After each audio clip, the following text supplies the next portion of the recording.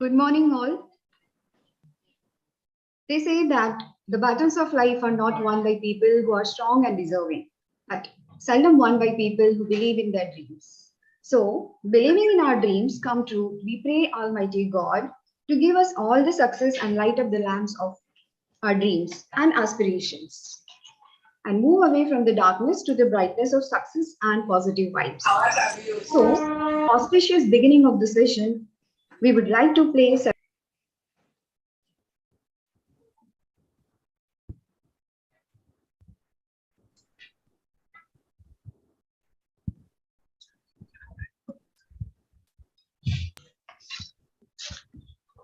Good morning, all. They say that the battles of life are not won by people who are strong and deserving, but seldom won by people who believe in their dreams. So, believing that our dreams come true, we pray to Almighty God to give us all the success and light up the lamps of our dreams and aspirations, and move away from the darkness to the brightness of success and positive vibes. So, for an auspicious beginning of the session, we would like to play Saraswati Vandana.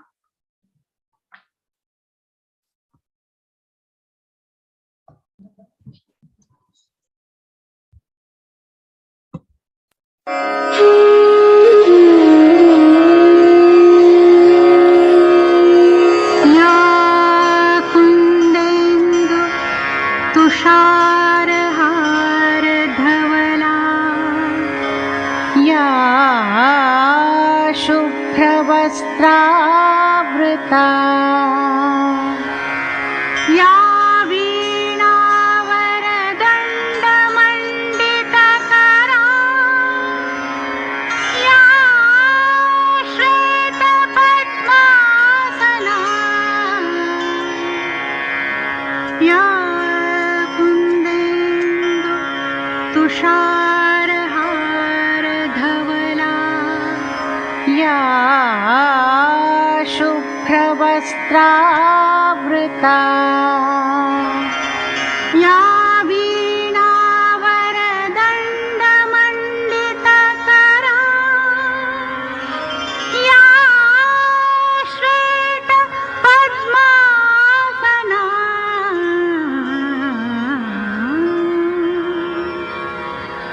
या ब्रह्माच्युतशङ्कर प्रभृतिभिर्देवैः सदा Vandita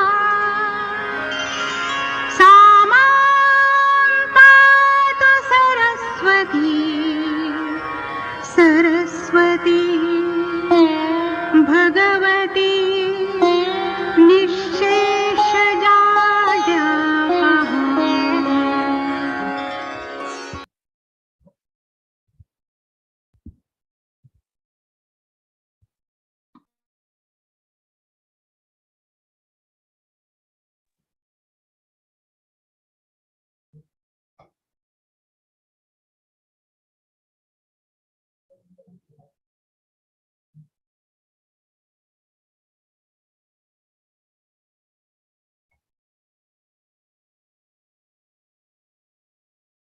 May blessings of Almighty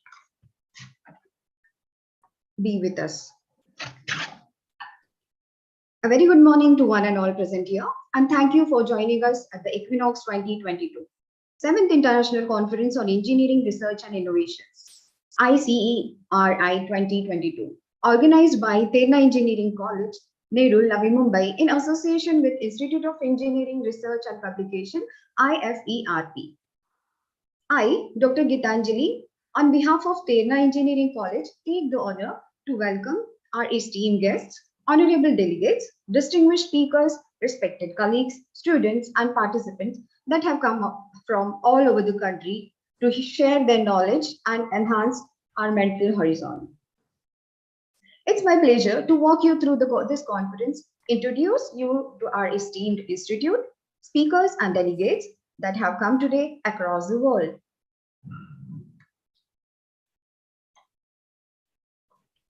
Terna Public Charitable Trust's Terna Engineering College is one of the well-known and premium technical institutions with A grade from Government of Maharashtra having ISO 9001 quality management system and is among the top engineering colleges in Mumbai.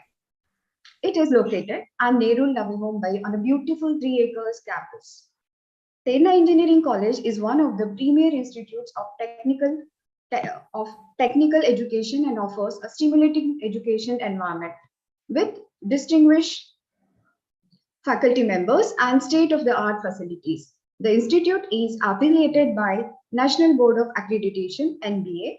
TEC offers 8 undergraduate programs, 4 postgraduate programs, and 4 PhD programs. Highest quality education is catered by TEC with curriculum extension by means of exceptional offerings like Engineering Products Innovation Center, Remote Center of IIT Bombay, and MNIT Jaipur, which facilitated students and faculty members to interact with IIT professors. Institute Innovation Cell, that is IIC, Electronics Club, collaboration with 25 local electronics SMEs and industry-supported labs like eYantra Embedded System and Robotics Lab, Apple Lab, and Texas Instruments. You will be glad to know that TEC is the only college in Navi Mumbai to be conferred with Platinum category by AICTE CII survey consistently since last 2 years. TEC has diverse, talented, and highly qualified community united by passion for learning and innovations. TEC motivates students to contribute to the progress of harmonious and sustainable world through the pursuit of knowledge. Hence, TEC organizes various activities for knowledge sharing and international conference. Equinox is one of them.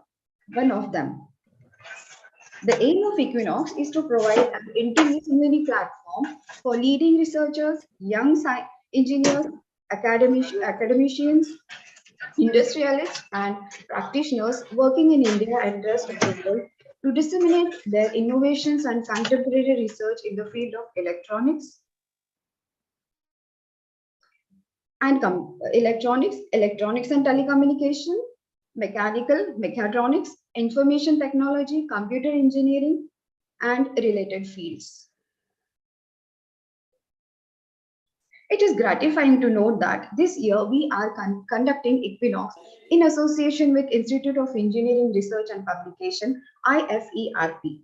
The objective of collaborative conference ICERI-2022 is to present the latest research and results of scientists, preferred students, postgraduate students, research scholars, and postdoc scientists related to different tracks from engineering departments. The goal of the ICERI 2022 is to promote academic and technical exchange on related studies covering wide range of topics in the multidisciplinary areas. The main tracks of the conference are VLSI and signal processing, advanced manufacturing and automation, information and computer technologies, and advances in civil engineering. The conference will feature traditional paper presentations as well as keynote speeches by prominent speakers who will focus on cutting-edge technologies and science research areas synchronically on the indivisible platform. We have experts from across the field exchanging their thoughts, knowledge, and opinions with one another. Today's conference has about 120 participants participating from more than 80 colleges across India and 5 foreign institutions, making this conference a truly international conference in spirit. These participants come together here to discuss on, and we have hope to be able to conclude certain agenda. So, ladies and gentlemen, to begin with, I would like to invite Honorable Dr. Lakshmappa K. Raga, Principal, Terna Engineering College, to deliver welcome speech. Dr. L.K. Raga is a senior professor and has been working as a principal at Terna Engineering College, Nehru Navi Mumbai. He was a research scholar at BARC Mumbai from 2007 to 2011 for his research study on technological, environment, and biological aspect of microwave and communication fields. His primary research interest is microwave bioeffects and numerical stimulation of radiating systems. He received his PhD degree in electronics engineering from University of Mumbai in 2011 and has been involved in teaching and administration. He has 32 years teaching experience at different institutions. His teaching expertise covers a wide range of core subjects. He has huge enthusiasm for his subjects and always tries to focus on roadmap for each course to encourage learning while being as organized as possible for all classes. He is a member of many professional societies and supervised a number of research projects at graduate, postgraduate, and doctoral studies. Presently, 3 students are under his guidance for PhD program and 1 student successfully completed PhD under his guidance.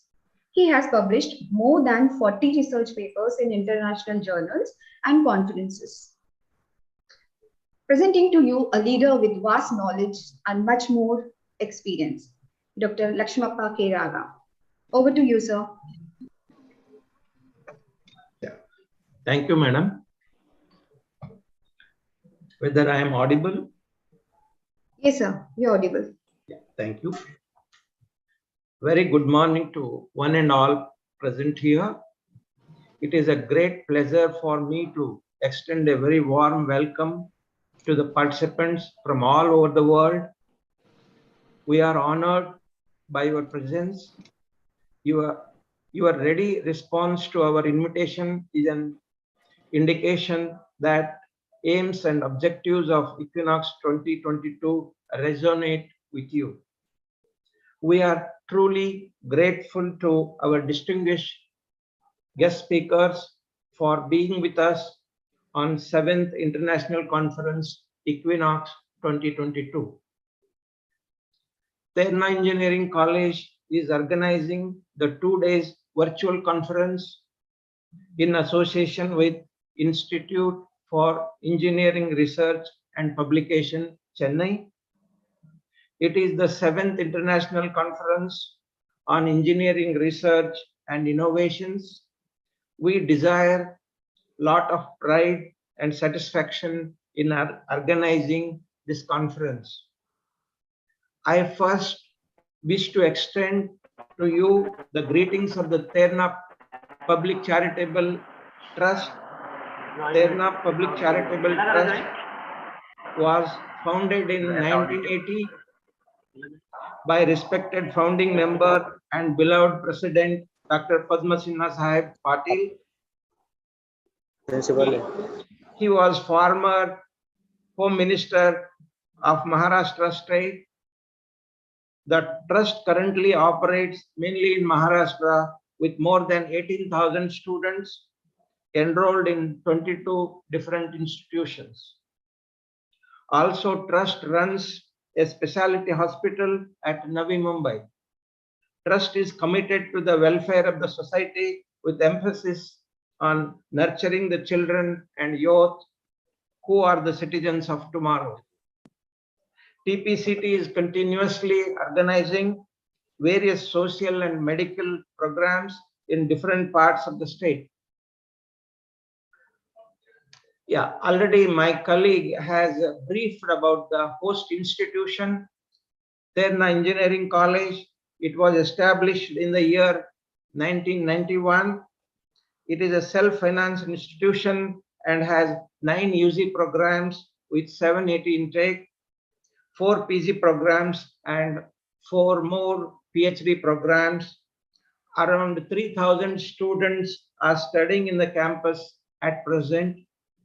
College is affiliated to University of Mumbai and one among the top colleges in Mumbai region. The purpose of this international conference is to bring together academicians, researchers, and engineers from all over the world to share and discuss advances in engineering and technology and to keep abreast on new developments in engineering research. This conference has always been a much valued platform. Highlights of this conference are Total papers received are around 120. Total registrations, yeah, there is a correction. Total paper received are 230 and total registrations are around 120, and nationality of participant authors are many are from India, Sri Lanka, Nepal, Bangladesh, Indonesia, Egypt, Israel, etc. All the papers were referred to experts in concerned field and modified by the authors as per their guidance. The response from researchers to the conference has increased many-fold when compared to the previous year. I congratulate all the authors who are presenting their research papers.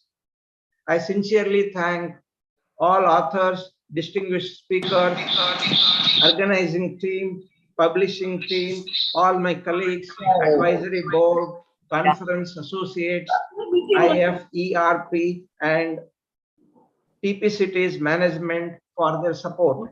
I trust that the sessions will enrich and give useful information you can apply in your respective field. I wish everyone a very productive conference ahead of us. Thank you, one and all. Display sound seperti ni, ada sound. Over to you, madam. This one is, kalau you off, dia off lah. Tadi sini memang pangkat, so you kena on kan dia. Thank you, sir, for the informative speech. Next, I would like to welcome to Ms. Dia Damada to take over the session. I wish everyone successful and fruitful conference. Over to you, Ms. Dia.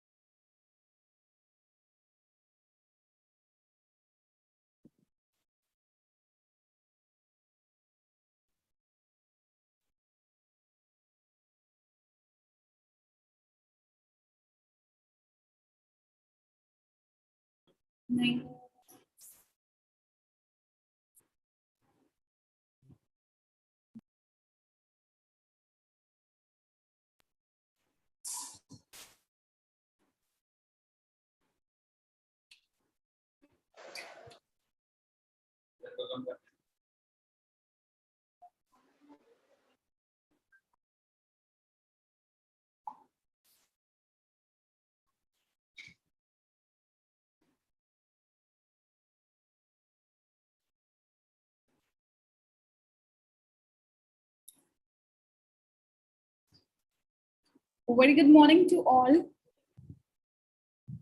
I welcome you all, and I would like to announce Geeta Lakshmi ma'am will play a brochure video for IFERP.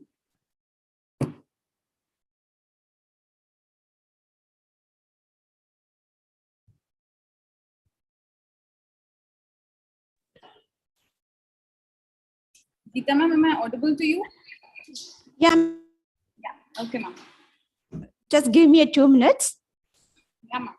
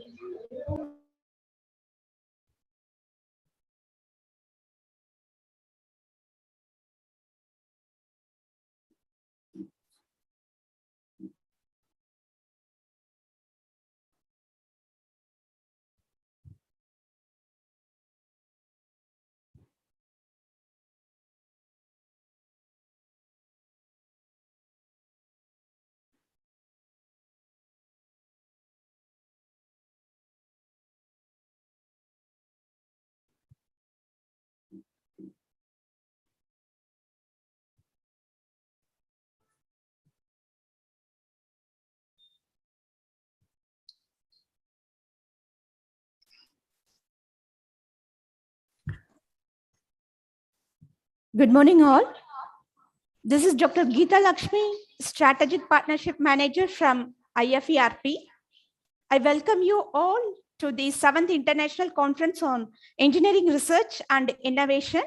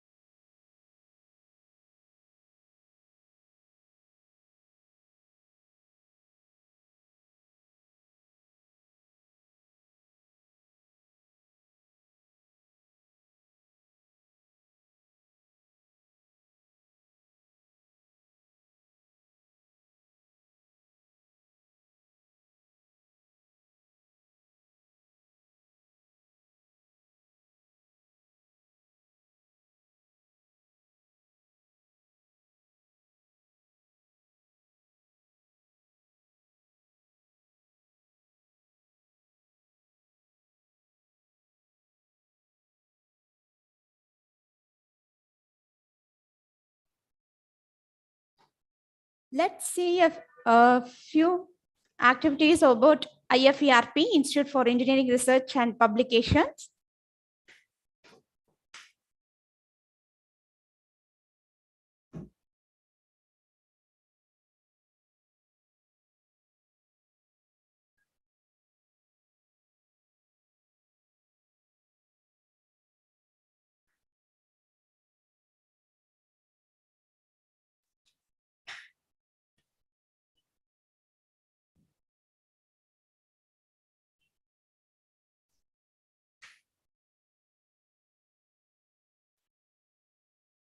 IFERP aims to digitalize the methodologies of innovation, research collaboration, and knowledge sharing by fostering an integrated scientific community.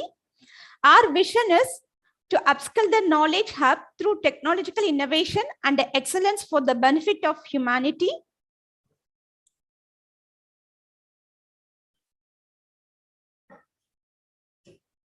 And our vision is to digitalizing equipped, robust, dynamic, and a shift professional community, integrating academics and industry for upgraded technical knowledge implementation. Why IFERP?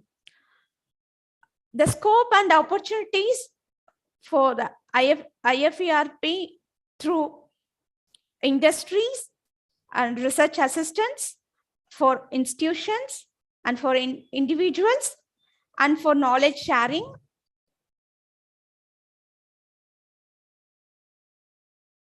Let's have a glimpse of IFERP.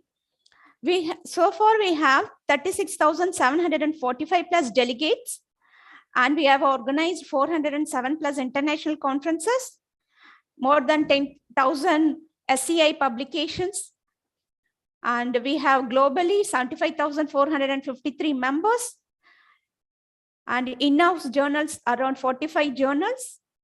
We have published 48,593, and we have signed and collaborations more than 320, and we have organized scientific presentations 28,673, and Web of Science publications around 12,421, Scopus publications 26,783, and we have organized virtual events like conferences, webinars, FDP, almost 212. Coming to the IFERP activities in the Asia Pacific, in Thailand, we have more than 2,500 plus members, and we have organized more than 10 conferences. In Taiwan, we have 600 plus members, and we have organized 6 conferences. Coming to the Philippines, we have more than 8,550 members, and we have organized international conference 19 in Philippines. Coming to the Singapore, we have organized 22 conferences. We have 2,200 members from Singapore. In UAE, we have 782 members, and we have organized 124 conferences. In India, we have 40,300 plus members, and we have organized 200 plus international conferences. And coming to the Indonesia, we have 8,000 plus members, and we have organized 23 conferences in Indonesia. And last but not least,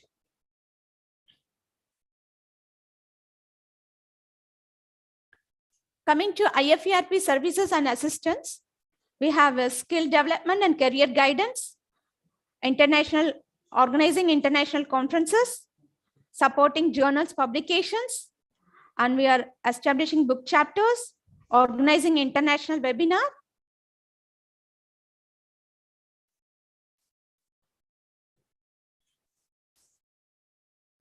And these are the services provided by IFERP. Thank you.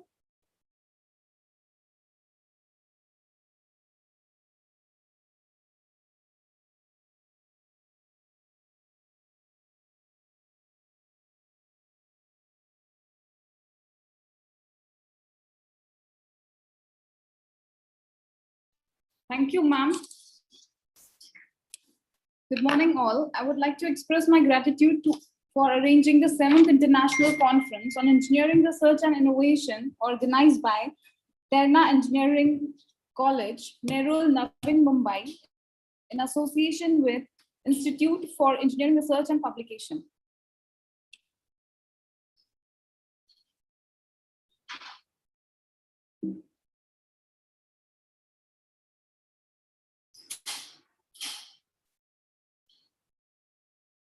I heartily thanks to Dr. L.R.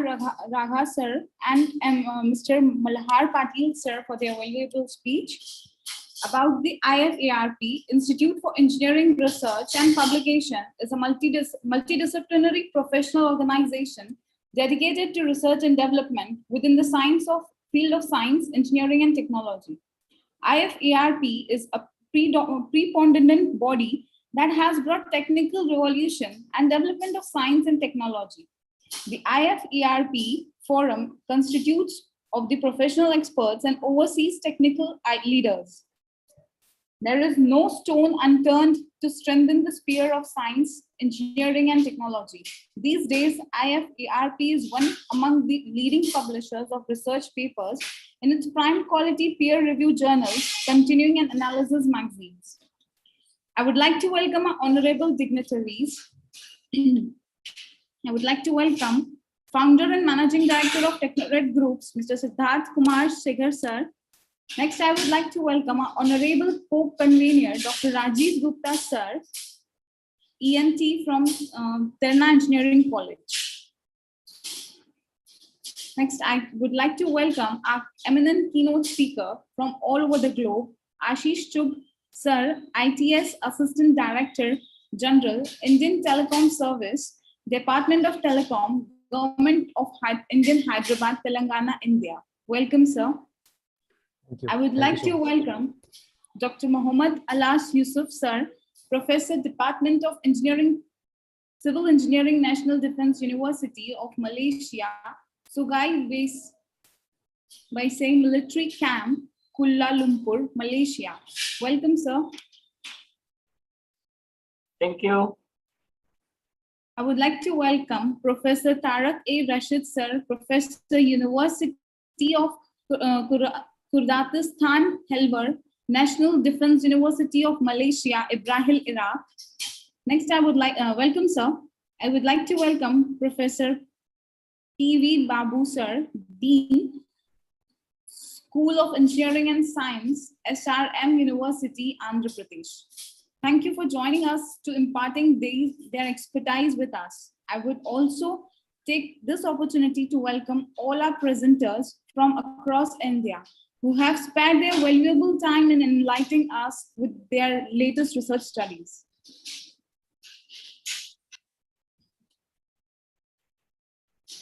Now I would like to welcome the founder, managing director of Technovate Group, Mr. Siddharth Kumar Segar sir, to deliver his speech on behalf of IFERP. Siddharth Kumar sir is an entrepreneur, investor, philanthropist, founder, and managing director of Technovate Group. He had 8 years of experience in organizing scientific conferences. He completed his education in engineering from SRM University, Chennai, and MBA from St. Peter University, Chennai. He's interested in doing several socio-academic activities for the welfare of society. Under his guidance, IFERP became one of the fastest growing organizations in Asia. His organization received the Best Scientific Conference Production House of 2018 from ABP. With success knowing no limit, Mr. Siddharth sir attributed his fame to teamwork and the entrepreneur spirit, which together has enabled transform to risk to opportunities to handle for ever-changing environment in education and technologies. I heartily welcome you, sir. Thanks for your warm welcome. Very good morning to the distinguished guests, eminent scholars, delegates, committee members, participants, and students. On behalf of IFERP, it is great pleasure indeed for me to welcome all the delegates, speakers, session chairs, committee members, academicians, young researchers, participants, and students all around the globe from different walks of life who joined here to share their knowledge and vast experience in this impressive Equinox 2022 7th International Conference on Engineering Research and Innovation, organized by Terna Engineering College, Navi Mumbai, India, in associate with IFERP. Moreover, I honorably welcome our Chief Patron, Honorable Dr. Padma Sinha Ji B. Patel, President TPCT, former Home Minister, Government of Maharashtra, and former Member of Parliament. Honorable Shri Rangjit Sinha Patel, Managing Trustee, TPCT, former Minister, Government of Maharashtra, and present MLA. Our patrons, Honorable Shri Ashok Iyer, Trustee, TPCT, Honorable Shri P.T. Deshmukh, CEO, TPCT, and Conference Chair, Dr. L.K. Raga, Principal, Terna Engineering College. On this special occasion, I am very grateful to express my deep appreciation to our eminent speaker who have joined here to share their knowledge and vast experience with the student community. I welcome our keynote and invited speakers, Professor Tariq A. Rashid, University of Kurdistan, Iraq, and Dr. Mohammad Alias Yusuf, Professor, Department of Civil Engineering, National Defense Universities, Malaysia, Professor B.V. Babu, Dean, School of Engineering and Science, SRM University, Andhra Pradesh, Shri Ashish Chowak, Assistant Director General, Indian Telecom Service, Department of Telecom, Government of India, Hyderabad. Along with our speakers, I welcome our conference coordinators, conference co-chair, advisory committee members, scientific committee members, and convener, distinguished guests, eminent scholars, delegate participants, and our students of this fruitful conference, who present both breadth and excellence in industry experience, in universities research, and in government policy, making and reflecting their broad interest, excitement, and concern across society in how engineering, science, and technology and other new technology will influence our shared futures. The aim of this conference is to provide an interdisciplinary platform for leading researchers, young engineers, academicians, industrialists, and practitioners working in India and rest of the world to disseminate their innovations and contemporary research in the field of engineering, science, and technology. The conference will feature traditionally paper presentation and keynote speech by eminent speakers who will focus on state-of-art development in the field of engineering research and innovations. The scope of Equinox 2022 is to provide a common platform where researchers, engineers, academicians, industrialists, and practitioners confluence and cherish their research and innovation and deliberate upon futuristic research along with major bottlenecks. Engineering research and innovation has become the emerging trend of challenges for all of us, for engineering professionals, scientists, as well as researchers and academics, with the main purpose to the development of by media, by technology, and by applications area. Engineering research and innovation plays an important role to bridge the harmony of human well-being and the nature through the new advanced technology. The Equinox 2022, the goal is to provide the knowledge, enrichment, and innovative technical exchange between international researchers or scholars and practitioners from the academia and industry in the field of engineering, science, and technology. We encourage all of you to active participate in the discussion and hope this conference can provide a good platform in the exchange of information and development, as well as new collaboration between scholars, academics, industrialists, and practitioners. I hope you all will have a most productive day of interesting and stimulating discussions. I sincerely wish that this conference will be a great success, not only as a chance to share knowledge and experience in engineering research and innovation, but as a beginning of a long and fruitful cooperation and friendship among fellow educators devoted to the most meaningful and worthwhile task of technology, teaching and training our youth who will shape our future. I want to read shorted prediction of Nikola Tesla from 1926, where you can easily recognize the device that changes our lives today. When wireless is perfectly applied, the whole earth will be converted into huge brain. We shall be able to communicate with one another instantly, irrespective of distance. We shall see and hear one another as perfectly as we were face to face, despite intervening distance of thousands of miles, and the instrument through which we shall be able to do this will amazing simple compared with our present telephone. A man will be able to carry one in his pocket. If I have able to see further, it was only because I stood on the shoulder of giant. There has always been gap between student, academicians, universities, research community, and industries who can make effective use of engineering research and technology, and those who cannot. IFERP is on its way to bridge the gap between student, academician, institution, and industries. The mission of IFERP is to serve, accelerate the knowledge sharing, community development, and global technology innovations. IFERP object to prepare global technology innovations through funding, fostering, and further of culture, steadfast research, and in academic collaboration.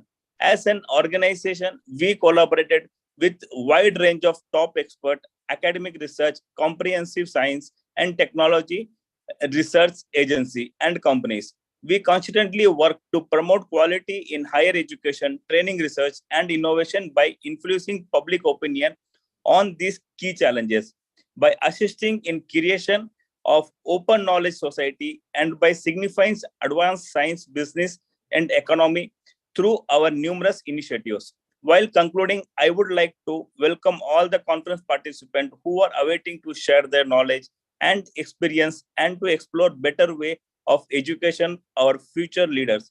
I take this opportunity to welcome each one of you and express our gratitude in your agreeing to participate in this conference. Thank you, everyone. Thank you so much, sir, for giving your valuable speech. Thank you, sir.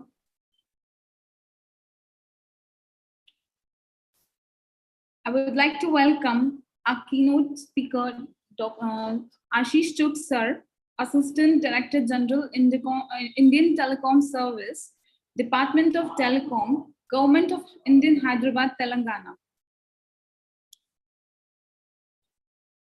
Ashish sir is an Indian Telecom Service Officer of 2015 batch, recruited through prestigious Indian Engineering Service examination conducted by UPSC. Currently, he is posted as Assistant Director General in Department of Telecommunications at Hyderabad.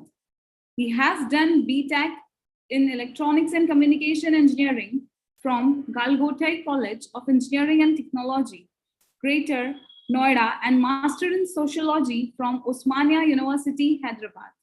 His area of interest are fifth generation of cellular technology, effective handling of cyber crimes, network and mobile security, bursting clandestine illegal telecom setups. I heartily welcome you, sir, for your welcome speech.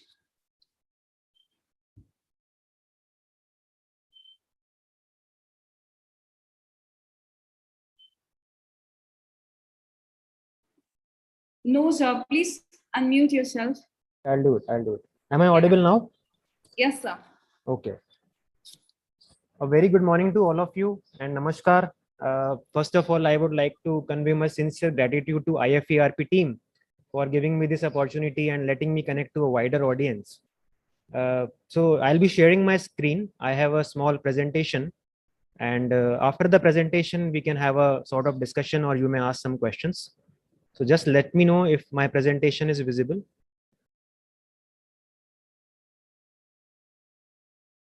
Is it visible? Yes, sir, it is visible. Okay.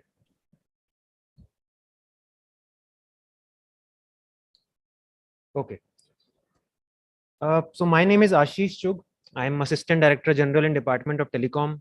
I belong to Indian Telecom Service 2015 batch, and I was recruited by Indian Engineering Service conducted by UPSC. So presently I am posted in Department of Telecom, Government of India, and posted at Hyderabad. So today I will be talking about India's indigenous 5G standard, also known as 5G-I, and how Department of Telecom is strengthening and furthering 5G ecosystem in India. The topics for today's discussion are, I'll be comparing 5G and 4G.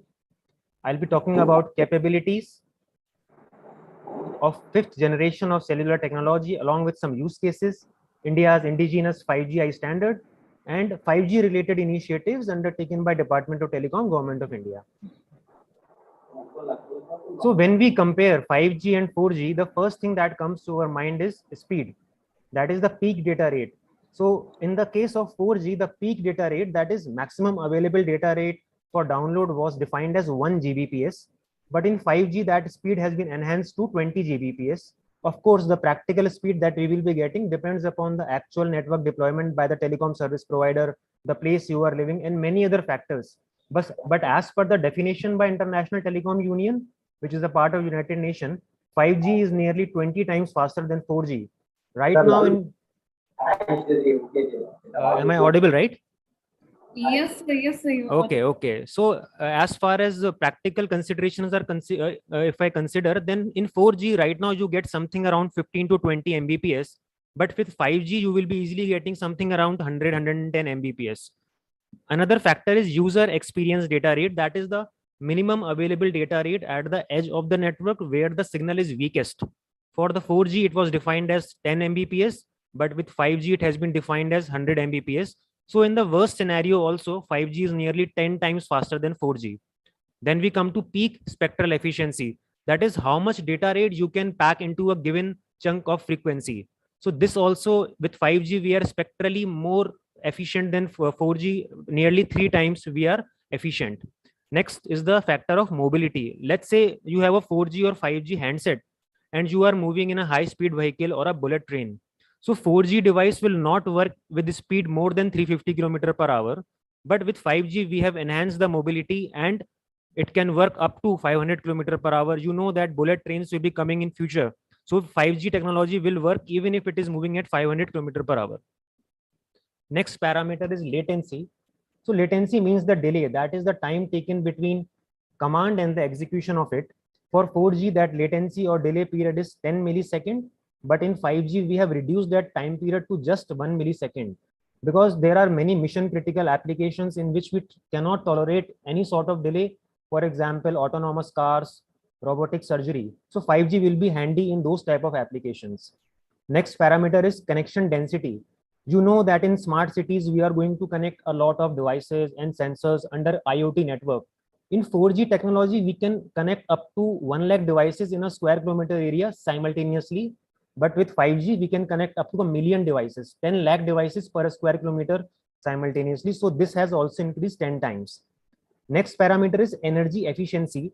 So this means that how much energy is being utilized by the network itself and the end device or the user equipment. So 5G is 100 times more energy efficient than 4G, and it is also known as green technology for the same reason. One more property with 5G is network slicing, which is not available in 4G. What happens is that you can divide the network into slices or chunks. Every slice or chunk can be programmed for a different use case with a different quality of service. These slices will be isolated from each other. For example, if slice 1 has some sort of cyber attack, then slice 2, 3 onwards will be safe from it. So this is a small brief about network slicing. This feature is available only in 5G. Next feature is beamforming, which is also available only in 5G. It was not there in 4G. What happens is that in a 4G network, the mobile tower radiates in all the directions, even if the user equipment is available or not available. But with 5G, you can program the antennas in such a way that a pencil beam of electromagnetic field can be created only towards the direction of the user. So that saves our resource and also gives us high coverage. 5G has 3 key capabilities. First is enhanced mobile broadband, also called EMBB. We can get maximum download speed of 20 Gbps and maximum upload speed of 10 Gbps. Second capability is ultra reliable low latency communication, which is also known as URLLC. I told you that latency is just 1 millisecond. There are mission critical applications which require this property. And third is massive machine type communication, also called MMTC, massive IoT. the 5G technology is capable of connecting 1 million devices in a square kilometer area, which will be handy in smart cities coming up. So these are some use cases of the capabilities. I have taken these use cases from International Telecom Union website, which is a part of United Nations. So for enhanced mobile broadband, we have use cases such as immersive augmented reality, virtual reality, real-time language translation, real-time videos, video games with 3D, 4K videos. For ultra-reliable low latency communication, we have use cases such as robotic surgery, autonomous vehicles, tactile internet, where machines will be acting as per senses of human beings. Industry 4.0, also known as Industrial Revolution, where we are digitizing and automating the industry so that they become more efficient, and a lot of industrial IoT will be coming up. These IoT devices will be connected under 5G. Next is massive machine type communication. So massive machine type communication find its application in the smart cities, smart metering, smart agriculture, where we can have some sensors in the field and it can tell us what is the moisture of the soil and other parameters. Unmanned applications, for example, drones. South Korea is already testing drones under 5G network with help of Qualcomm. So when we talk about the frequency bands used by 5G, so 5G can be used in lower band, middle band, and higher band. Lower band is frequency less than 1 gigahertz, middle band is 1 to 6 gigahertz, and higher band is greater than 6 gigahertz. If I use 5G in the lower band, it will give me excellent coverage, but speed is not that much. If I use 5G in the higher band, I'll be getting tremendous speed, but coverage is low. So with middle band, I get a balance of coverage as well as capacity. Both the things are converged. Of course, there are usage of 5G in higher band and lower band as well. But as far as our conventional mobile usage is concerned, we will be using 5G in the middle band only. 3.3 to 3.6 gigahertz is the most sought after band, and it is also called the premium band or the C band. So as far as our conventional mobile usage is concerned, we will be using in the middle band because it gives a balance or convergence of coverage as well as capacity. Capacity means speed. This is another diagrammatic representation of lower, middle, and higher band. You can see that lower band can travel a long distance, but speed is less. Higher band can travel only a short distance. It gets attenuated by environmental conditions, buildings, trees, etc. But speed is tremendous. Middle band gives me a convergence of both capacity and coverage. So let us come to the important topic of today, that is India's indigenous 5G technology, 5Gi. But before going into the depth of the 5Gi technology, I must tell you how a telecom technology is developed. What are the phases of development? Let's say 5G. So first of all, International Telecom Union, which is a part of United Nations, they will make a vision document. In that vision document, they will write what are the capabilities of the 5G or what are the use cases the 5G can have. So that vision document will be given to 3GPP. 3GPP is also known as Third Generation Partnership Project. It is an international body which makes telecom standards. Based on the vision document of ITU, they will make some standards and protocols for communication equipment. We must understand that any communication equipment to talk to each other should have some standard or protocol. Right now, if I am talking to you, so the standard is English. Similarly, telecom technology needs some standards. These standards will be handed over to original equipment manufacturers or vendors who will design and manufacture the final products. So there are three phases of development in 5G. First is the vision document made by ITU. Second is the standards developed by 3GPP. And third is the final manufacturing of product by the vendors, original equipment manufacturers. So there are very few OEMs in the world. Let's say ZTE, Huawei, Ericsson, Nokia. We can just count them on fingers. So this is a brief about 3GPP, Third Generation Partnership Project. So this is an international collaboration of different standard development bodies of the world. What happens is that different standard development bodies of telecom are there in the world. They should not develop any standard in isolation. Otherwise, there will be problem of interoperability and economy of scale. So they come together under one umbrella of 3GPP and they collectively contribute towards development of any technology, 3G, 4G, 5G. They don't develop it in isolation. And 3GPP, as the name suggests, it was formulated when 3G standards were being made. After that, it made the standards for 4G and 5G as well, but the name remained the same, 3GPP. It was established in 1998. You can see that ATIS is a standard development body from USA, CCSA is from China, ETSI is from Europe, TSDSI is India, TTA is from South Korea, TTC and ARIB are from Japan. So TSDSI recently only joined 3GPP in 2014.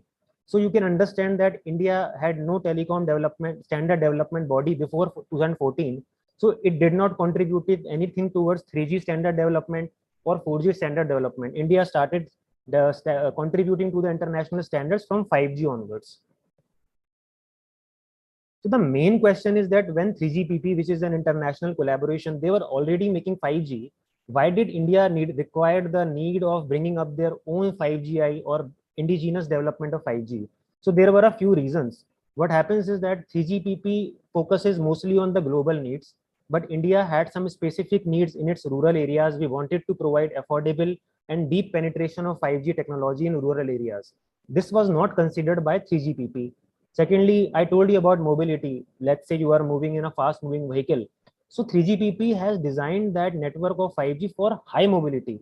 That is, they designed it for something around 120 to 500 km/h. But in rural areas of India, we require 5G which should work and cater to our vehicles and pedestrians which are moving at a very slow speed. That is somewhere around 30 to 40 km/h. So we required low mobility for our rural areas, but they offered us high mobility. Next is inter-site distance. That is the distance between two mobile towers or radio units. That was only 1.7 kilometers. Now, if this means that every 1.7 kilometer we have to put a mobile tower. Now, no telecom company in India and rural areas is going to invest that much. So in India, we required a wider inter-site distance of nearly 6 kilometers. That is, we needed a large cell. So low mobility means LM and large cell means LC. So our LM-LC requirement, it is a standard term, LM-LC, low mobility and large cell, it was not satisfied by 3GPP. That is why we decided that because they don't have it, we will make our own and we will then contribute it to the global standard. So what we did was that whatever 3GPP specifications were there in release 15 of 5G, we took that, did some technological changes, some changes in the modulation technique, and we were able to get every facility what was offered by 3GPP. Additionally, we were also able to get low mobility, that is the lower speed, large cell 6 kilometer. Further, we were also able to get more coverage in the uplink, that is from our handset to the mobile tower. And this was a big achievement by India because India had never formulated a telecom standard before this.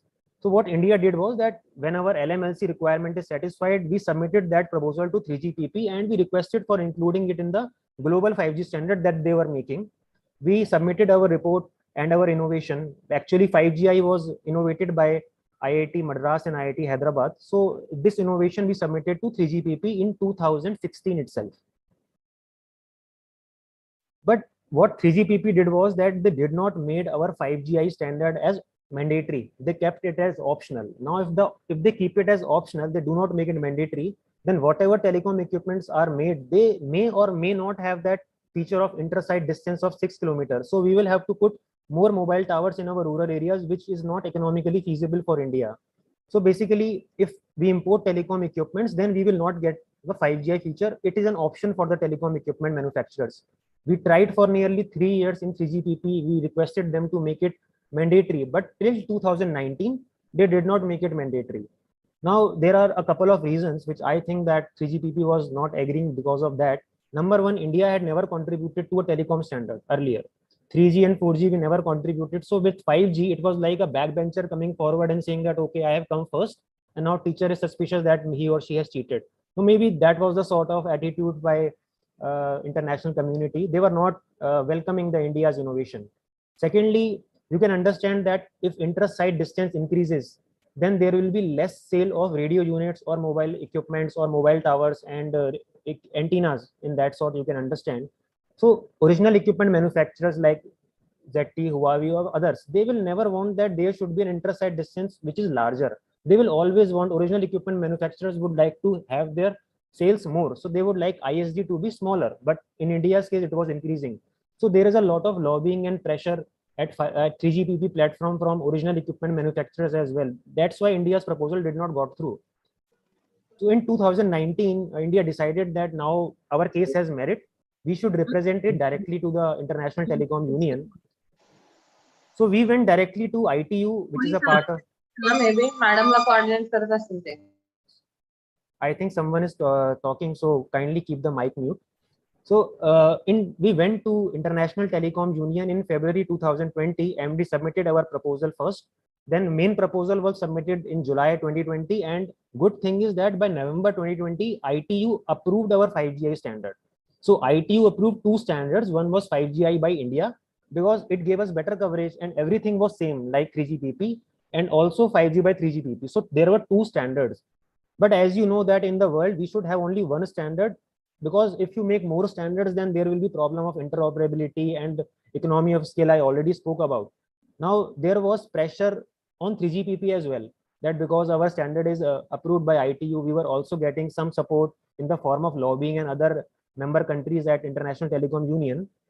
So 3GPP was forced to merge our 5GI standard into their main standard. And this is a news I have taken from TSDSI website. In April 2022, 5GI was formally merged in the 3GPP 5G standard. It is a big win for India, because India had never contributed a telecom technology earlier to the global standards. And secondly, India's IP, that is intellectual property, is now a part of global standard. So whatever telecom equipments will be made, they will have 5GI capability, that is large cell and low mobility, which India required. This is called LMLC capability, and that has been accepted by 3GPP. So what are the specialty that made 5GI so intriguing and special? So I told you that we did some technological changes. So that technological changes pi/2 BPSK modulation plus spectral shaping filter. Because of this modulation technique and filter, we were able to get low mobility of 3 to 40 km/h, large cell of 6 km, and also more coverage in the uplink direction. In addition to it, we also got enhanced spectral efficiency, better performance at millimeter wave, which is frequency greater than 24 GHz, high performance at greater mobility. So all these things, keeping everything same, we were able to get the power requirement same, we were able to keep the cost same, but we were able to get more coverage. So that is a win-win situation. So significance of this 5GI merger with 5G is that both the standards are one now, they are interoperable. India's intellectual property is a part of global standard, and India has got a lot of confidence now that in future also we can contribute such standards to global community. And because we have innovated something, we had contributed intellectually, we have garnered a lot of confidence at ITU and 3GPP, and I hope that in future we will get a level playing field at international forums. In addition to 5GI that we did, Department of Telecom, Government of India has also taken a lot of initiatives to strengthen and further 5G ecosystem in India. So the first innovation or contribution is indigenous 5G testbed. Second is 5G hackathon. And then we have DCIS and PLI scheme. Both these schemes are aimed towards increasing R&D and manufacturing and export of telecom and network equipments from India. Let us see these initiatives one by one. So most of you might have heard about this 5G test bed that has developed indigenously in India, and it was inaugurated by Honorable Prime Minister in March 2022. This test bed has been funded by Department of Telecom, Government of India. We had given nearly 224 crores to 8 leading R&D institutions of India for making this test bed, which have contributed uniquely to the best of their capability and specialization. These institutions are IIT Bombay, IIT Hyderabad, IIT Madras, IIT Delhi, IISc Bangalore, CVIT, Samir, IIT Kanpur. Now this test bed is ready, and any startup or MSME R&D institution, they can use this test bed for testing their use cases if they require any 5G environment. Also, if there are telecom equipments that or telecom products that they want to test, which can be in the core network, radio access network, user equipment, or air interface, that also can be tested here. So I have given the website link also. Interested people can log on to this website and use this test bed. Need not go to foreign countries and spend a lot of money there. This is available free of cost to MSMEs and startups till January 2023, and other stakeholders can also use it at a very nominal cost. And so this 5G test bed is there for increasing R&D in India, manufacturing in India, promoting startups, so that we can have some sort of indigenous OEMs in India. That is because mostly we are importing all the telecom equipments from abroad. We want that there should be some indigenous R&D in India, and telecom equipment manufacturer should be local. That is why we have set up this indigenous test bed. Of course, in the process, there will be development of IPs and standards that can become a part of global standards as well. In 2020, we have conducted this 5G hackathon, where we have invited students, startups, academia, and companies which have some cutting edge ideas and concepts to demonstrate use case of 5G in 10 areas, that is cybersecurity, banking, finance. So this was a great initiative, and we received nearly 1,000 applications. Out of these, we shortlisted 100 applications. We liked those ideas and concepts, and we also gave them some prize money. Out of those 100, 30 companies have come up with actual viable products. We are mentoring these 30 companies. We have connected them to industry, academia, and government. And also these 30 products have been tested in actual 5G environment during field trials of 5G, which was conducted in April and March 2022. Apart from this, we have one Digital Communication Innovation Square scheme, also called DCIS scheme. Here we are financially supporting those projects and ideas which are at prototype or proof of concept level. So we are promoting pilot projects, R&D, manufacturing. So companies can come up with their products which are at prototype level, which can be in the core network, radio access network, and any level of the telecom field. First phase of DCIS was conducted in year 2021. We shortlisted nearly 17 beneficiaries, and we gave them rupees 40 lakh each, so that they can convert their prototype into actual product. Second phase of DCIS happened in year 2022, where we selected 43 beneficiaries. Third phase may open soon. Hence, MSMEs, startups, consortium of companies, individual innovators may apply at dcis.dot.gov.in. So there is one company which we shortlisted called Noonam Networks. So what they are doing, they are reusing lithium ion batteries so that they can power the mobile towers. That is one innovation they did. Additionally, we have one PLI scheme, also called Production Linked Incentive Scheme. So we are providing financial incentive to MSMEs and other companies for increasing the sales of locally manufactured products.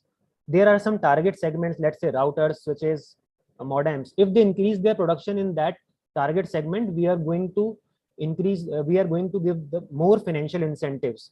So 31 companies have been shortlisted in the PLI scheme, and nearly 12,000 crores of financial outlays there.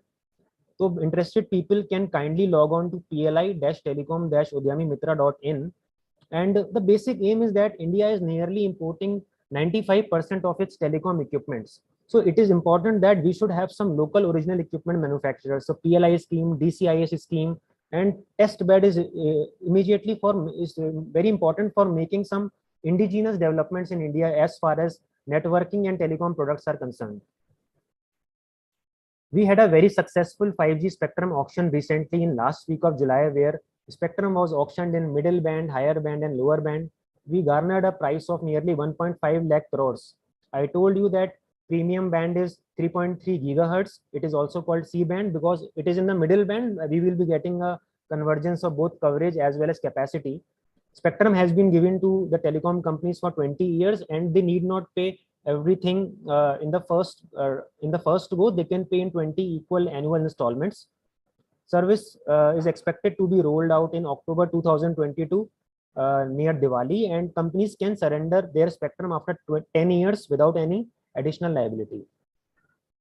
Now you can understand that because India has tasted some success as far as 5G technology is concerned, we have contributed 5G standard to the global standard. We are able to roll out PLI scheme, DCIS schemes, hackathon, where we saw that telecom equipment manufacturing is happening, companies are coming forward, use cases are coming forward.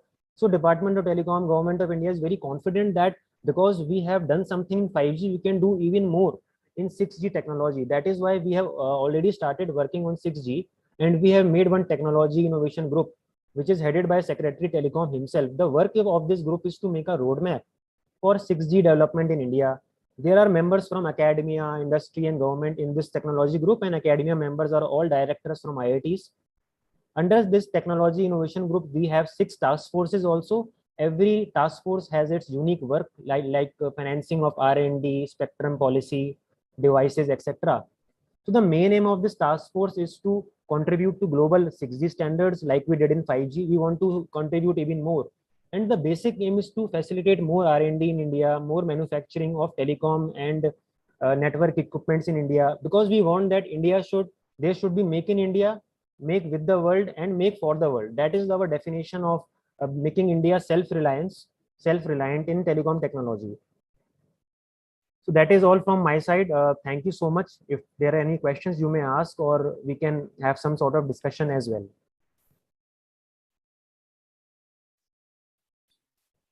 Thank you so much, sir, for delivering a wonderful and informative speech and presentation.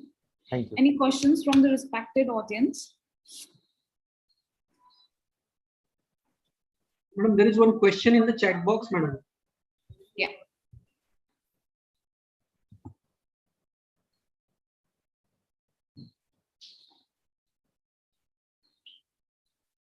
So the question is, I'll read it out. Explain me a little about this mobility of 500 km per hour for 5G and 350 for 4G. Is mobility network, device, or environment where the device is located? So this is the mobility of the environment. Let's say you are there in a high-speed train, or let's say a bullet train, which is moving at a speed of 350 km per hour or 500 km per hour. So it is the mobility of the platform where you are. It can be a car, it can be a 4G network never worked when the speed of the vehicle or the train was more than 350. Right now, bullet trains are not there in India, but with bullet trains coming up, 5G network will work up to 500 km per hour. It is the speed of the vehicle that you are in.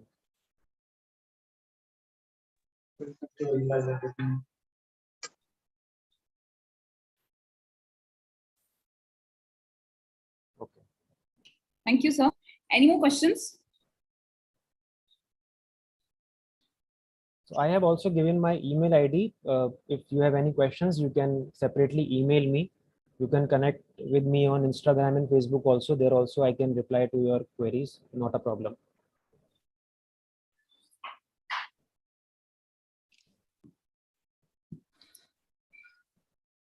Thank you, sir. Thank you so much. Thank you, ma'am. Thank you.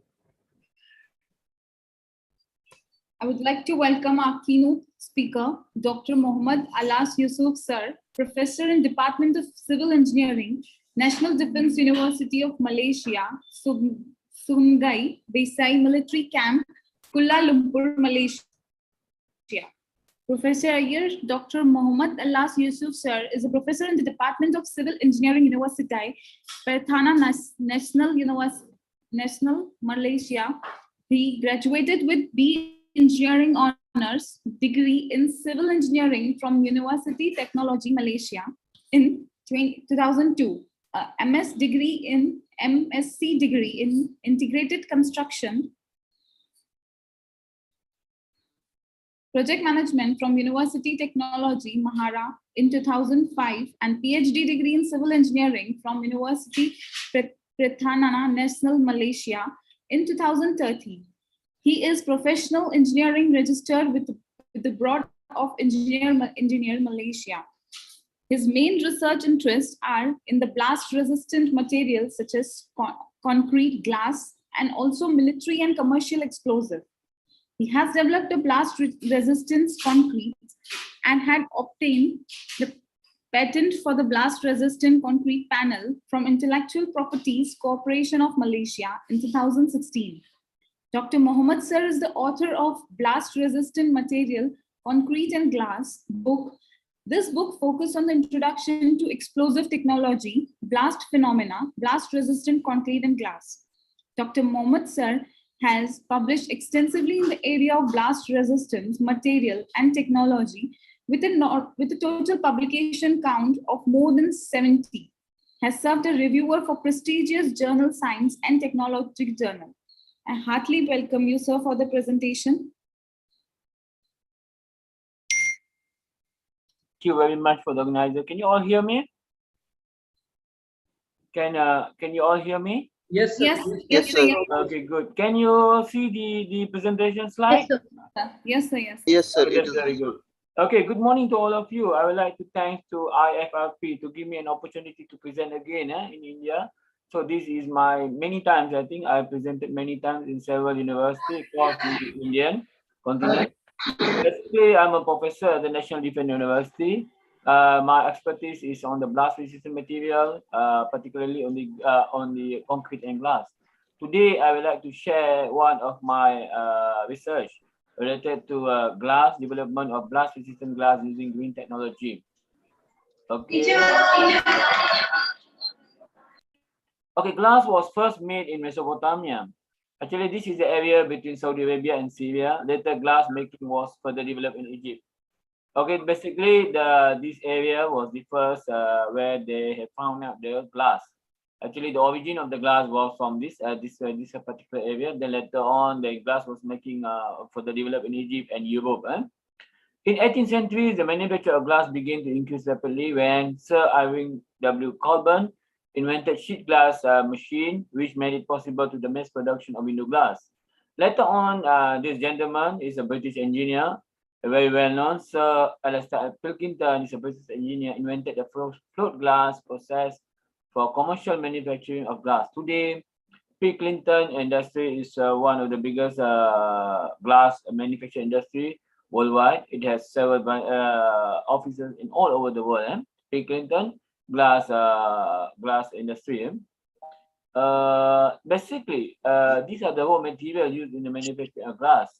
If you look at here, that the float glass manufacturing process go through a few processes. First is the batching of the preparing and the mixing of the raw material. Then it go to the warm area. Then finally cold area and the cutting process. The first batching process is the main component to produce glass. Actually, glass are made of silica and limestone, soda ash, and dolomite. So these are the material where the most of the glass are made for. So these materials are weighed and mixed into bridges using computerized control.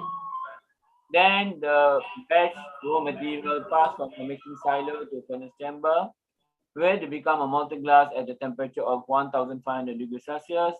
Later on, the molten glass is floated on a bath of molten tin at the temperature 1,000 degrees. It's from a ribbon, which is normally between 3 to 25 millimeter thick.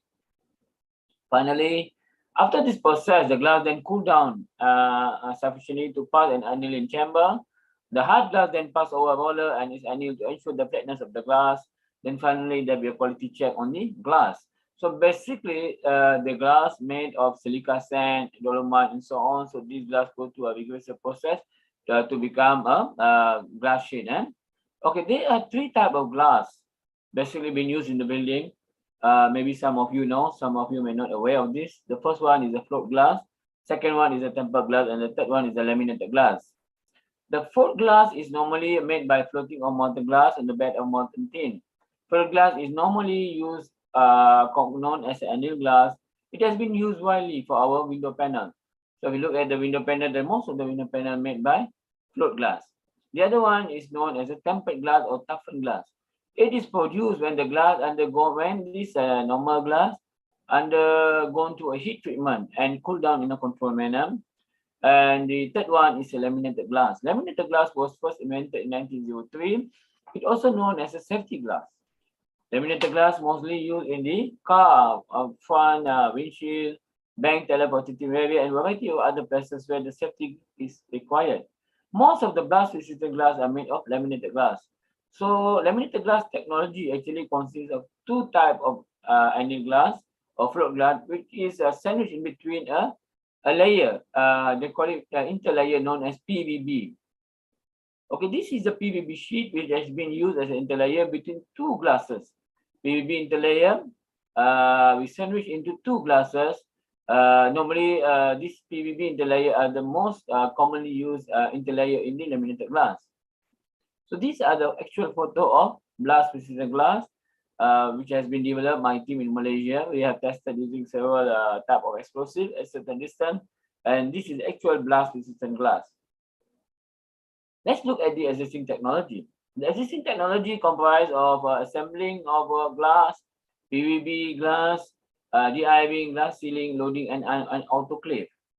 So the existing manufacturing technology to produce a laminated glass with PVB interlayer require heating and autoclave process. The existing technology require heating and autoclave process. This process is very costly and it will take time. However, in the University Pertahanan of National Defence University, we have collaborated in a local company, local glass manufacturer, to produce a blast-resistant glass using a green manufacturing process, which are cost-effective and environmental friendly.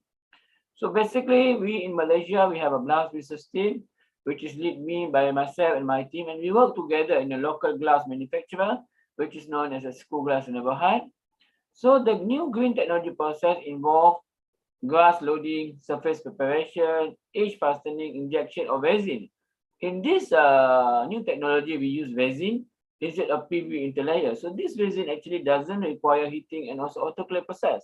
Actually, autoclave and heating process, which is the most autoclave and heating process normally can harm the environment, and it is very costly.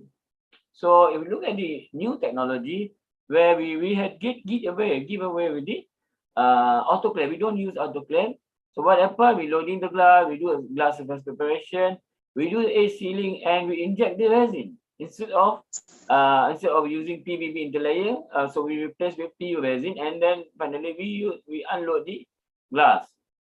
So basically, the methodology of this research is divided into three parts. The first part, actually, we produce a glass using PU resin. So this is the PU resin.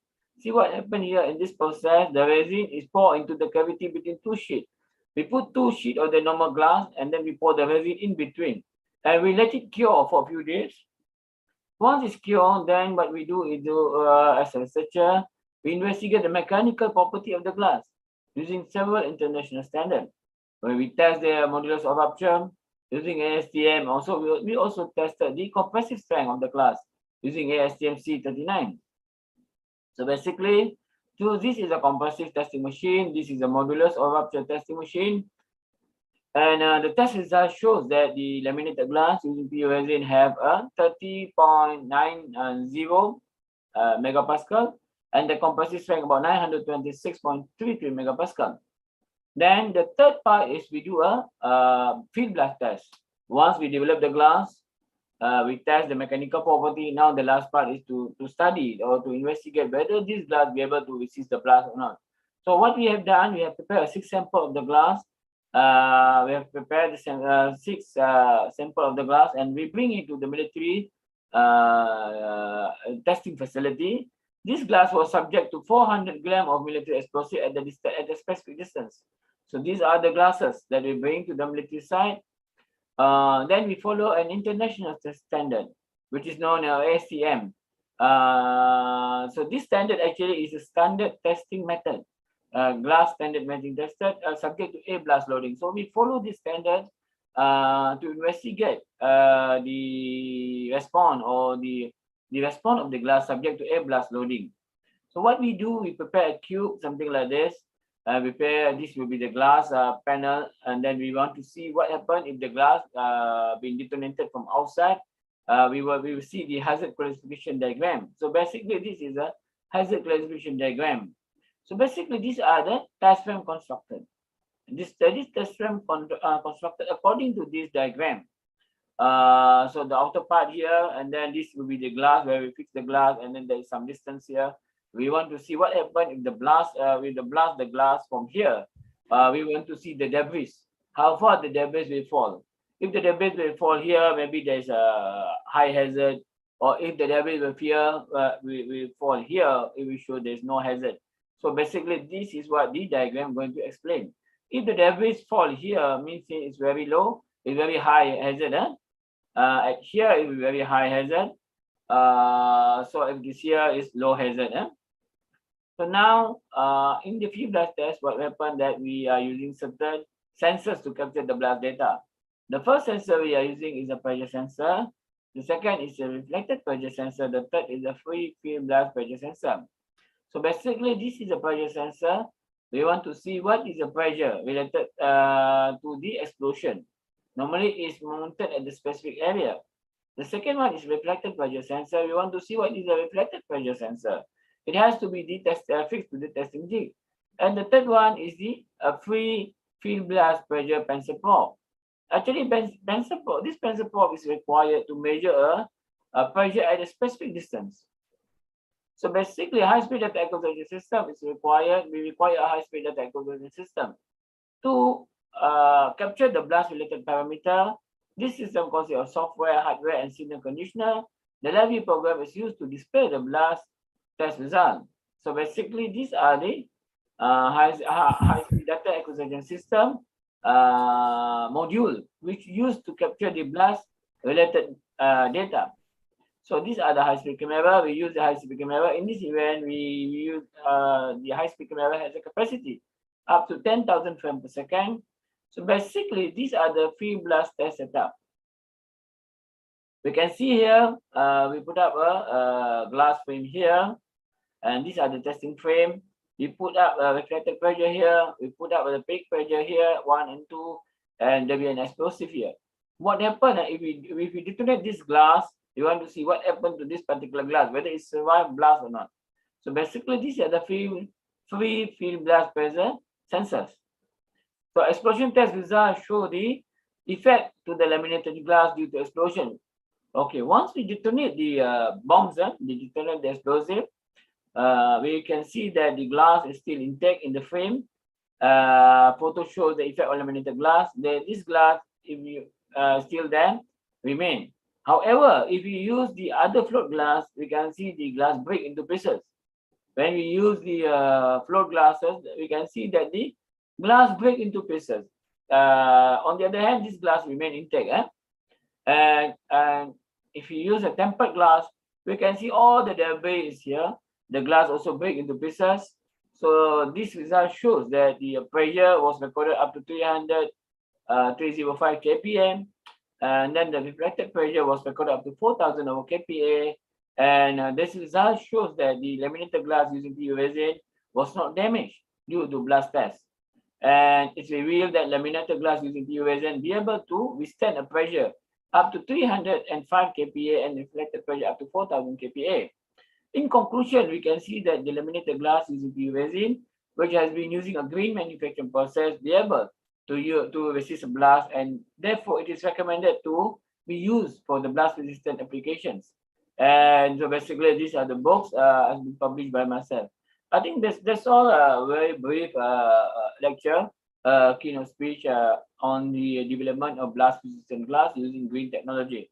Thank you very much for the organizer and also for the audience for the listening. If there is any question, maybe you can ask me if you have time. Thank you very much for the organizer for inviting me for this session. All right. Thank you so much, sir, for the wonderful presentation. Is there any questions before I leave? Any questions from the audience, please?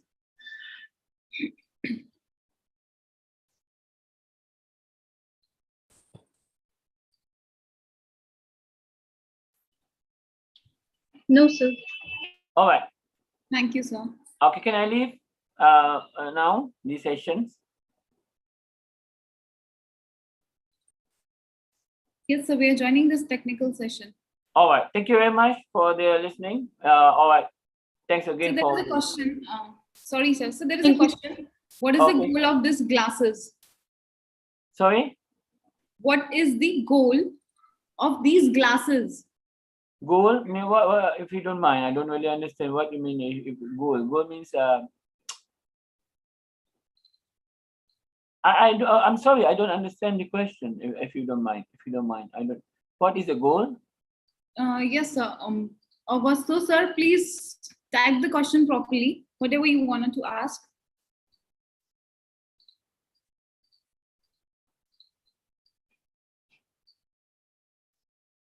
Hello. Any more questions? Yeah.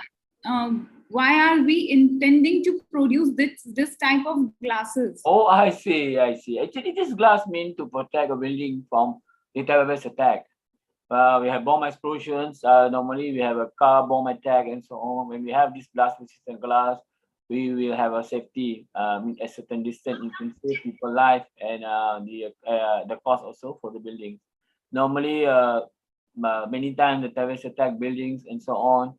The building was not protected and a lot of people died. So the objective or the goal of these glasses is to provide safety. Actually, it's a safety glass. All right. Can they resist a gun shooting? Yes, it can resist the gun shooting, but the design will be slightly different. Normally for blast resistant glass, it is thinner. for gun shooting, or they call it as a ballistic glass, is more thicker. It's slightly thicker because it has two different phenomena. Where the shooting, or they call it a ballistic, it involves the impact force. Whereas in the blast, it is talking about the pressure. So it can resist the gun shooting, but with a different thickness. All right. Yes, sir. Thank you, sir. Any more questions? Yes, sir. There is a question. Is it radiation resistance? Honestly, no. Radiation resistant, there'll be different applications. There'll be some nanomaterial or very fine, or nanotechnology where it is very, very fine, and then the material, the PU resin, maybe at the moment not be able to resist the radiation and so on. It is not a radiation resistance.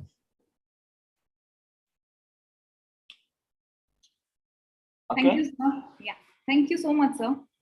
All right. So if there's no question, can I leave these sessions? Yes, sir. All right. You. Thank you for inviting me. All right. Bye-bye. Thank you, sir. All right.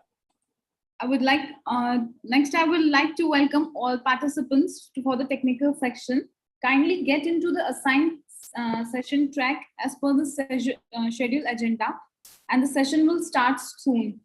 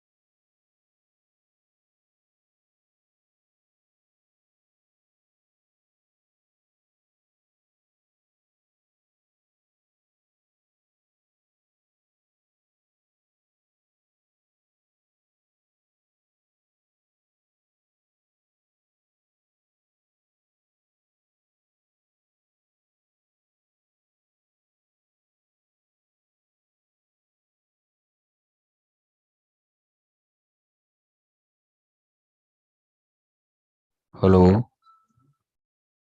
Yes, sir.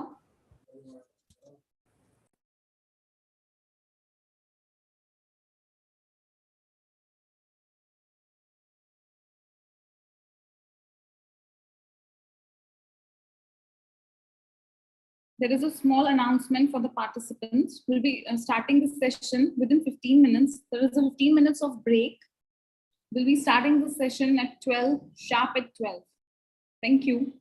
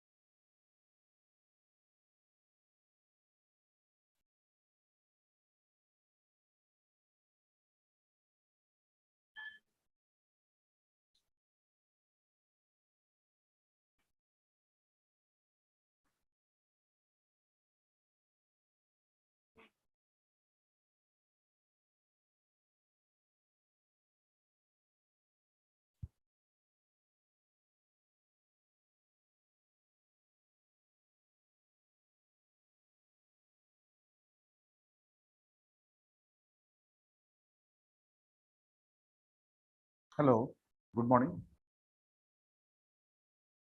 Hello. Yes, sir. Good morning, sir. Yeah, this is Dr. Damodar speaking, madam. So Yes. I learned that 1A, 1B are parallel sessions, right? Yes, sir. Sir, please pardon it. Pardon, ma'am? Sir, I'm not audible to you. Just please pardon it. Yeah. Am I audible now, madam? Yes, sir. Yeah, actually, my session is at 1 minute, madam. Parallel 1B, 13th presentation. So do I need to stay in this ID, or do I need to change the ID? Do you have any separate ID for the stream? No, it is on technical session 1B. In that department, your room is there. So breakout rooms are created. You can join the breakout rooms. So Okay technical then. session 1B. Right, madam. Thank you very much. Yeah. Thank you, sir.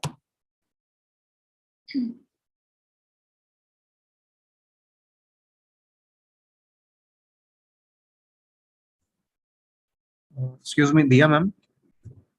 Sir, yes, sir. Ma'am, we have to stay here, no ma'am. I'm also from 1B. So please join the breakout room for that. Ma'am, which one? Breakout room, technical session 1B, breakout room, Department of MECH. Excuse me, sir. But link is not there on mail, ma'am. Same link, sir. Same link you have to join, and then you can join the breakout rooms. Yes, Same sir. link. When check your Zoom account, below that breakout rooms option will come. Okay.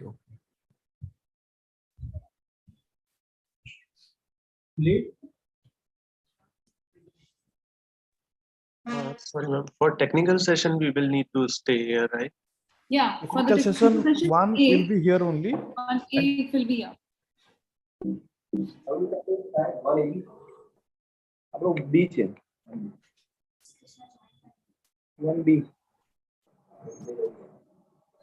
So for Technical 1B, session. you need to join the breakout rooms for that.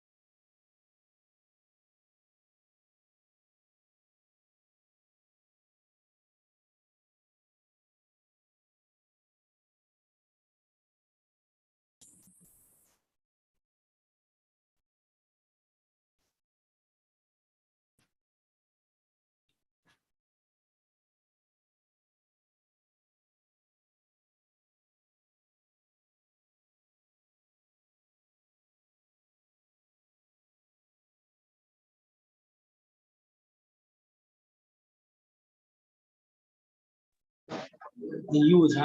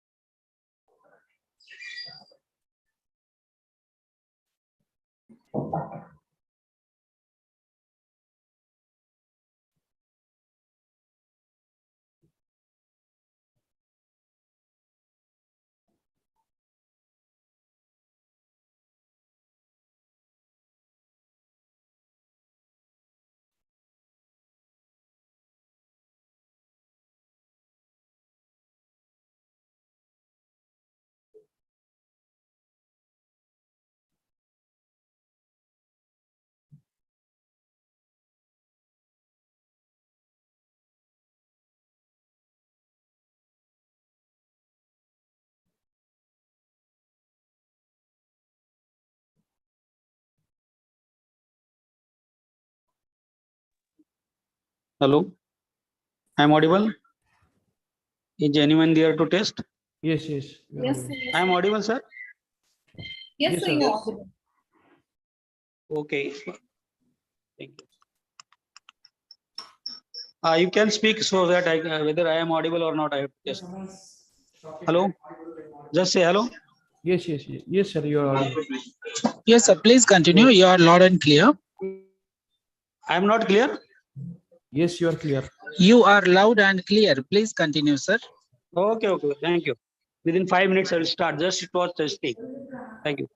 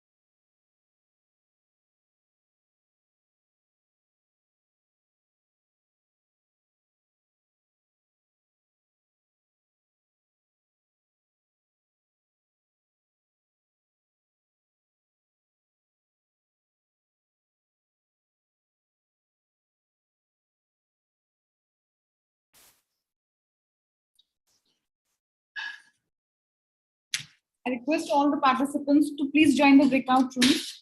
We are about to start the session. Madam, we are here. Yes, sir.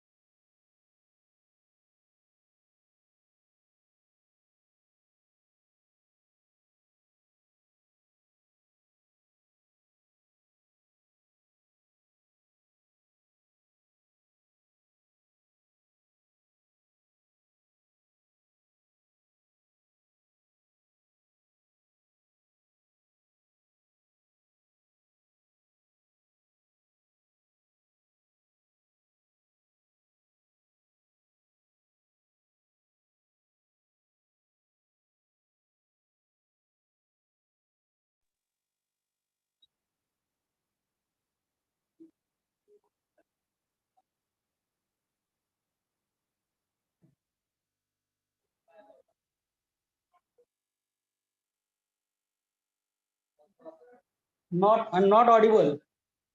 From your side, not audible. I am audible to you? Sir, you are. Please continue. Okay, I am audible to all of you? Yeah? Yes, sir. Yes, sir. Yes, sir. Okay, thank you. Now it is confirmed. Okay. So, good morning to all of you present in the meet. I am Dr. Yashis Pawar, Professor in Mechanical Engineering Department, Terna Engineering College, Nerul, Navi Mumbai. My guide, Dr. Vivek K. Sundapawar, is a principal in Lokmanya College of Engineering, Navi Mumbai, Koperkarne. Today's topic of presentation is characterization of fluid flow in helical coils for Newtonian and non-Newtonian fluids. Let us go for presentation. The outline of my presentation is introduction, review of criteria set for characterization of fluid flow in helical coils, introduction to dimensionless number M, experimental setup, important heat transfer correlations developed using M number, validation of innovatively developed correlations using new dimensionless number M, conclusion and references. Introduction. Now, as heat exchanger is a device which is used widely in industry for transfer of heat from higher temperature fluid to lower temperature fluid. Process heat transfer with conventional saline tube heat exchanger is known for several decades in many industries. There are very documented documents are all available in the literature. Whereas Dr. in S.S. helical Pawar, coils, sir, in 1B, technical session 1B. Hello? Sir, you should be in 1B in breakout room, I think. Not getting you what exactly want. I am audible to you?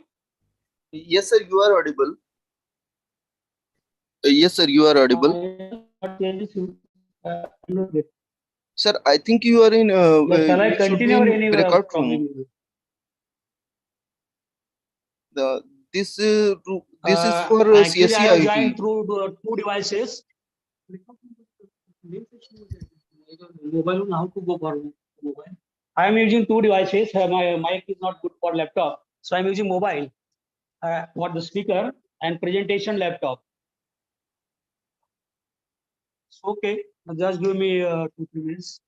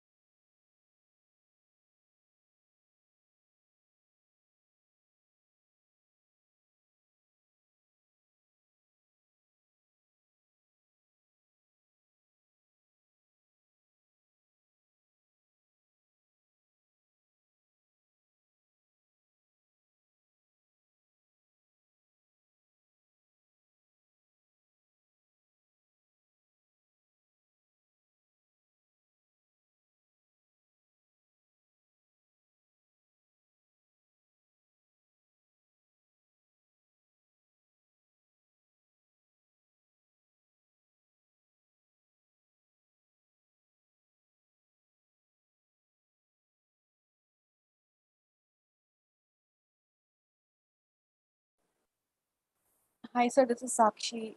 Can I start with my presentation?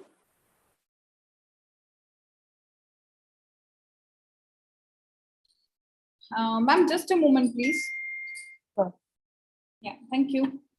See.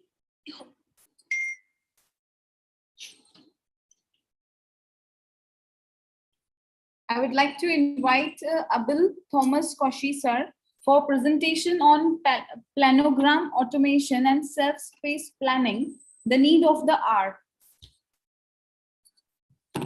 Abil, sir, am I audible to you?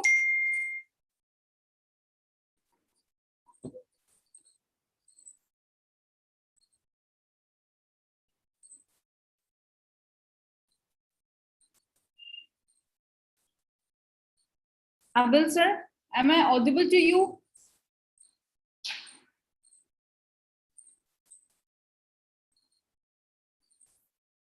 Okay.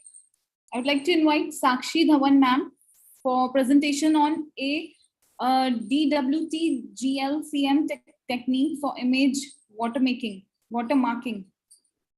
Yes. Yeah. Hello, everyone. This is Sakshi. So I'm a research scholar in Chandigarh and IITR under Punjab University. So my topic for presentation is DWT, GLCM and a PCA approach for image watermarking. I'm just sharing my screen. Yes, ma'am.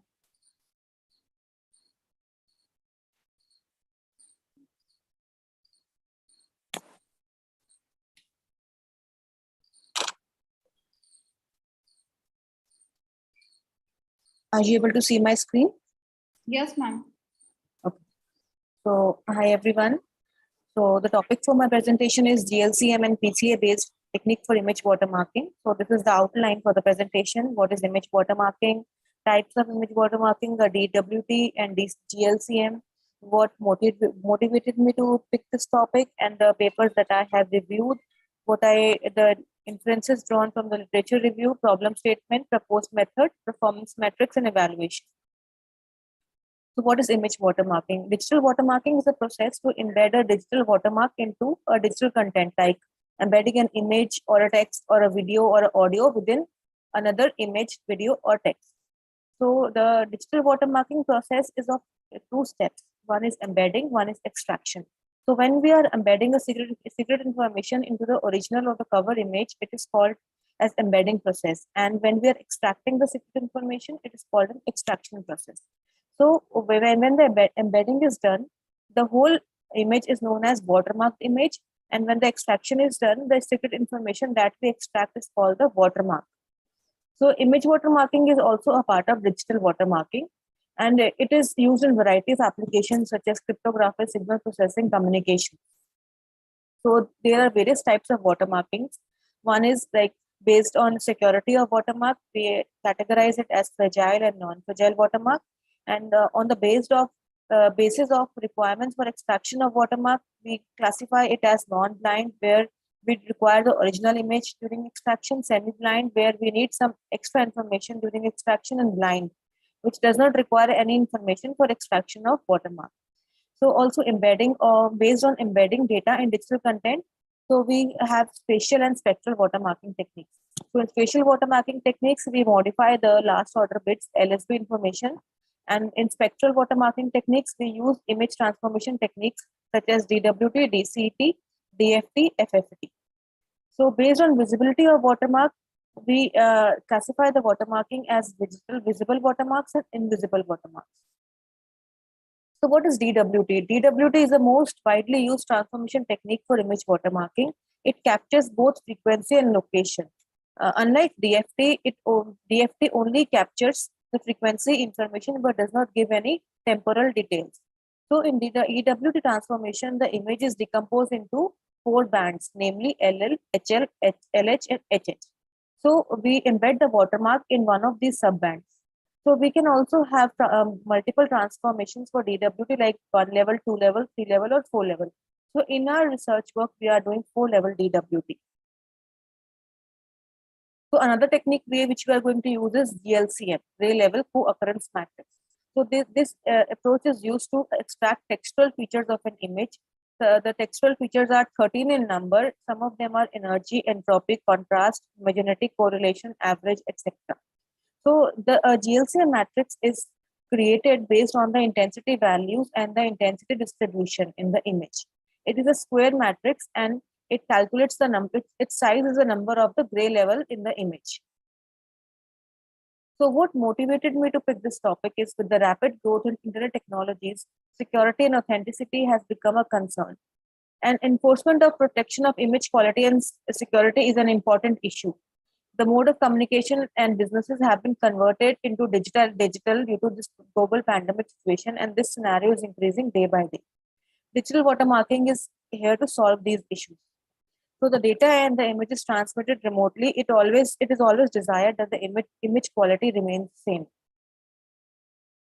So these are the various papers that I have reviewed. So one of these is spectrum technique in DWT, but the gap here is that the PSNR value and the BER value were not up to the mark, and it also causes geometric distortion. This is another paper. So this is fragile watermarking technique, which uses a spatial algorithm, spatial watermarking technique. So this is the DFT technique, which is used to extract the watermark. But this technique was not applicable, apt for large size images like 512 image size, and also the PSNR values were on average were not up to the mark.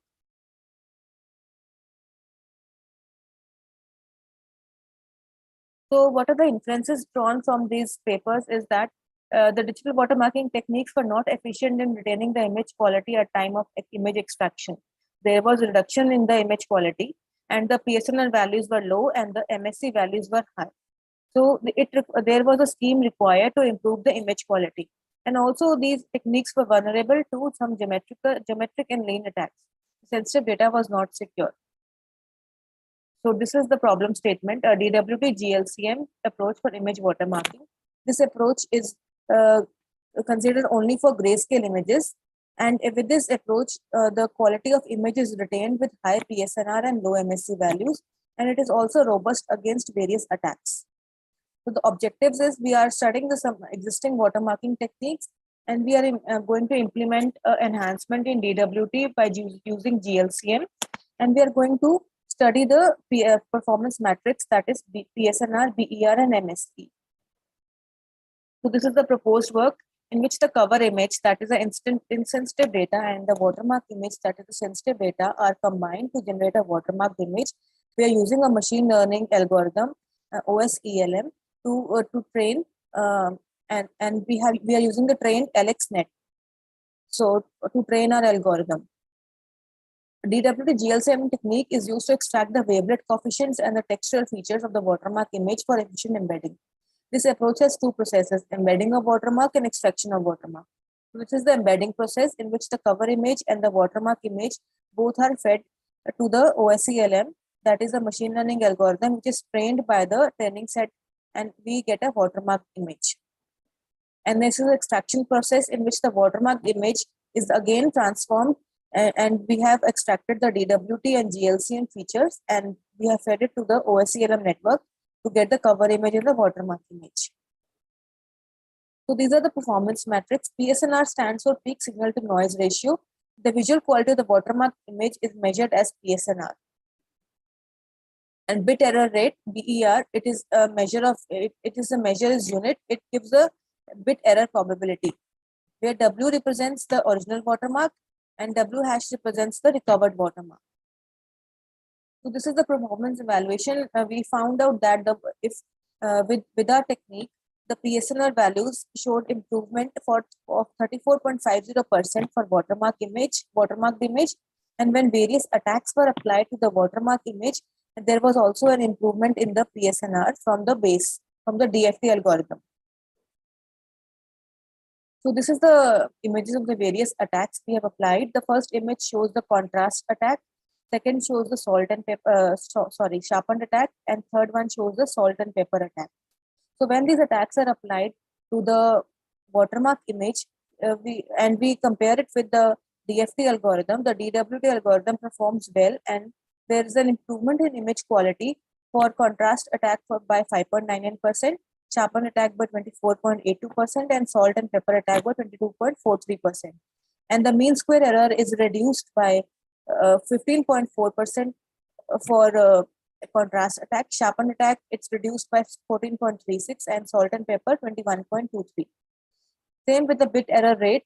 The bit error rate is also decreased, and we get an improvement of contrast attack by 0.28%, sharpen attack by 1.4%, and salt and pepper attack by 0.03%. So these are my references. Thank you. Any questions? Thank you, ma'am. Any questions from the respected judges?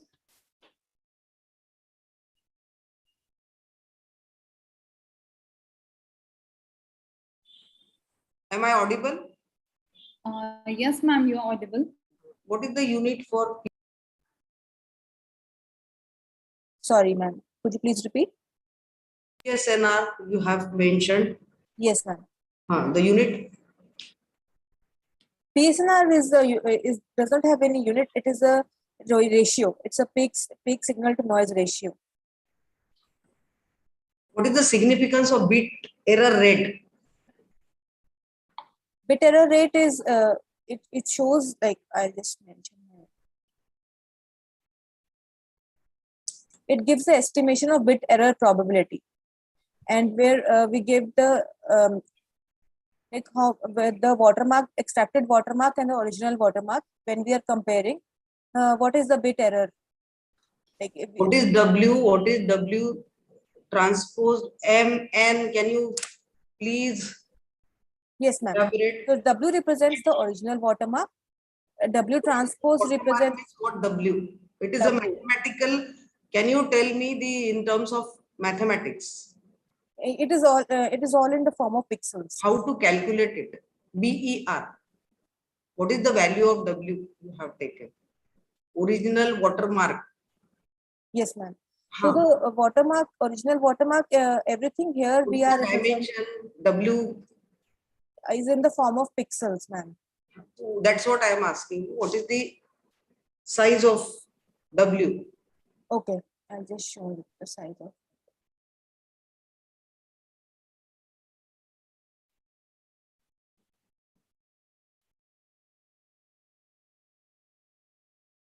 So we have applied a 4-level DWT, and the host image is 512, 512. And when we applied LL4, 32 by 32 matrix of coefficients we obtain. And the training set is of size 1024 into 2.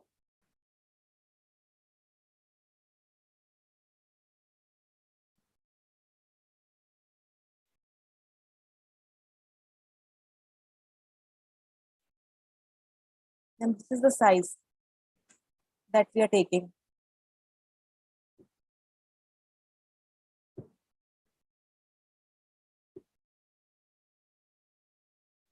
Why only DWT is used? Can we use Fourier transform here? Yes, we can use Fourier transform, and the original method for which I have compared the performance matrix, it is using DFT, and I am using DWT here. And DWT is preferred because it stores frequency and the location details also, while DFT only stores the frequency details, not the location details. Okay, where do we require here location details? For efficient embedding of the watermark, we require if we get the location details of the various bands where the embedding can be most efficient without distorting the image quality of the cover image. That's where we use location details. Okay. Okay. Next paper, or any other questions from others? Thank you, ma'am. Any more questions? It is okay from my side. Thank you, ma'am. Thank you. Any more questions?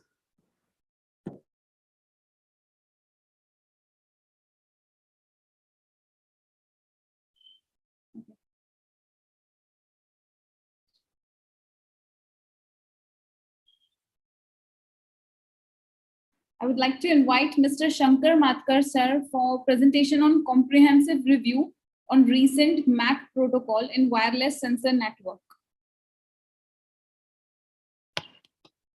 Shankar, sir, are you present there? Good afternoon, everybody. Is it audible to you? Yes, sir. You're audible.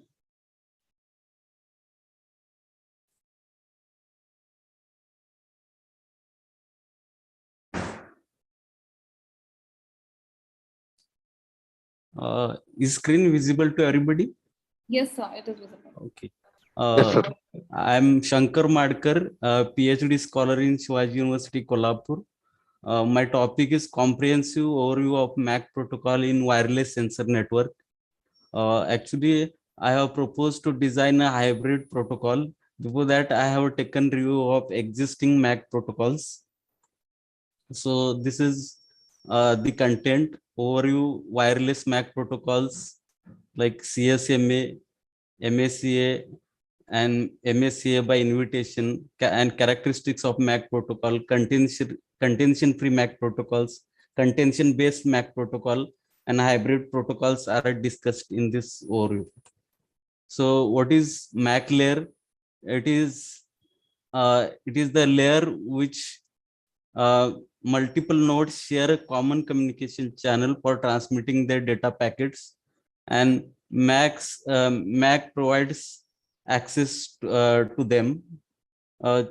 Choice of MAC protocol affect the reliability and efficiency of network transmission. Shankar, sir, sorry to disturb you, but your slides are not moving. Please Not put it visible? on the slideshow. It's still on the first slide. No, I have changed the slide. No, sir, it is still on the first. Just put it on the slideshow and then you can move it.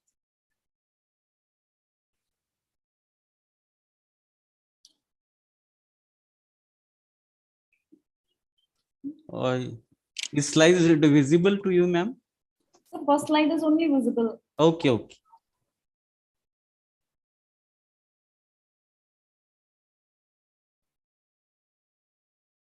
So can you put it on the slideshow? It would be better. Okay.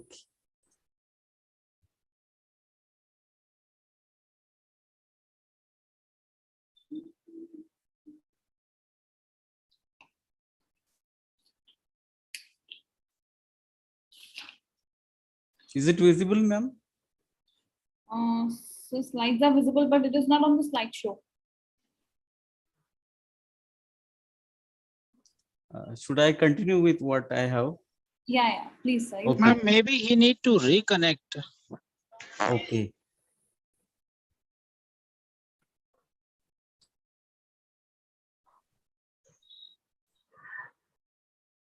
Now it is moving.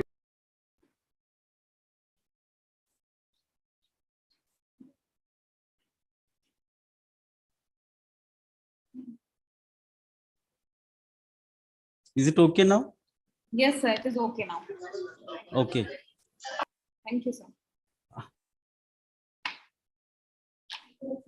So responsibilities of MAC layer. MAC layer decides when node access the shared medium.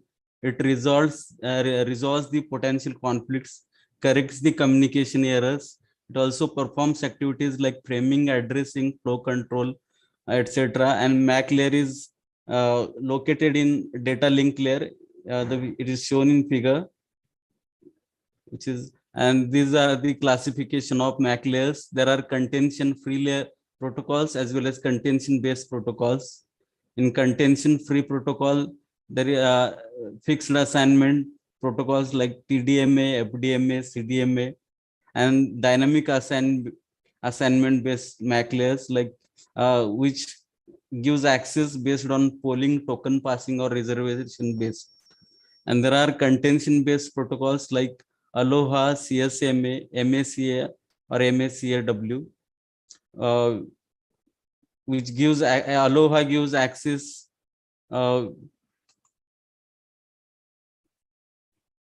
contention of free MAC layers like FDMA. In FDMA, frequency band is divided into several smaller frequency bands, and data transfer between pair of nodes uses one frequency band.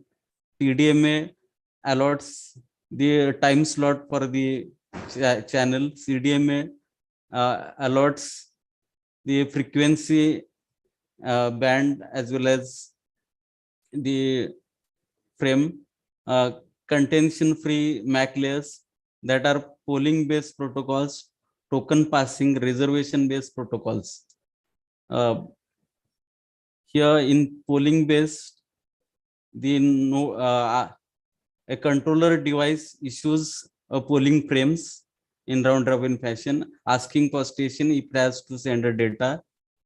If no data to be sent, then controller posts the to the next station. Similarly, the node having token is given access. Then reservation-based protocols, Aloha and slotted Aloha, which where in Aloha the channel the node is provided access directly, but there are more chances of collision. In slotted Aloha, the frame is time slot is allotted in slots, so there is a less chance of collision. Then CSMA CD and CSMA CA, that is collision avoidance. In CSMA, based on conditions, there is non-persistent CSMA and one persistent CSMA. Then MACA, which works with request to send and clear to send messages. And MACA for wireless LAN work with acknowledgement, receiver response with acknowledgement in MACA W. Characteristics of MAC protocol in WSN. MAC protocols are built for better throughput with to share resources equally, then to achieve throughput and to have a less energy consumption, low latency, or a high reliability. So high energy efficiency can be achieved by ideal listening, insufficient protocol, reliability features, control messages, choice of modulation schemes, choice of transmission rate, scalability is more important in infrastructure-based networks. Adaptability is a feature which WSN is its ability to self-manage in the network, which will means to adapt means to adapt the topology, adapt the network size or based on traffics. Low latency and reliability. MAC should have such a design that it has low latency and good reliability. And these are some MACs, different MACs reviewed. That is YMAC. YMAC is a TDS-MA based medium access, but it is for multiple channels. It divides time into frame and slots. Each frame contains broadcast period and unicast period. Every node must wake up at beginning of broadcast, and node content for access to the medium during period. So YMAC uses receiver driven. YMAC is a receiver driven model, and it has a good throughput. It reduces latency. Then a desync TDMA MAC, which is self-organizing MAC, which uses desynchronization algorithm. It is collision-free MAC protocol. So it adjusts automatically for the number of to the number of participating nodes. It is a desync TDMA, which is another MAC protocol.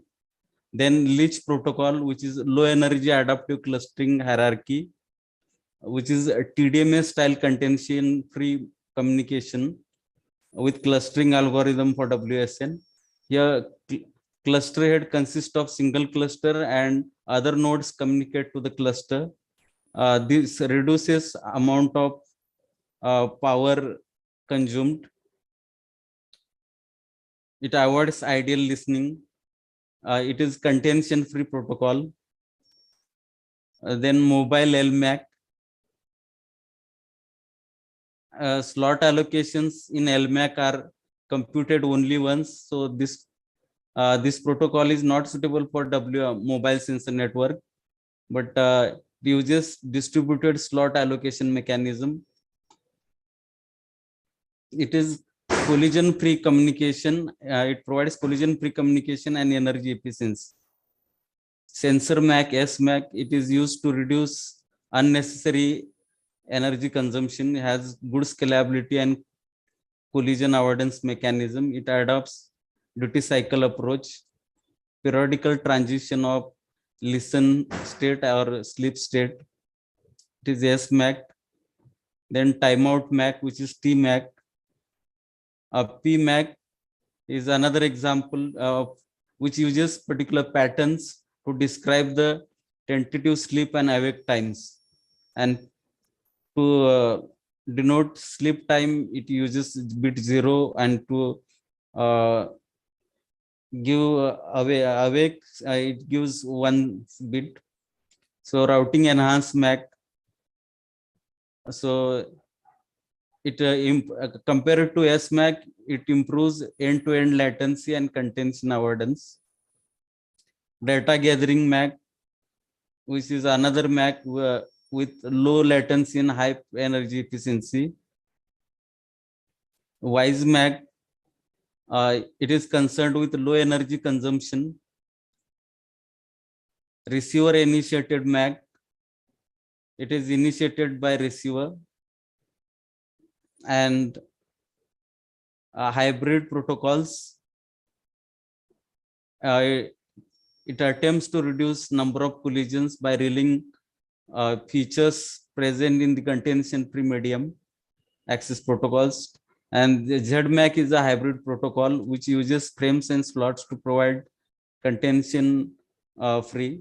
It is similar to TDMA based protocols. It uses both CSMA and TDMA approach based on traffic. If it is low traffic, it uses CSMA. High traffic, it uses TDMA. It is ZMAC. Then mobile adaptive hybrid MAC. So here few MAC protocols are compared with respect to application advantage and disadvantages. SMAC, TMAC, RMAC, PMAC, BMAC, ZMAC. Conclusions. The choice of medium MAC has a substantial impact on performance and energy efficiency. So MAC should be chosen carefully. It should consider latency, throughput, fairness. Then protocol based on transmission schedules should be collision free, resource efficient, may be required well synchronized nodes, difficult to adapt. It should adapt the changing, it should adapt the topologies based on traffic. So based on these conclusions, a new protocol can be proposed based on machine learning after comparing these protocols. So these are the references. Thank you. Thank you. Hello, am I audible? Yes, sir, you are audible. Sir, one question I want to ask. There are MSC protocol and MSC W protocol. What is the difference between these two protocols? MACA and MACA W. Okay.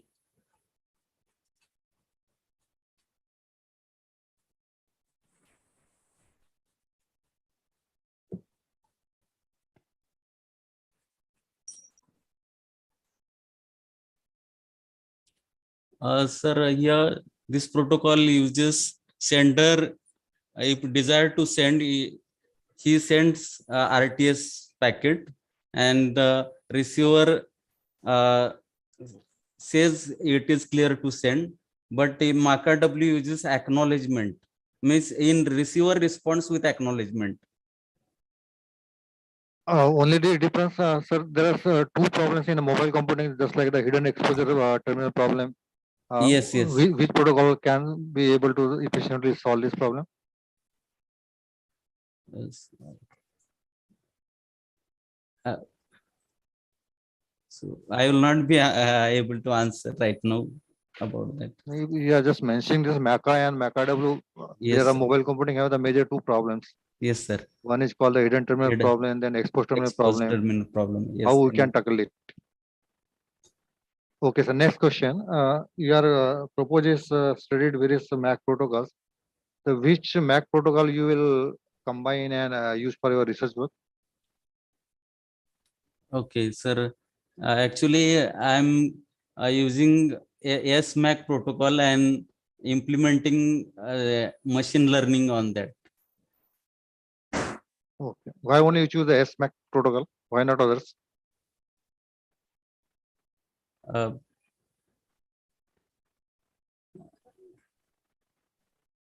Because of its features which I come across. Okay, sir.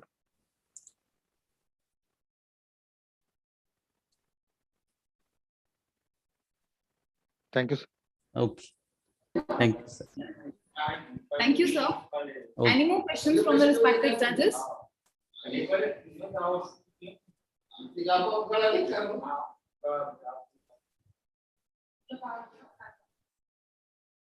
So can we move to the next presenter with your permission?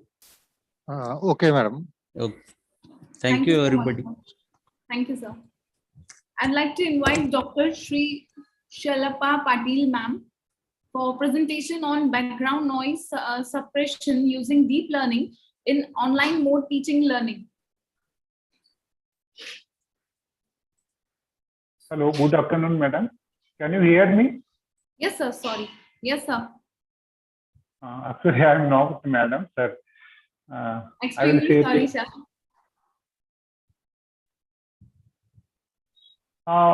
Shankar sir, can you stop your screen sharing? Previous. Shankar sir, Hello. please stop your screen. I request Shankar sir. Hello, I am trying to close it. Yeah. Okay, sir. Okay.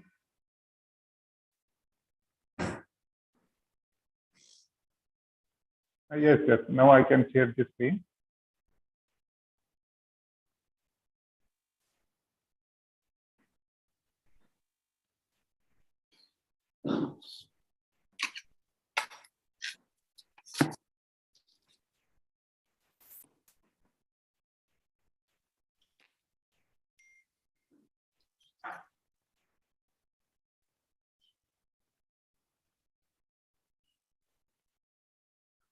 My screen is visible to you, madam, sir. Yes, sir. Yes, sir. Yes, sir. It is visible. Good afternoon, everybody. Actually, my topic is background noise suppression in hearing aids are there for online education system using deep learning. Myself, Dr. S.T. Patil, professor in Vishwakarma Institute of Technology, Pune. Ashwini Patil, team lead, Purushia, Pune. Manjunath Patil, developer. Amure Solutions are in Pune actually.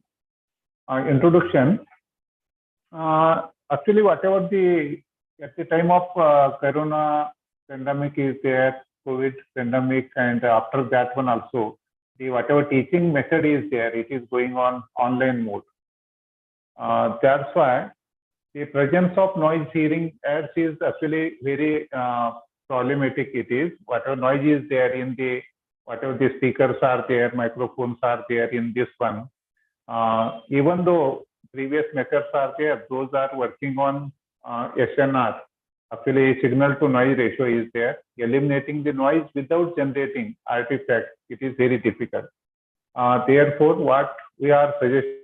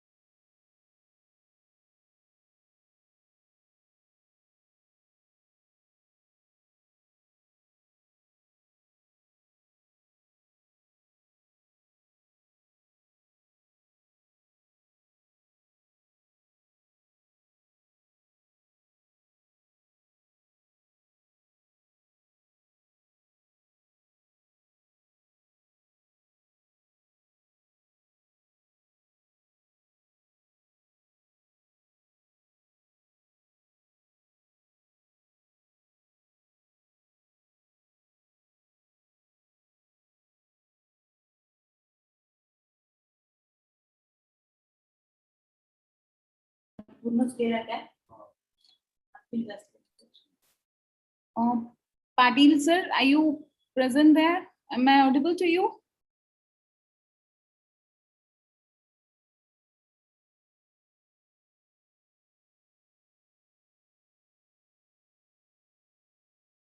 Respected judges, can we move to the next one till then?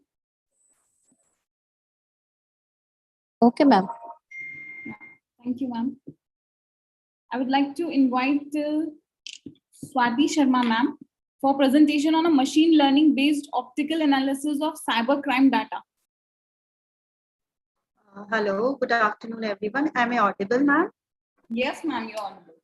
Okay, I'm just sharing my screen. Please let me know if it is visible. Can you see my screen, ma'am? Yes, ma'am. Your screen is visible, ma'am. Okay, ma'am. Thank you.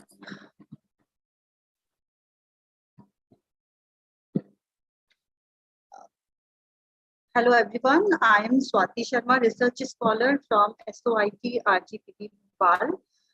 And my research topic is machine learning based optimal analysis of cybercrime data. So these are the contents: introduction, problem statement, objective and scope, and in condor approach, and the classification approach using chaotic and in condor optimization, cybercrime datasets, results analysis, conclusion and references. Introduction, as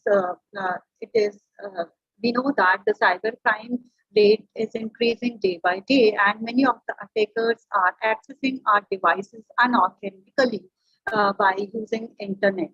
So this proceeding research work is on cybercrime stripe, and that is for non-appearance of assessment techniques to identify cybercrimes, mostly on unstructured framework.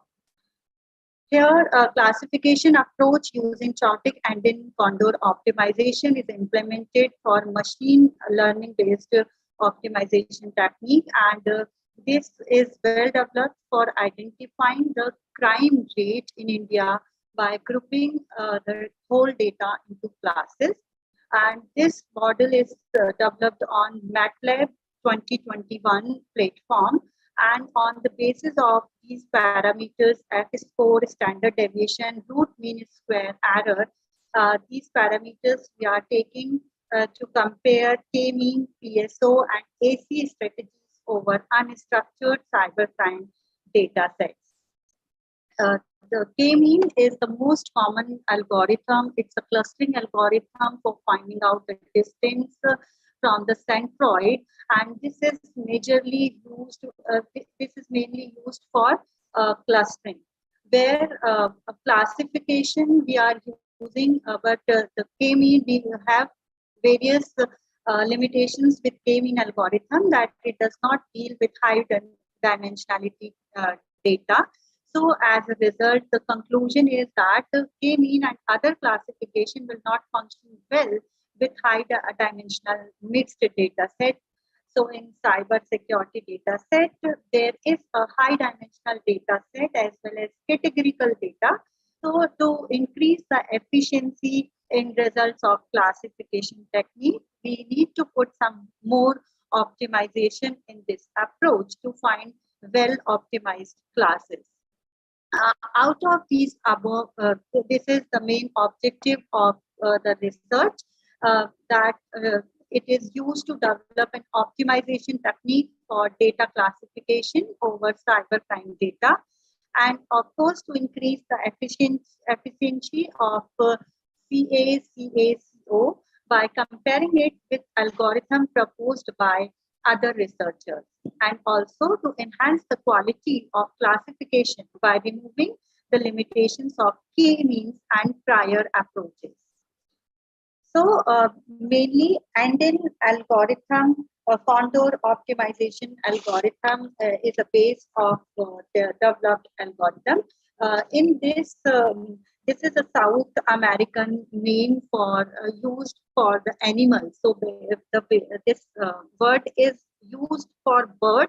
It's like an eagle search for finding out the food fast. So Anden Condor is for finding the food, and mainly two parameters are there: exploration and intensification.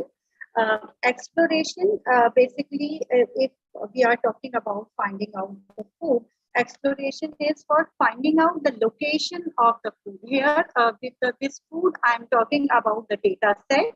To find the location of the data set, exploration we use. Here, we have taken three essentials, that is variables, status, and fitness. Variables are the elements where status values can be either true or false, and the fitness value is float value. So initially, firstly, we need to initialize the value, means we need to decide the area limit where minimal value and maximum value we should take. As a range, we'll select it. Then exploration, for finding out the location, we use this exploration. We have a formula for finding out the location. And then for next, we have intensification. So in intensification, it is similar like, means we will categorize the data by using intensification.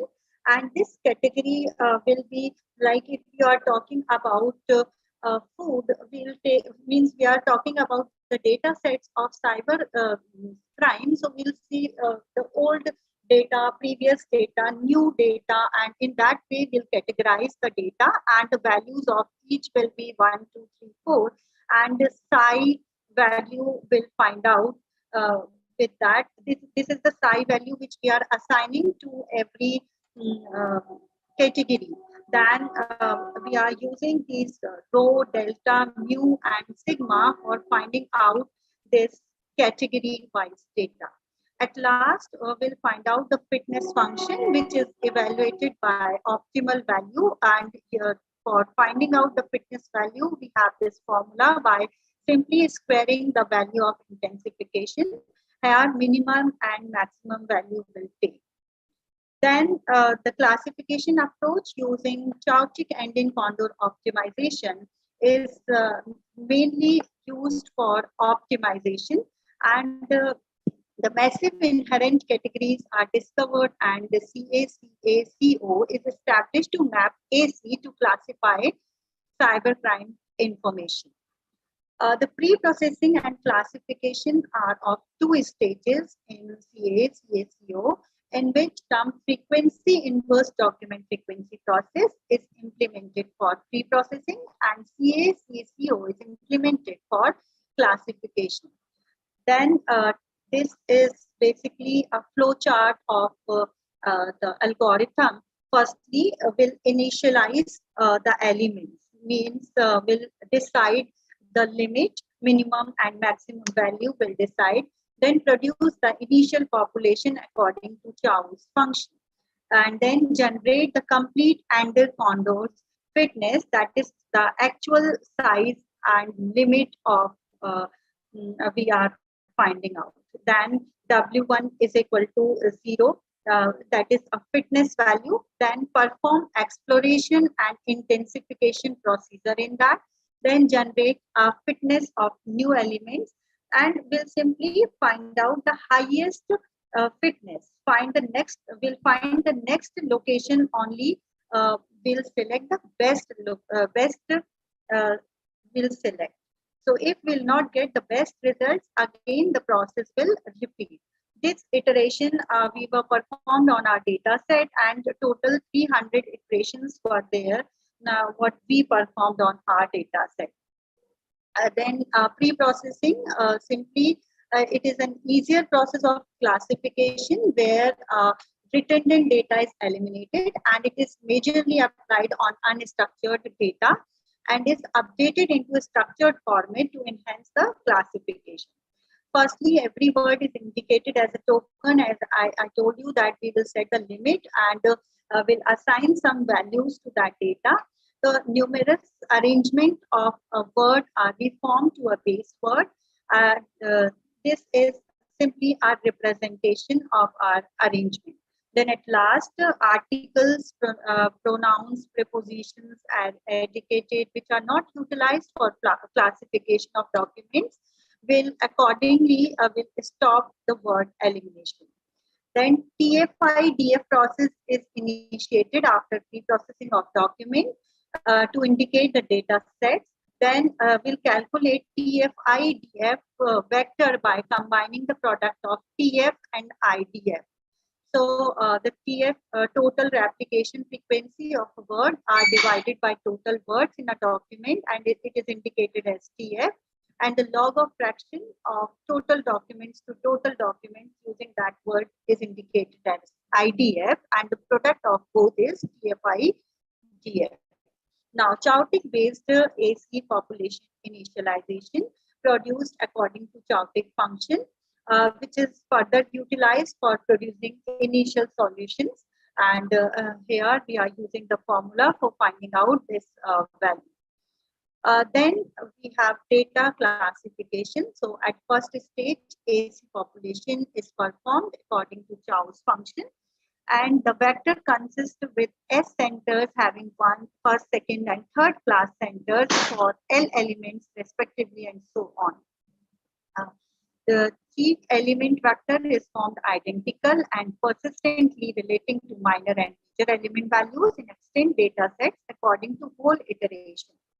Once CA-CA-CO functionalized to estimate the fitness of whole element, equation 1 to equation 4.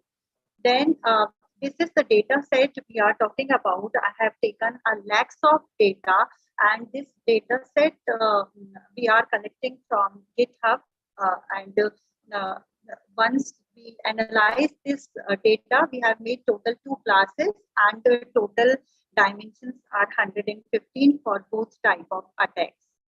Then as a result, as we developed CA-CA-CO on MATLAB 2021 platform, the results are generated for 2 cybercrime data, reconnection attack and mid-am, that is man in the middle attack collecting from Kaggle. And the data is to be retrained by means of 70-30 thumb rule. Data is taken 70% for training and 30% for testing methods. CA-CA-CO originates the result according to F-score standard, root mean square error, and K-means. PSO and AC strategies aimed at 300 repetitions and 25 unlike around. So this is the comparison of all the 3 parameters. F-score we have calculated by using this. Basically, precision and recall are the 2 major things which we use to calculate in F-score. So then with the help of the graph, this is the comparison reconnection attack and mid-am attack F-score. Then standard deviation will calculate by using this formula. a standard deviation. Again, I will show it with the help of this graph. Root mean square error. Basically, we are finding out the error. What is the difference? What is the error which we got after finding out the solution? So AC technique is utilized the Chautic function to produce opening population of AC, and the productivity of AC is enlarged to create the best center and participants of classes. CA-CSCO accomplishes the utmost efficiency in opposition to AC, PSO, and K-mean algorithm. So this is the conclusion. Here a classification approach using Chautic engine contour optimization is introduced using the concept of Chautic function and machine learning to discover the cybercrime rate over crime data in India. The population of AC technique is selected by Chautic function initially for removing the limitation of AC like local optimal dilemma and enlarging the searching power of end-in contour, which is further utilized for classification process through the main thing is we are applying it for unstructured data. So K-mean, PSO, and AC strategies were over unstructured cybercrime data sets. Multidimensional logistic map equations and IoT-based cybercrime data will be used for machine learning-based analysis and classification in future. So that is the future plan for this. Thank you. Any questions? Hello. Yes. Is it audible, Swati ma'am? Yes, ma'am. The difference performance measure you said, F measure, root mean square error, and also on. Yes. Why you have not used the accuracy measure? Ma'am, actually, we are performing an algorithm on this cybercrime data we have selected. So accuracy measure on cybercrime, we cannot apply that measure as we are talking about this food finding algorithm we are using. So K-mean, PSO, and AC base. Namely, I took AC as a base. And can you show me your Chautic function? Yeah, sure. Equation. Yes, just a minute, ma'am.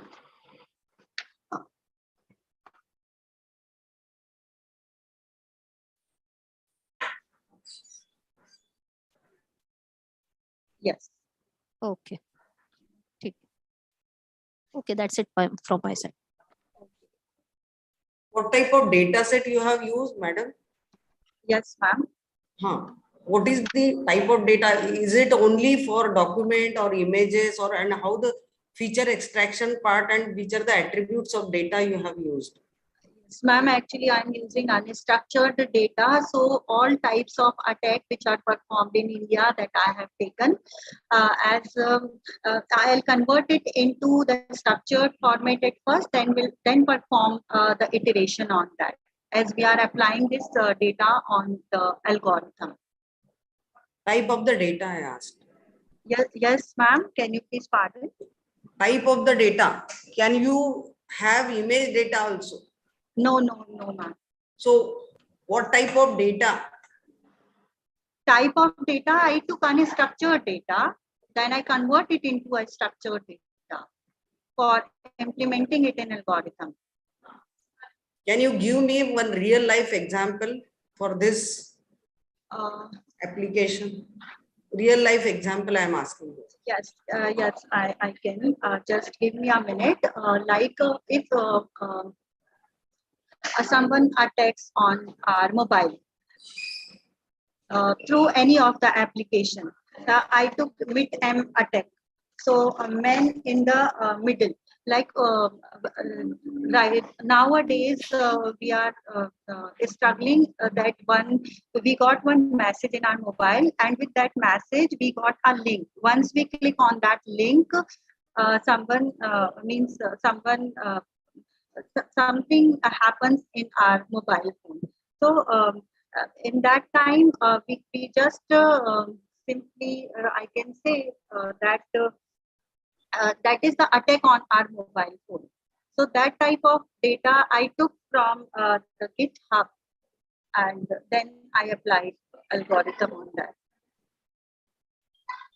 Okay. Excuse me. That's all from my side. Excuse me, ma'am. Yeah, yes. You are talking about phishing attack, but Not, in the yes. but Yes, in sir. the table you didn't mention the phishing attack. No, I'm not talking about the phishing attack. Actually, it is only, I only performed this algorithm on the data which I have collected from the GitHub.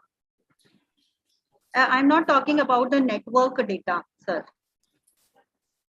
Okay. So there's data of all kind of attacks. Yes, yes, yes. Accumulated ones. Okay. Thank you. Anything else, ma'am, sir?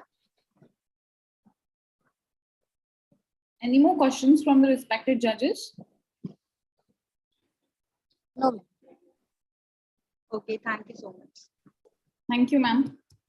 Can we move to the next one, ma'am, with your permission? Yes, sure. Thank you, ma'am. I'd like to call upon Dr. Shri Shalappa Patil, sir, for the presentation. Yes, madam. Thank you. So sorry for actually it is due to some network issues. I have disconnected. I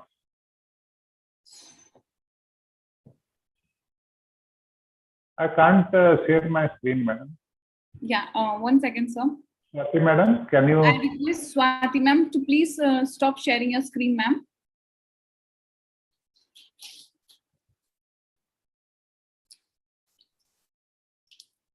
Yes, madam, I can share now. Yes, sir.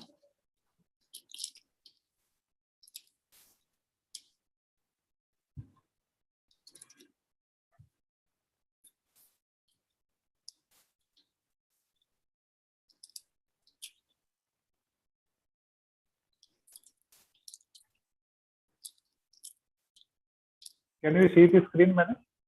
Yes, sir. Yes, sir. Yes, screen is Good visible. afternoon. Good afternoon to everybody. My topic for this conference is background noise suppression in hearing aids are there for online education system using deep learning. Myself, Dr. S.T. Patil, professor in Vishwakarma Institute of Technology, Pune. Ashwini Patil, team lead, Purusha, Pune. Manjunath Patil, developer, Ameliorate Solutions, Pune. Introduction. Actually, whenever pandemic is there, corona is there, or COVID-19 pandemic is there, at that time, online teaching, learning, whatever it was boosted actually. Nowadays, whatever things are there, these are online only. Whatever meetings are there, conferences are there, classes are there, everything is using this one only, online learning. Here, whatever the speakers are there, microphones are there, due to that one, what will happen? Noise is First there. slide already we had. After that, your connectivity lost. So can you go for second slide? Yes, madam. Yes, madam.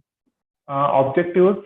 Actually, what we are doing here to build the statistical model for this one, extract the clean signal from the given noisy signal.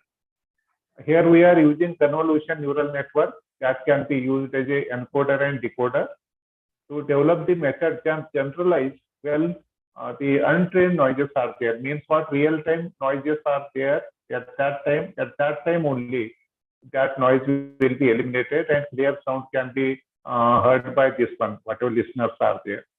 To evaluate and compare our model with existing methods or systems are there. Actually, this is the method. Here, whatever original the signals are there, voice signals are there, those can be, convolution can be applied here. Means what that size of that signal is there, that can be reduced. Maximum, whatever the hidden information is there, that can be taken in the max pooling.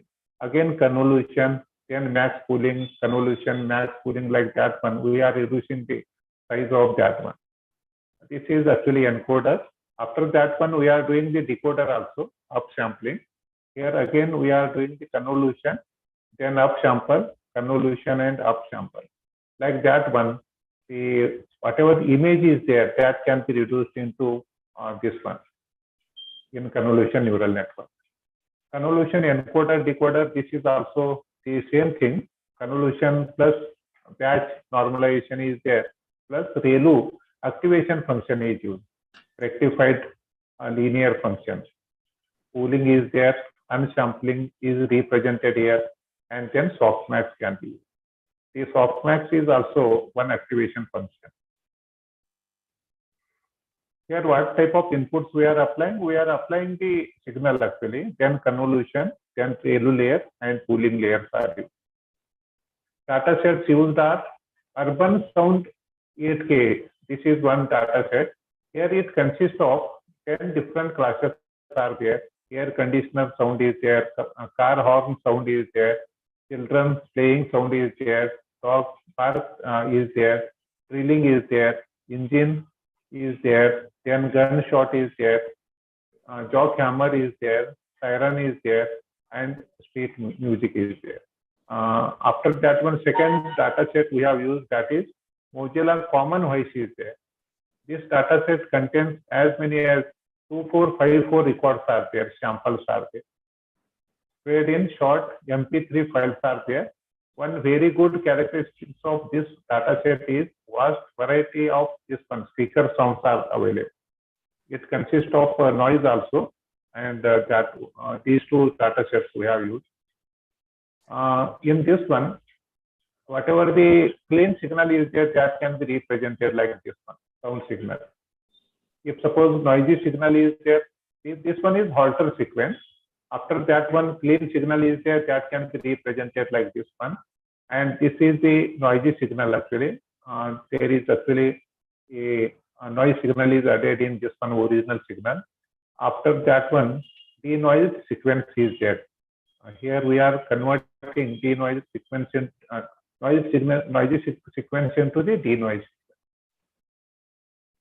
Here you can clearly see here, this one is the clean sequence, sound signal, and then this is the noisy signal. Again, whenever noisy signal is there, noisy sequence is there, that can be converted into denoise sequence. Then such type of signals can be obtained.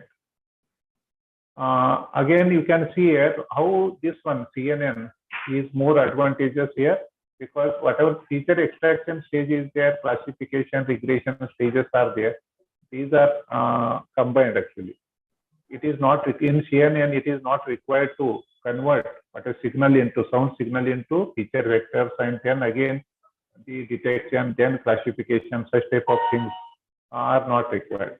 For CNN directly we can apply the sound signal, including whatever the noise is there. Here, this is the flow chart. First, we have to begin, input the original signal, then decomposing signal is there, then select this one, what type of the signals are there in the convolution, how the pooling is there, how convolution, how much the reduction is required. According to that one, you have to give the values, and then if J is greater than or equal to, J is less than or equal to K at that time. If it is yes, then it is going forward. Denoising can be done. Otherwise, it will increase the value. These are the results. The capital coefficient clean audio is this is the clean audio, and this one is the noisy audio. You can see inside this one, there is no variation in this one, this much part. Here also, the long frequency spectrogram is there for long frequency spectrogram of clean audio. Clean audio is there, it can be represented like this. And here, this is for noisy signal. Conclusion, CNN could efficiently denoise. This is there. That means CNN can be used for denoising. Whatever errors are and noise is there, that can be removed. We conducted an experiment to denoise human speech from noise, which is significant source of pain for hearing aids users. In comparison to FNN and RNN, we established that CNN can achieve equivalent or superior results with a considerably less number of model parameters. So, we designed and demonstrated the usefulness of this one, RCED, a novel fully convolution neural network architecture. We discovered that the success of our CET is actually better than, superior than the whatever previous methods are there. These are the references. Thank you very much. Questions, please, madam. Sir, quantitative analysis. Hello. Hello. The slide for quantitative analysis for noise suppression.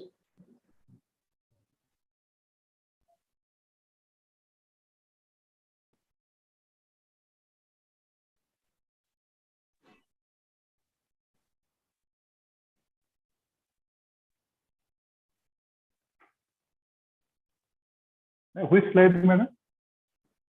How did you quantitative analysis of the performance for noise suppression?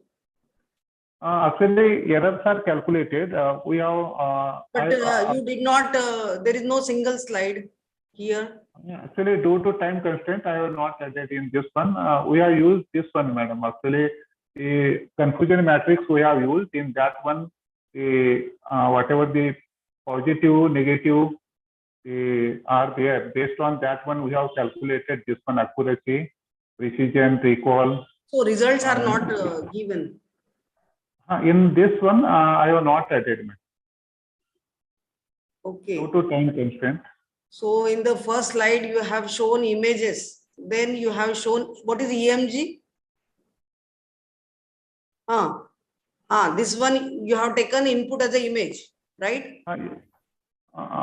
Yes, madam. It is for understanding purpose. So you are suppressing noise on image or on audio? Signal, madam. Actually, this one is actually for understanding purpose. I have taken this one image. What is SPF? Instead of this image, we have used this one noise signal.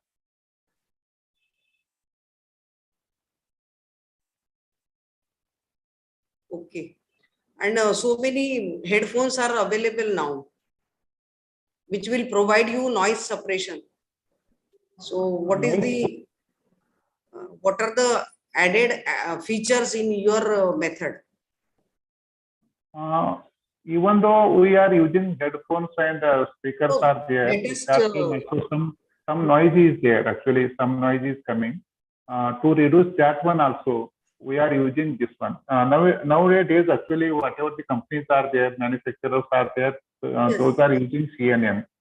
But whenever CNN is used, encoder, decoder type of things, if they have used, then again, what will happen? The denoising will take more denoising can be done. Excuse me, sir. Sir? Yes, sir. Sir, there is active noise cancellation is there in current headphones, and that is quite good. So what is the difference there in your technology and theirs technology? I am suggesting this one, sir. Actually, convolution neural network in that one, using minimum whatever the signal is there, for that one, deconvolution is used. Deconvolution in that one, encoder, decoders are used using that one. Even though some noise is coming at that time, we cannot completely remove, but 90% of the noise can be removed from this. Okay. Thank you.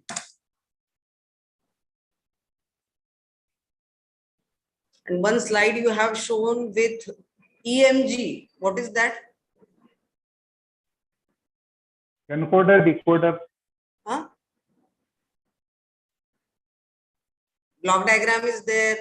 An input you have shown as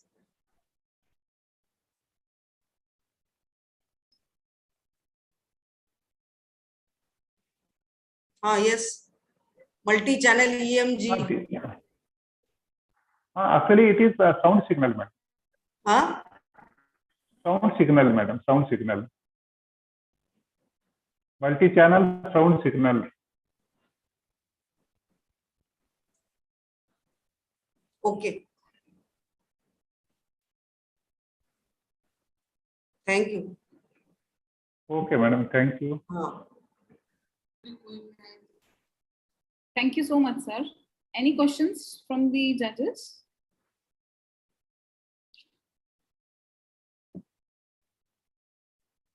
Ma'am, can we move to the next one?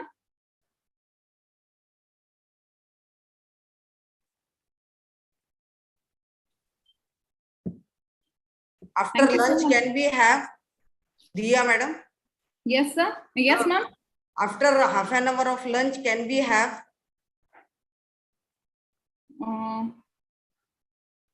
Ma'am, after 6 presenters, we are having a break session.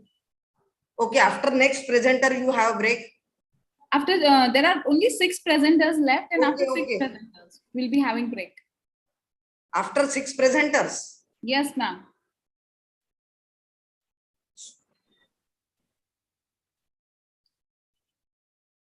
Can we move to the next one, ma'am, with your permission? So I think after lunch, you must have called. How much time you are giving for each presenter? Ma'am, 10 minutes. But they are exceeding, no? It is exceeded. Okay. So can we have after lunch? Just a moment, ma'am. I'll let you know. Just a moment. Excuse me, ma'am. Excuse me, ma'am. Yes, ma'am. Yes, ma'am. Myself, Shanti. Serial number 12, ma'am. Yes. Directly 12. Ma'am, can you give me a choice now to present our paper?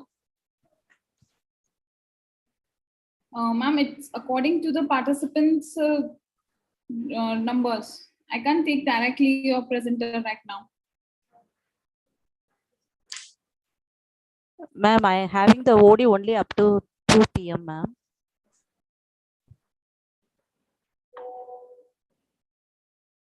Just a moment, ma'am. Please, just a moment. I'll let you. Okay. Thank you, ma'am. Thank you. Excuse me, ma'am. Yes, sir. I have some work after 2, so please let me finish before that. I'm number 7. Yes, sir. Okay, sir. Thank you. Madam, same with me. I have my lab schedule today from 3 to 5. So I'll be really grateful if we can finish by 2. Okay, ma'am. Just give me a moment. I'll let you know. We're talking to the convener. Just a minute.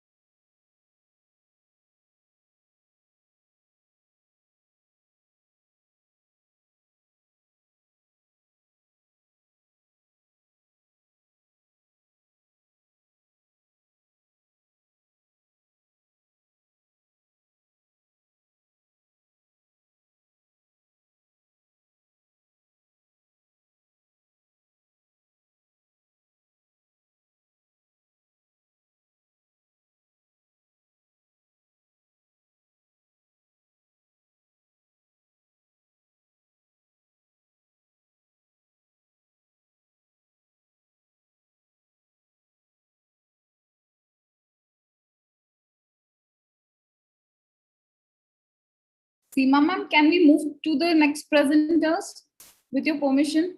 Yes. Yes. Thank you so much, ma'am. I would like to invite Swapnil Ramdas Nimborkar sir for a presentation on current issue on supply chain knowledge management for future research, a literature review. Yes, madam. So there is a small note. Your presentation will be of 8 minutes. Okay.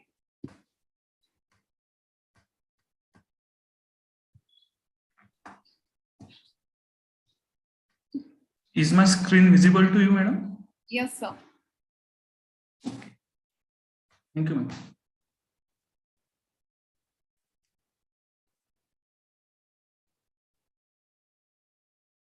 Good afternoon, respected judges and all of you.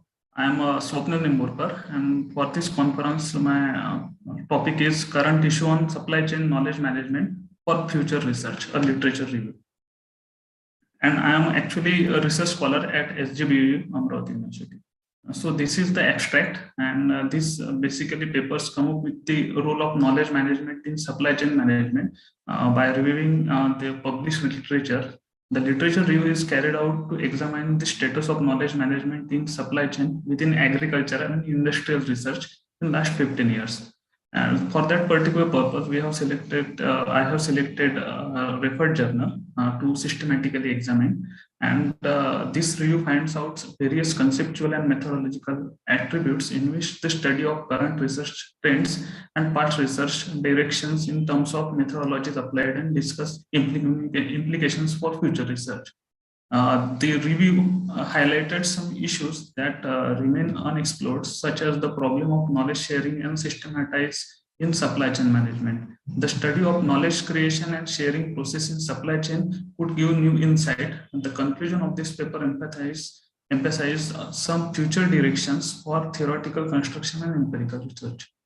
So as in introduction, as we know that in changing scenario, the knowledge is considered to be a powerful weapon in the development of society. As we know that most of the people who are living in our country are directly or indirectly related with the agriculture sector. So in agriculture, availability of information is not a problem, but how to utilize that information in optimum manner, this is actually a major task for the major stakeholders. To manage all the knowledge available in public as well as private domain, it must be integrated and make it accessible to all the stakeholders of agriculture, especially farmers. As a suggestive and curative method, knowledge management can be a useful way to integrate all the knowledge. The knowledge management in supply chain can help farmer in decision-making process. Sound decision-making process will be beneficial for the farmers, and value additions will be the main import. As we know that value additions will be done by the knowledge management practices, then price discovery and connecting to the markets or direct marketing. So this is actually a scenario. As I have already told you that India is an agricultural based country, and India is a primarily an Indian economy. Nearly 50% of the economy, agricultural economy is 50%. Agriculture contributes nearly 17% to Indian GDP. Then India contributes at least 7% of the world's total agricultural output, and 86% of the country's farmlands are cultivated by small and marginal farmers. So knowledge management enables individuals, team and entire organizations to collectively and systematically create, share and apply knowledge to achieve their strategic and operational objectives. Knowledge management can improve communication with supplier and increase trend of visibility, and practices to ensure supply reliability and ultimately increase efficiency and even reduce the cost of the organization. And effective knowledge management allows supply chain managers to capture existing information related to the inventory, demands, production plans, partner relationships, and many more. The short benefits, the benefits here, as I have already is showing that bridging the knowledge gaps, knowledge management in supply chain management, actually bridging the knowledge gap between the suppliers and the different vendors and the manufacturers, encouraging sharing of tacit information, evolving the supply chain in response to external feedback and factor. Also, most of the research has also shown that how knowledge management is beneficial for any organization, as it increases the productivity up to 20 to 25%. This is actually a report as McKinsey Global Institute given. Then many more report we have. So this is actually knowledge hierarchy. When data collection of data forms the information, when information applied in a through proper understanding, it comes to knowledge. And knowledge have two types of knowledge. That is one is tacit and other is explicit. And how to use this knowledge in effective manners for the benefits of the organization. This is all about the knowledge management. So tacit knowledge and explicit knowledge, these are the two knowledge. Tacit knowledge is a head knowledge, which is very difficult to transfer. And this explicit knowledge, we call it as a codified knowledge, which is the protected knowledge.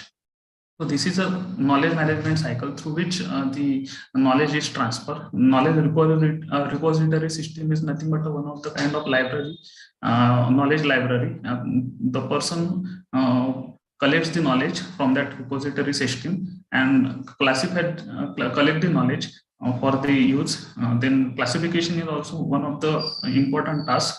According to after use, which type of knowledge he wants, according to that classify. Then organization of knowledge, dissemination of knowledge, and accessment of knowledge. Then use the knowledge whenever applicable. And again, there is a new knowledge will be created. So this is the actually literature which I have gone through. Ariel Edward Samuel presented in literature, knowledge management in supply chain, an empirical study from France. He actually empirical study he has done. For that particular purpose, he questionnaire based study, questionnaire based survey method he used, and 161 companies located at France he studied.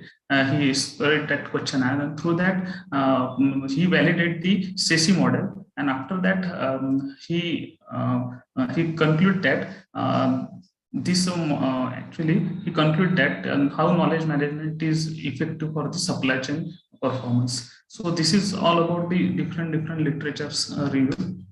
I directly come to the discussion and conclusion points. There are many studies and research articles on the effect of knowledge management in supply chain, but there is a very limited study regarding the agricultural SMEs. Various methodologies, frameworks, and technologies have been developed from time to time. However, most of the frameworks developed to date are designed primarily to meet the need of the larger organizations and multinationals. And therefore, question remains the same, that whether these approaches are suitable for smaller businesses or not. Current supply chain management literature is highly focused on structural issues. Means governance structures, supply chain process and networks, and huge difficulty in the people's issue. And actually most of the problems are pertaining to the people's issue. So most agriculture's micro enterprises are even unaware about the knowledge management practices in the supply chain. So inter-organizational context means what? This is actually gap which I have found out through the literature review. Most of the companies selected one multinational big company, and through that they have performed the maximum research related to the knowledge management in the supply chain. So this is actually gap. There is a need of sharing and understanding knowledge management practices in the supply chain of agricultural SMEs and applying those practices in a newer situation. So also we have suggested that managers must probe where to manage, what to manage, and how to manage the knowledge supply chain. We discussed the concept of supply chain management along with the need of knowledge supply chain management from organizational point of view. This provides deeper insights for those managers investigation the concept of knowledge management in knowledge supply chain. This through analysis of activities shed lights on the potential of the knowledge supply chain management. Next big challenge for agricultural SMEs is to make a suitable roadmap for adoption and implementation. Sooner or later, all organizations would adopt knowledge management practices. Therefore, we recommend that managers should examine the domain of knowledge management in supply chain management to achieve a business excellence. And this is actually need for the agricultural sector. Means knowledge management detailing through which there will be a exploration of the knowledge management model, then propose a new conceptual model for the supply chain, and validate that conceptual model with the various knowledge management techniques, and develop a new model which will be best suited for our region. So this is the reference. Thank you. Thank you, sir. Any questions from the respected judges? Hello, am I audible? Yes, sir, you're audible. Sir, I want to ask one question. Which technology you can use to improve your knowledge management system? Which technology you can be used to improve the knowledge management system? Sir, there are various technologies such as knowledge management practices. We can say that as ICT tool sets are there, then primary data sets means suppliers tacit knowledge. It is very difficult to transfer the tacit knowledge which is present in a human head. So company must adopt such technology, means codified knowledge in terms of explicit knowledge should be there. So that's written manuals should be there. So or brainstorming sessions should be there, or any other open forum question sessions should be there. So that's the employee which is present in that organization can easily transfer his head knowledge, experience knowledge, and that knowledge will get transferred to the other person. One question, sir. Can you think about the blockchain technology which can be helpful in knowledge management? Yes, sir. Yes, sir. I have heard about that, sir. But actually, as a student of production engineering, sir, I am clear inside of that. Because nowadays, worldwide, the blockchain technology Yes, logically play the major role in supply chain management. Yes, yes, sir. For logistics support and each and everything. Yes, sir. Okay, thank you. Thank you, sir. Okay. Thank you, sir. Any more questions from the respective judges?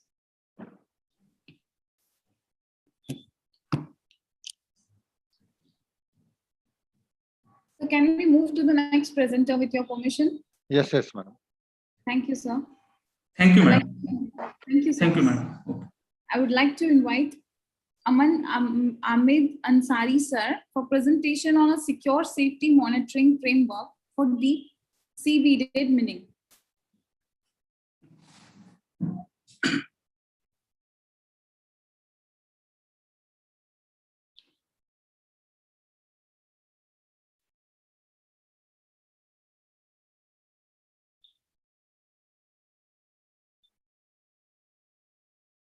Hello, am I audible?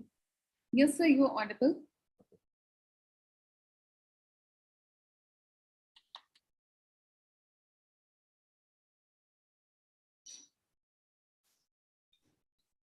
So,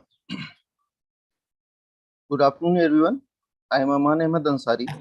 I am here to present my paper entitled A Safety Monitoring Framework for Deep Seabed Mining under the guidance of Dr. Bharvi Mishra and Puram Gira.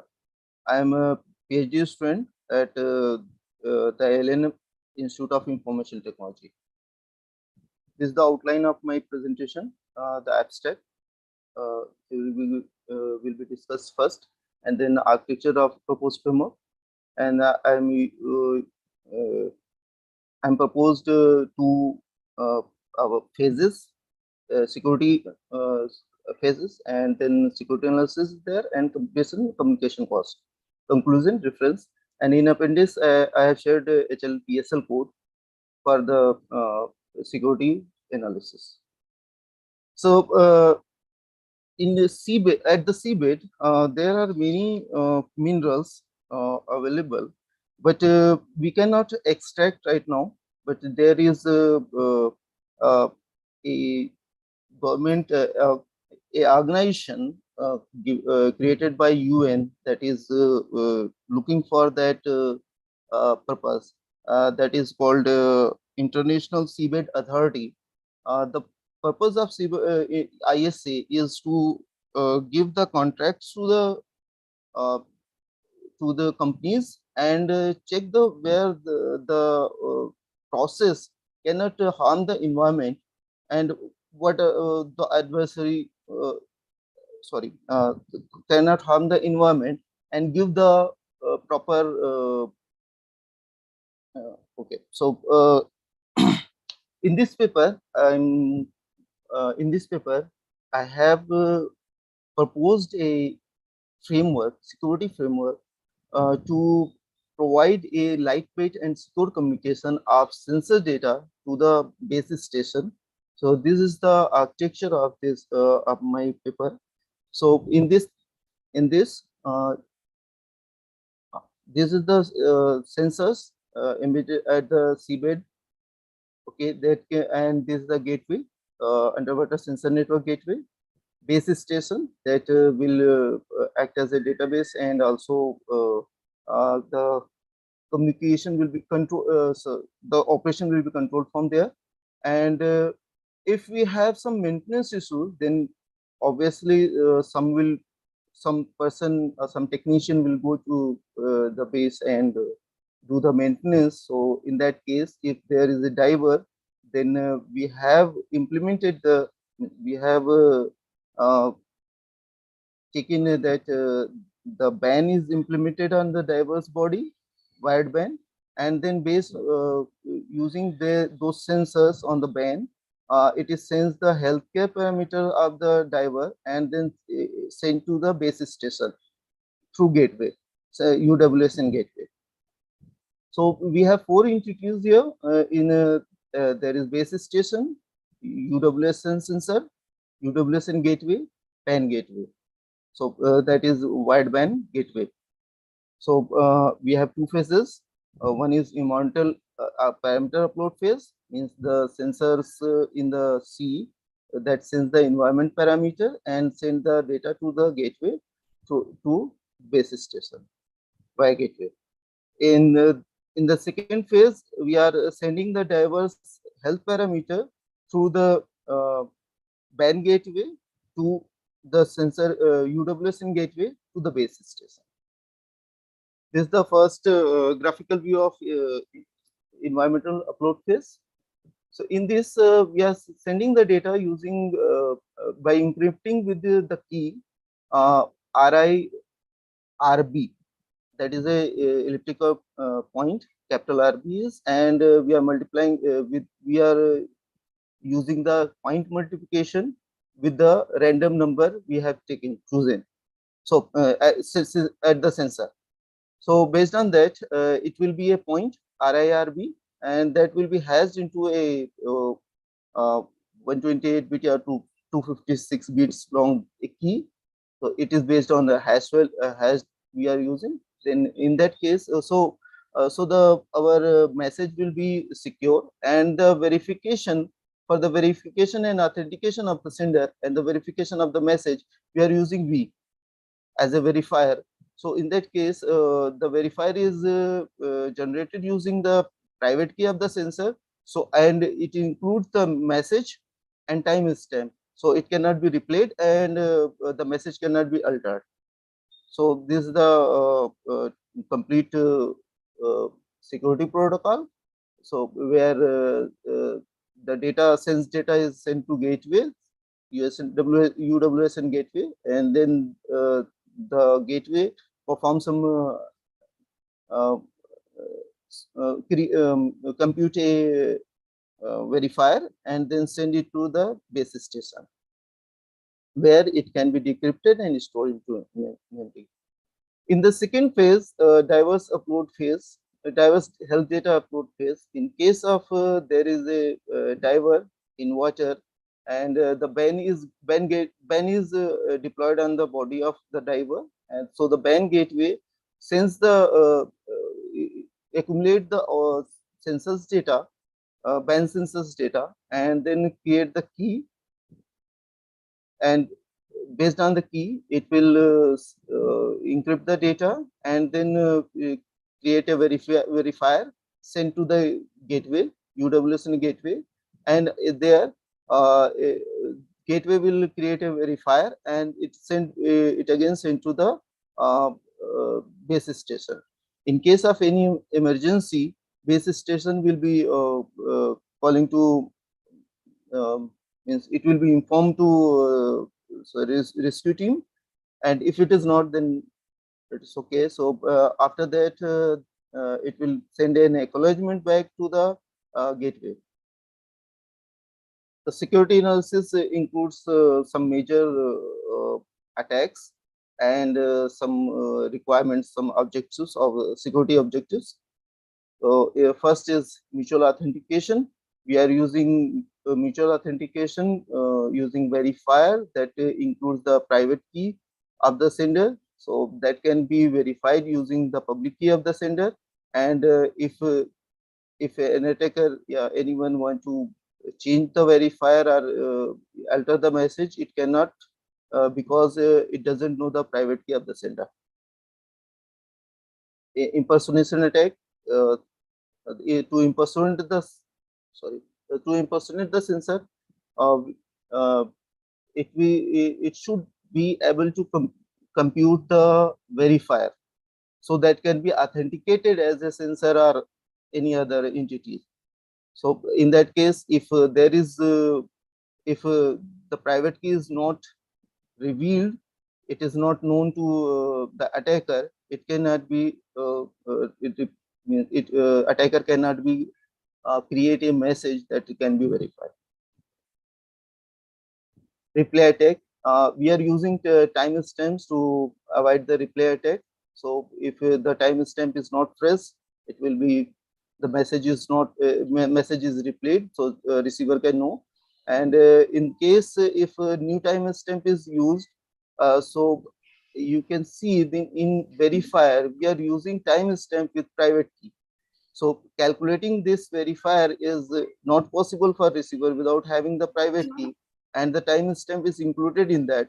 So if it use, yes. Sorry to interrupt you, but your time is up. Ma'am, there is only two, three slides. So there is I'm using security analysis and node capture, man in the middle attack, integrity information. I'm using a Whisper tool to formally analyze the security, and you can see the safe on the both of the backend. This is the computational and communication cost.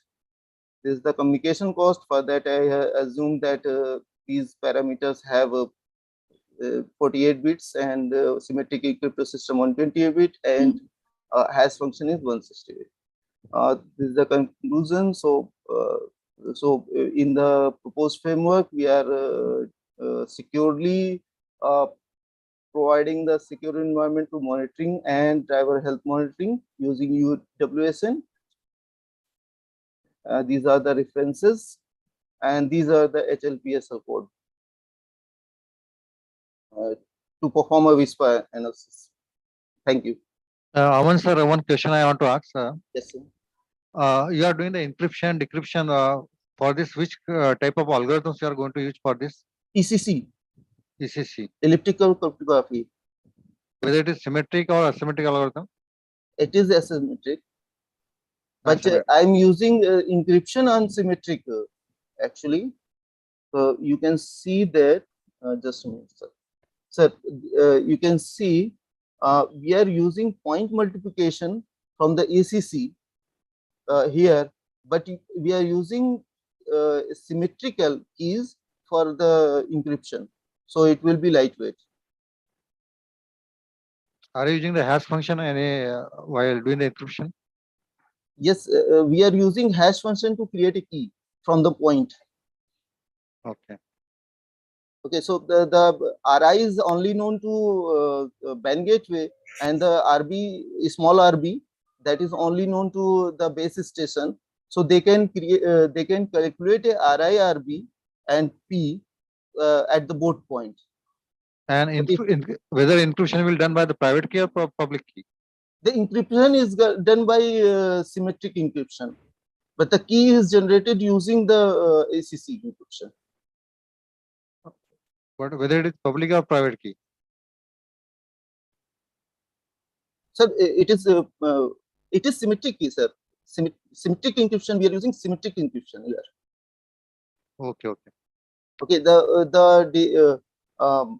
I'm using the property of ECC, that is DL discrete log property. of elliptic curve. In that case, if we have only the public parameter, the point, so we cannot calculate the shared value. Okay. So, Okay. if Thank you, Aman, sir. Okay. Hello. Yes, ma'am. I have one question, Aman sir. Yes, ma'am. You said that you have used some healthcare parameters. So which healthcare parameters you have considered over here? Not mentioned. Yeah, it is not mentioned because we are not working on the healthcare parameters. We are working on the secure communication of those healthcare But parameters. which parameters you have considered? It can be means the healthcare parameters since we have ECG monitor. Okay, we have blood pressure monitor. We have the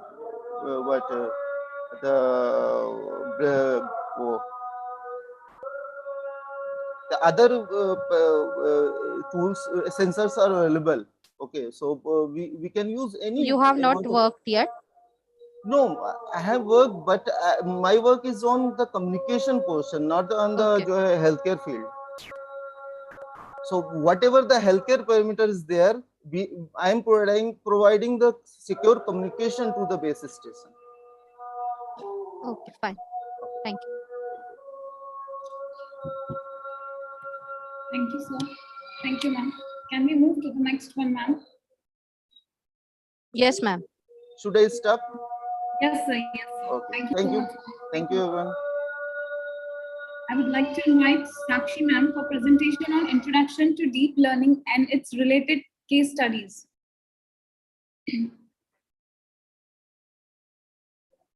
Sakshi ma'am, am I audible to you?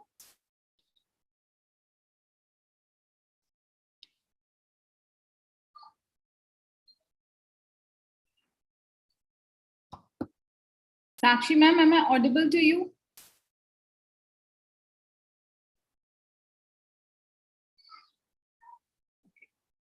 I would like to invite Mitali Chugh ma'am for presentation on a comprehensive overview of miniest and e-miniest data sets for handwritten digits and character recognition.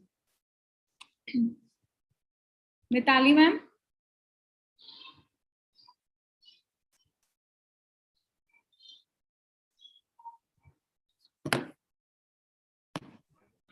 Ma'am, am I audible?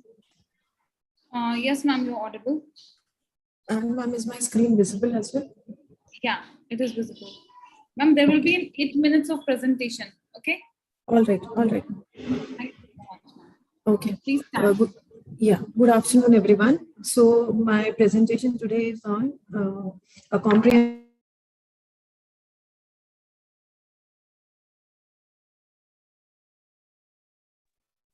eminent and eminent data sets for handwritten, digit, and character recognition. And I will, in this presentation. Ma'am, please slide here. Yeah.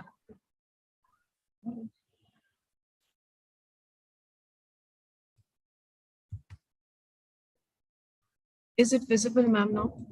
Yeah, it is visible. Put it on the slideshow. It could be better. Okay. Yeah.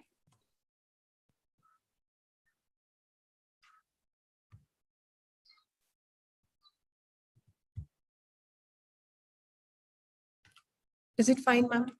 Yes, ma'am. Yes, ma'am. Please proceed. So in this presentation, my a la carte is like, I'll be first presenting with the abstract, then introduction. After that, an overview of eminent and e-eminent data set will be presented.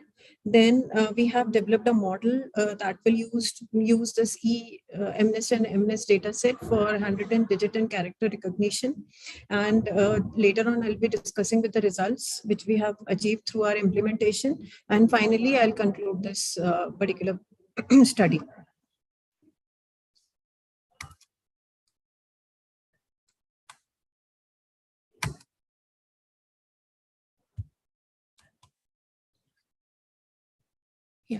So handwritten digit and character recognition actually is the potential of the software to understand human handwritten digits and characters. And it is basically the capability of the system to identify handwritten input by the human beings. And as there are different styles and inconsistencies and spacing that are present in the handwriting, so it is making more challenging for the machines to recognize it. But we have successfully used some machine learning and deep learning models with the high performance and accuracy. They have been recommended in the in the present times, and still some new models have been developed. And these prevalent models or the state-of-art models, they are finding applications in various scenarios. These are the real-life scenarios, like when we do the form data entry, like bank check processing, online routing of the bank accounts, identification of the postal codes. These are the few implementations for the state-of-art models. And these convolution neural networks, they are basically or extensively used for image processing and classification projects.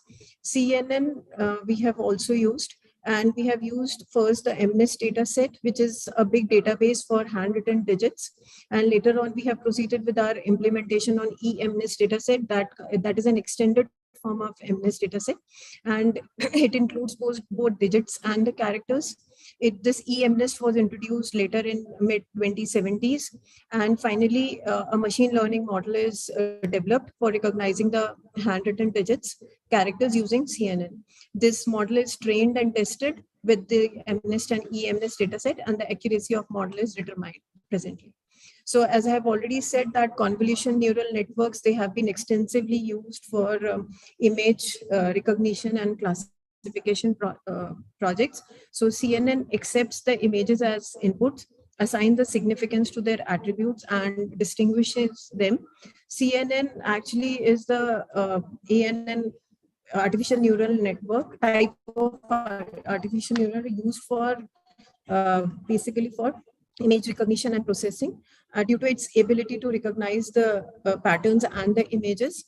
And data sets which we have used, they have also been used extensively in the literature. So first we have presented the overview, and then we have proceeded.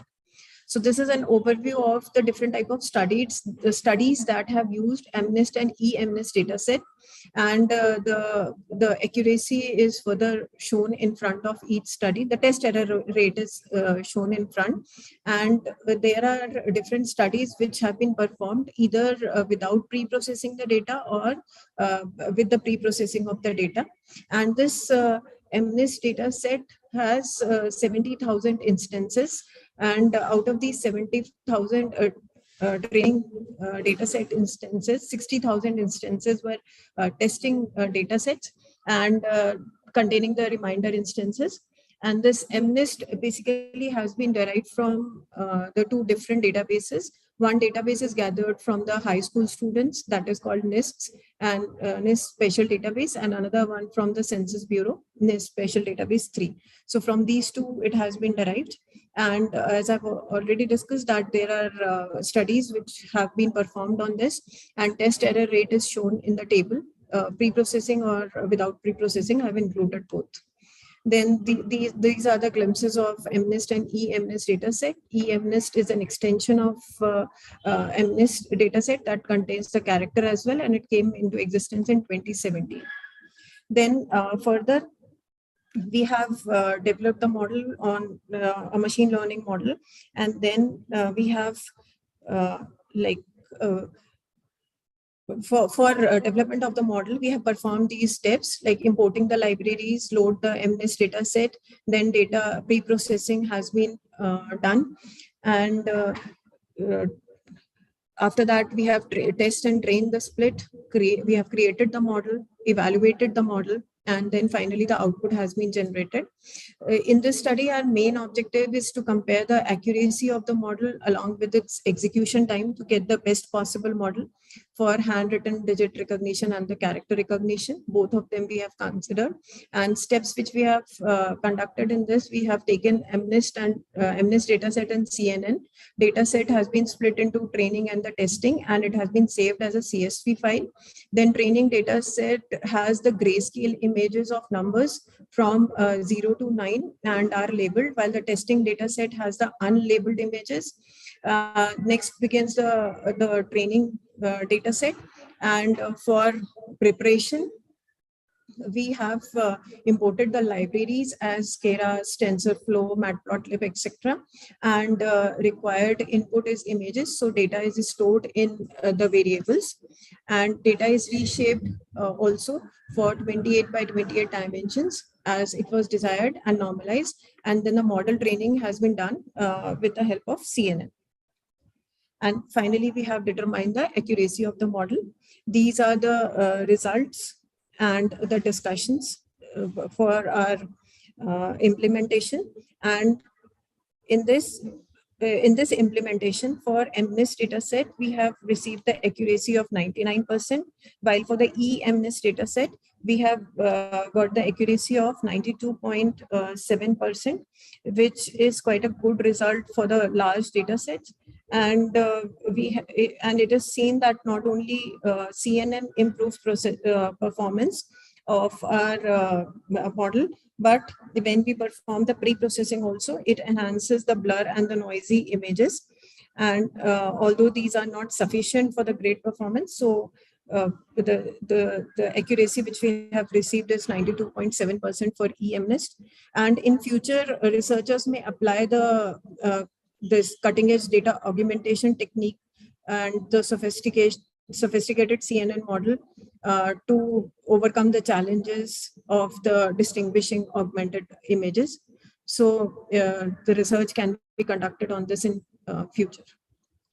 That is all from my end. Thank you. These are few important references. Okay. Thank you, ma'am.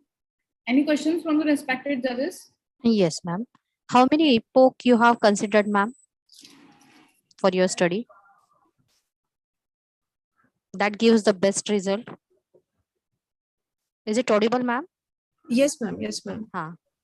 Ma'am, for this, you are asking about this model accuracy, right? Yes, yes. How many epochs that shows the good accuracy? So how many epoch size you have considered?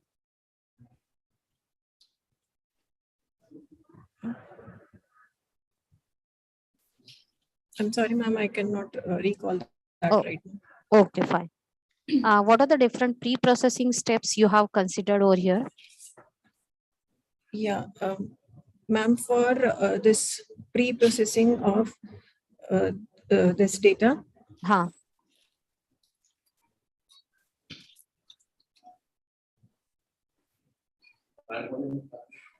Washroom गई हो? We have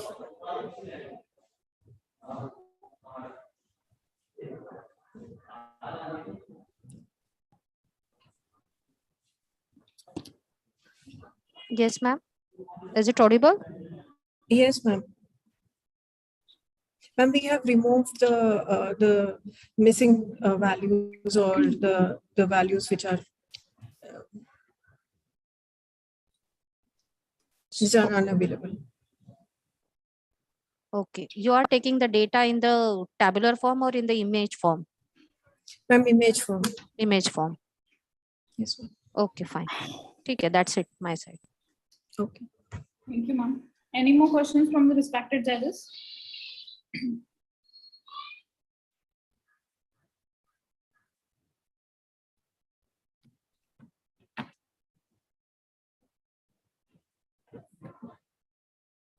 Ma'am, can we move to the next presenter? Yes, yes, madam. Thank you, ma'am. I would like to invite Mitali Chugh, ma'am, for insight on cyber attack and potential solution for cyber security in the era of COVID-19. Ma'am, just give me a moment. I'm sharing my other presentation. Yes, ma'am.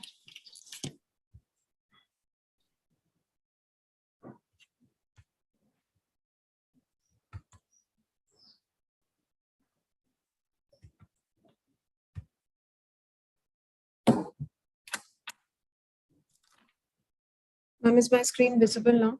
Yes, ma'am, your screen is visible. Okay.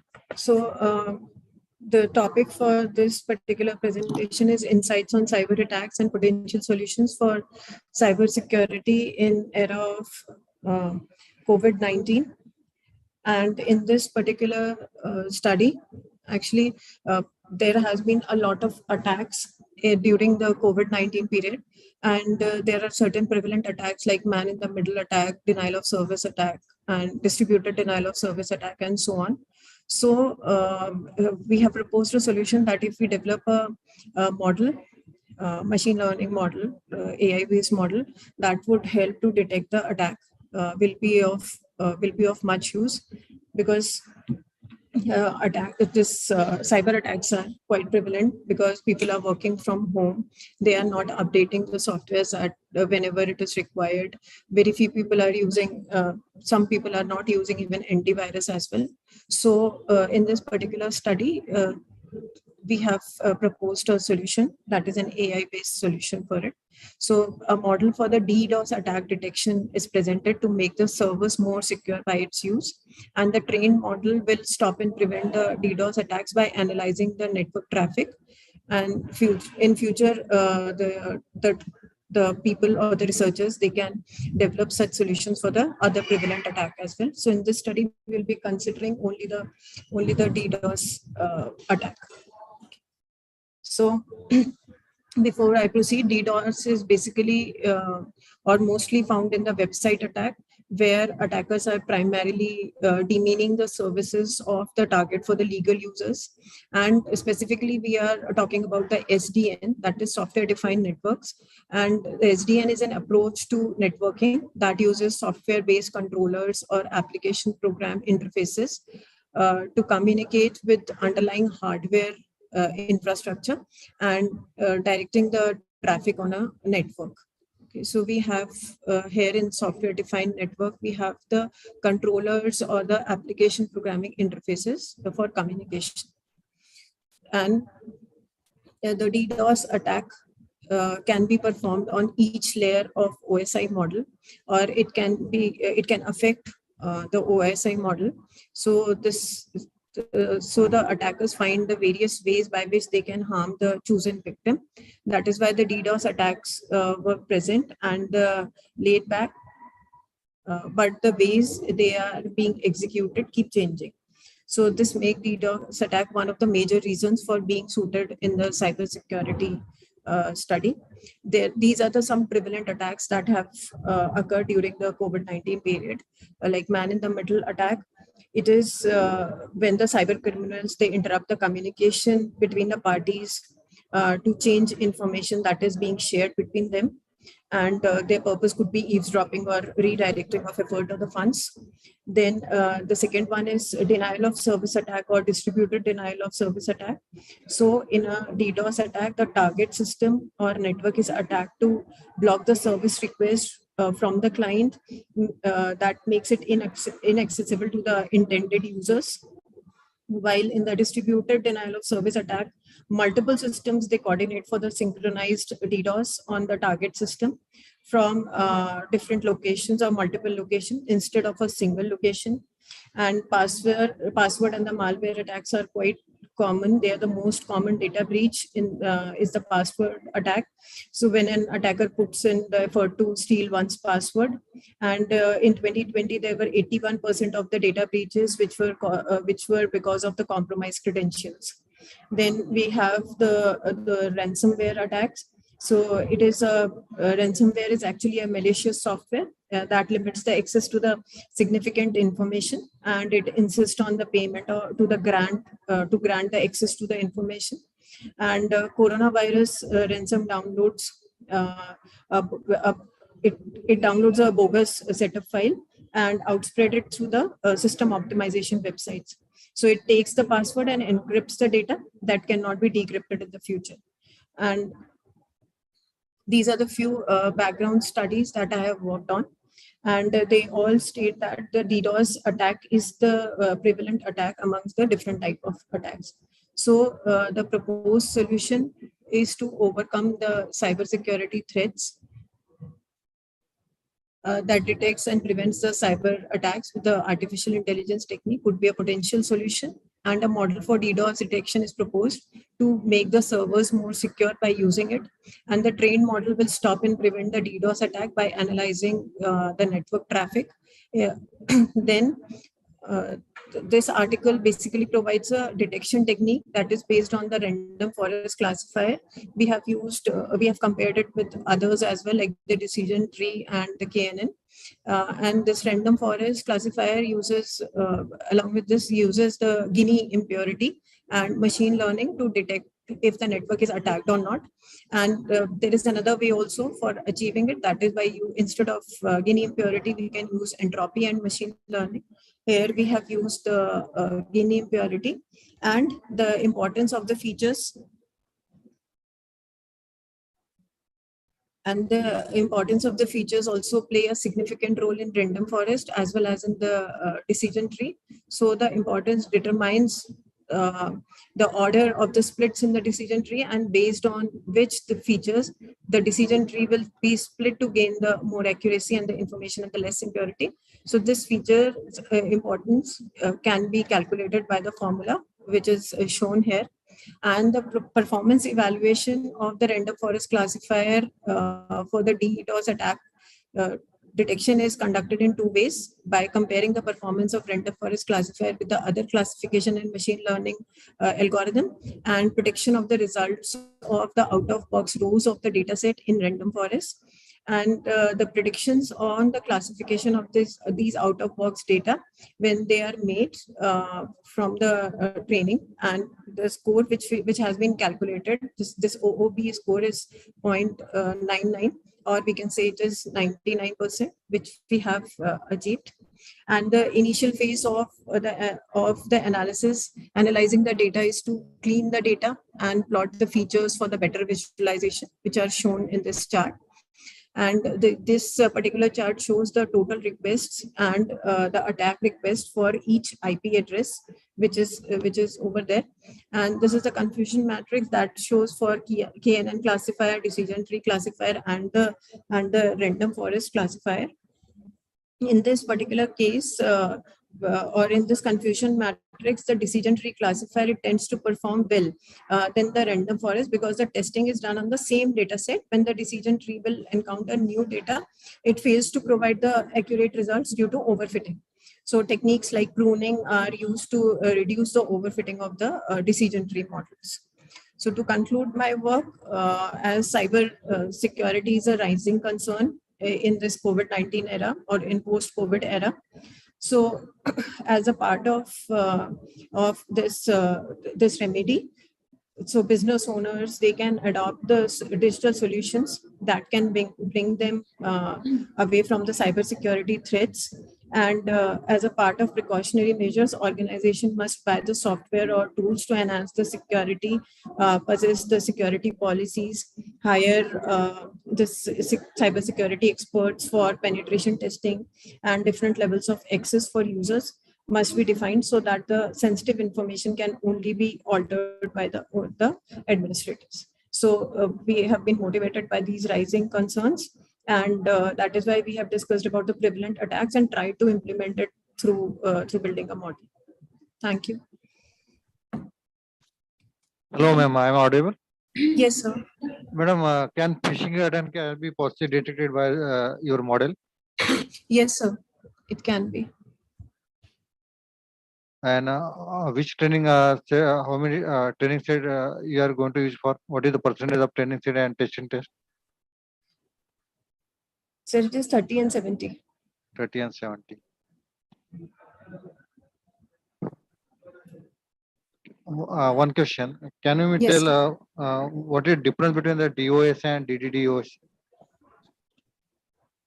So distributed denial of service and denial of service, right now, sir? Okay.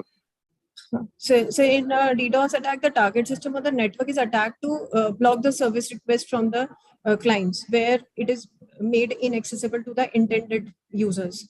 So the target is flooded with the information or the traffic that can result into crash. But however, in this DDoS attack, multiple systems, they coordinate for a synchronized DDoS.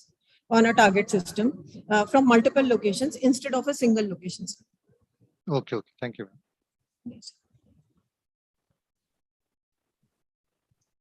Any more questions from the respected judges? Ma'am, have you tested for 80-20 data? Not yet, ma'am. Okay, you can We try. will do it, ma'am. Yes, ma'am.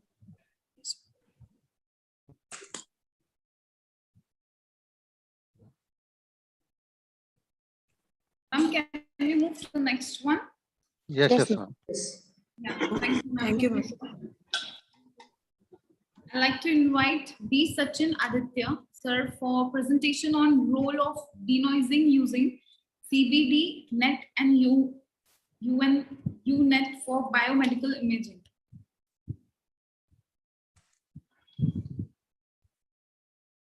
Yes, ma'am. Is my screen visible? Yes, sir. Voice is visible. Wait a minute.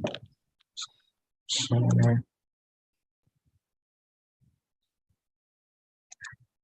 okay.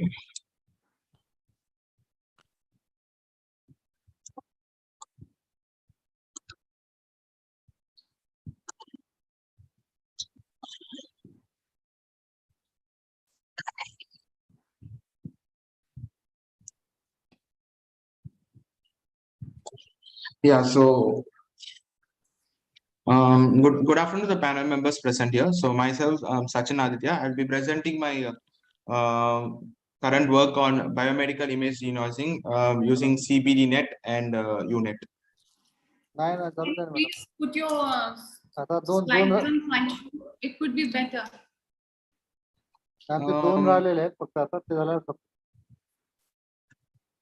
हा break दिलाच नाही ना आम्हाला. Okay.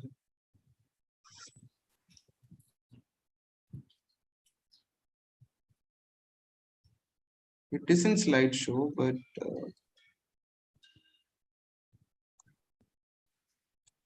Yeah, now it is in slideshow. So please proceed. yeah, yeah. Okay. Okay. Thank you. So yeah, so I'll be presenting my work on biomedical imaging, CBNet and UNET. So yeah, a little about myself. I'm currently working as a data science intern in L&T Technology Services, Mysore, and I recently completed my master's degree in data science from computation engineering networking from Coimbatore, and also completed my BTech degree from SR Institute of Science and Technology. So as we're moving towards the digitization era, so noise has become inevitable, and also images provide useful information in weather forecasting through satellite cameras, traffic monitoring, and also in medical imaging like X-rays, MRI, CT scan, and ultrasound imaging. During those image acquisition process, different types of noise might or may erupt in those images, which may destroy the key important information in the image.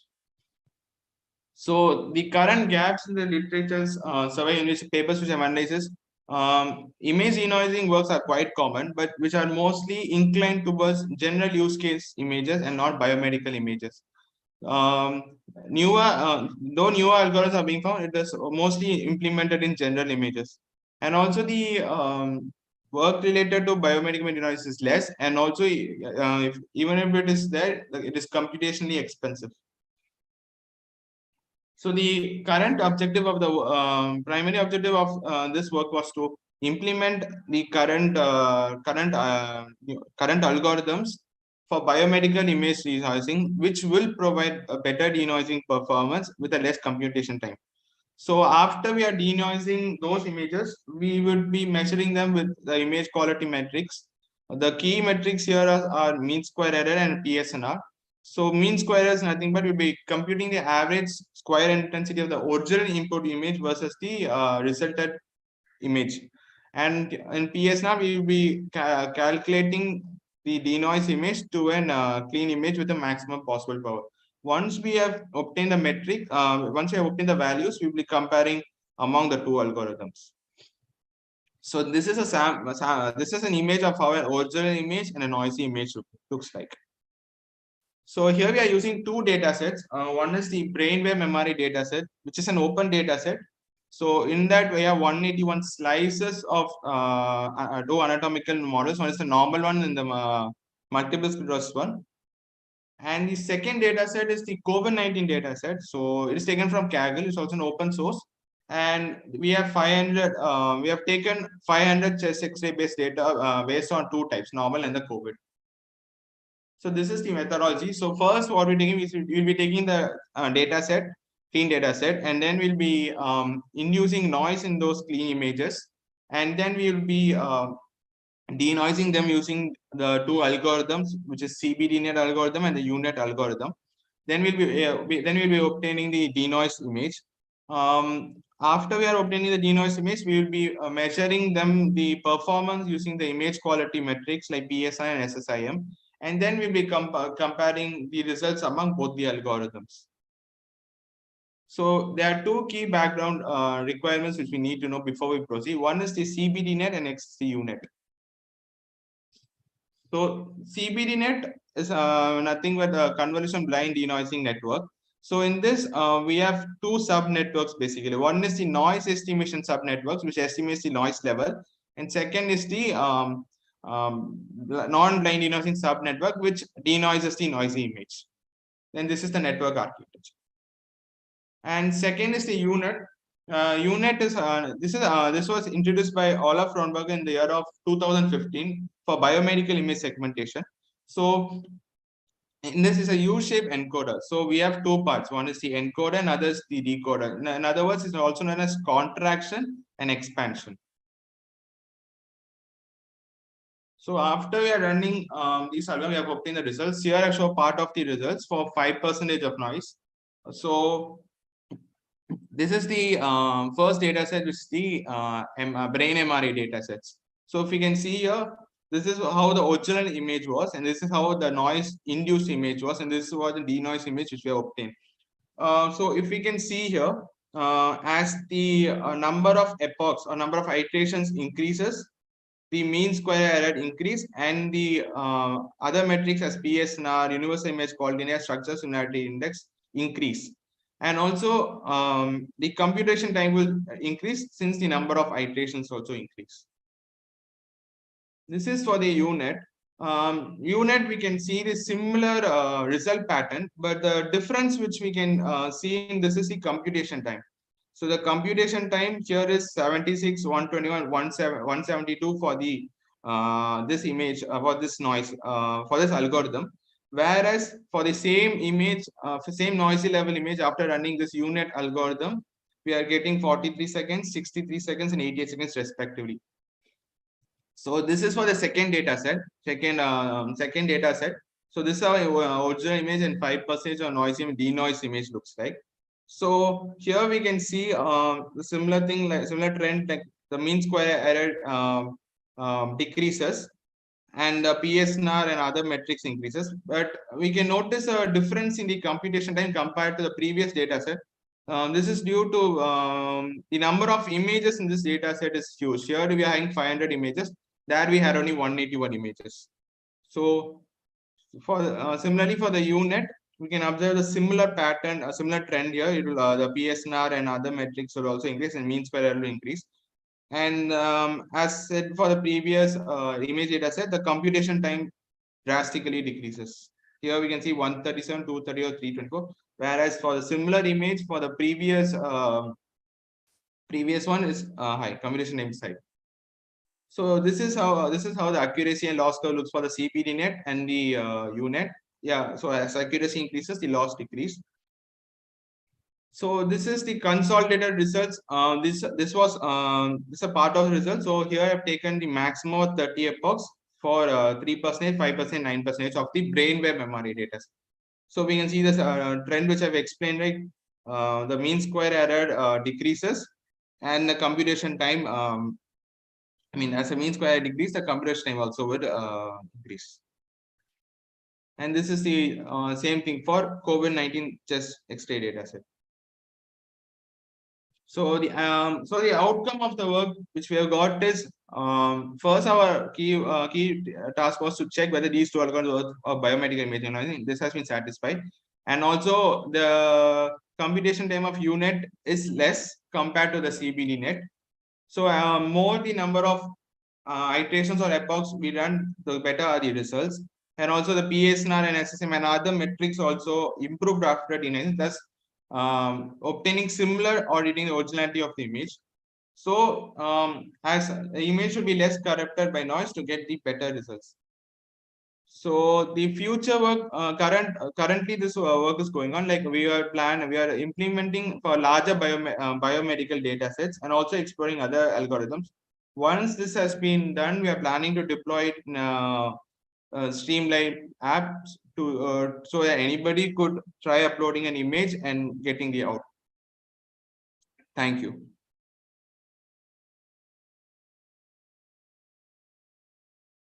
Thank you, sir. Any questions from the respected judges? What are the different types of noises in case of biomedical images? So in case of what here I have taken is Riccian noise and Poisson noise. No, types of noises practically. You have considered Poisson noise, that is okay, but practically, if you have biomedical images, have you worked on the real images? No, ma'am, I haven't worked on the real images because these images were raw images which were obtained from the data source and I have induced the noise. So, okay. There weren't much source for raw noisy images. Because unless we know what are the types of noises, then ma'am, we are thinking of removing it. Yes, ma'am.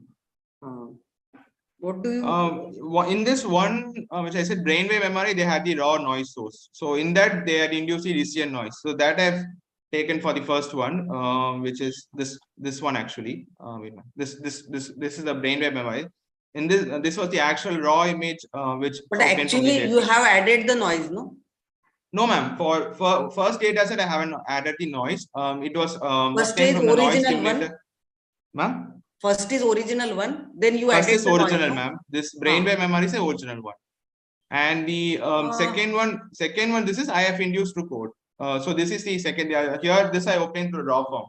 This was the original one. This is the original one. Yes, ma'am. This is the original one. Okay, then how did you validate your results? Yes, ma'am. So we have validated the result through the metrics because here we have they have provided the original image here. So that's here, what I am asking. Original image is this one, and then you added the noise, no? No, ma'am. Like that, no. No. Okay. No. There are two data sets. So in this first one, they had a raw noise image. So the original was present and the noisy image was present. For this second COVID-19, I had to induce the noise. Okay. In all the cases, you used Poisson noise? No, ma'am. In MRI, default there was Riccian noise induced in that. So for the second data set, I had induced Poisson noise. Why not salt and pepper noise and so many Gaussian noise? Actually, that we tried, but the fixed noise values weren't able to add, and we are still working on it. So as of now, we have tried these two noises, and this worked well. Okay. Do you know the probability density function of various noises or whatever you have used? Probability density function, no, ma'am. Okay. No, and how did you calculate universal image quality index? Based on formulas, ma'am, but this was there was a function in through coding. So actually, UQI is based on three things. One is the luminance, contrast, and structural relation. So based on it was calculated, ma'am, through coding. So I'm not into that mathematical part yet. Okay, thank you. Thank you. Thank you, ma'am. Any more questions from the respected judges?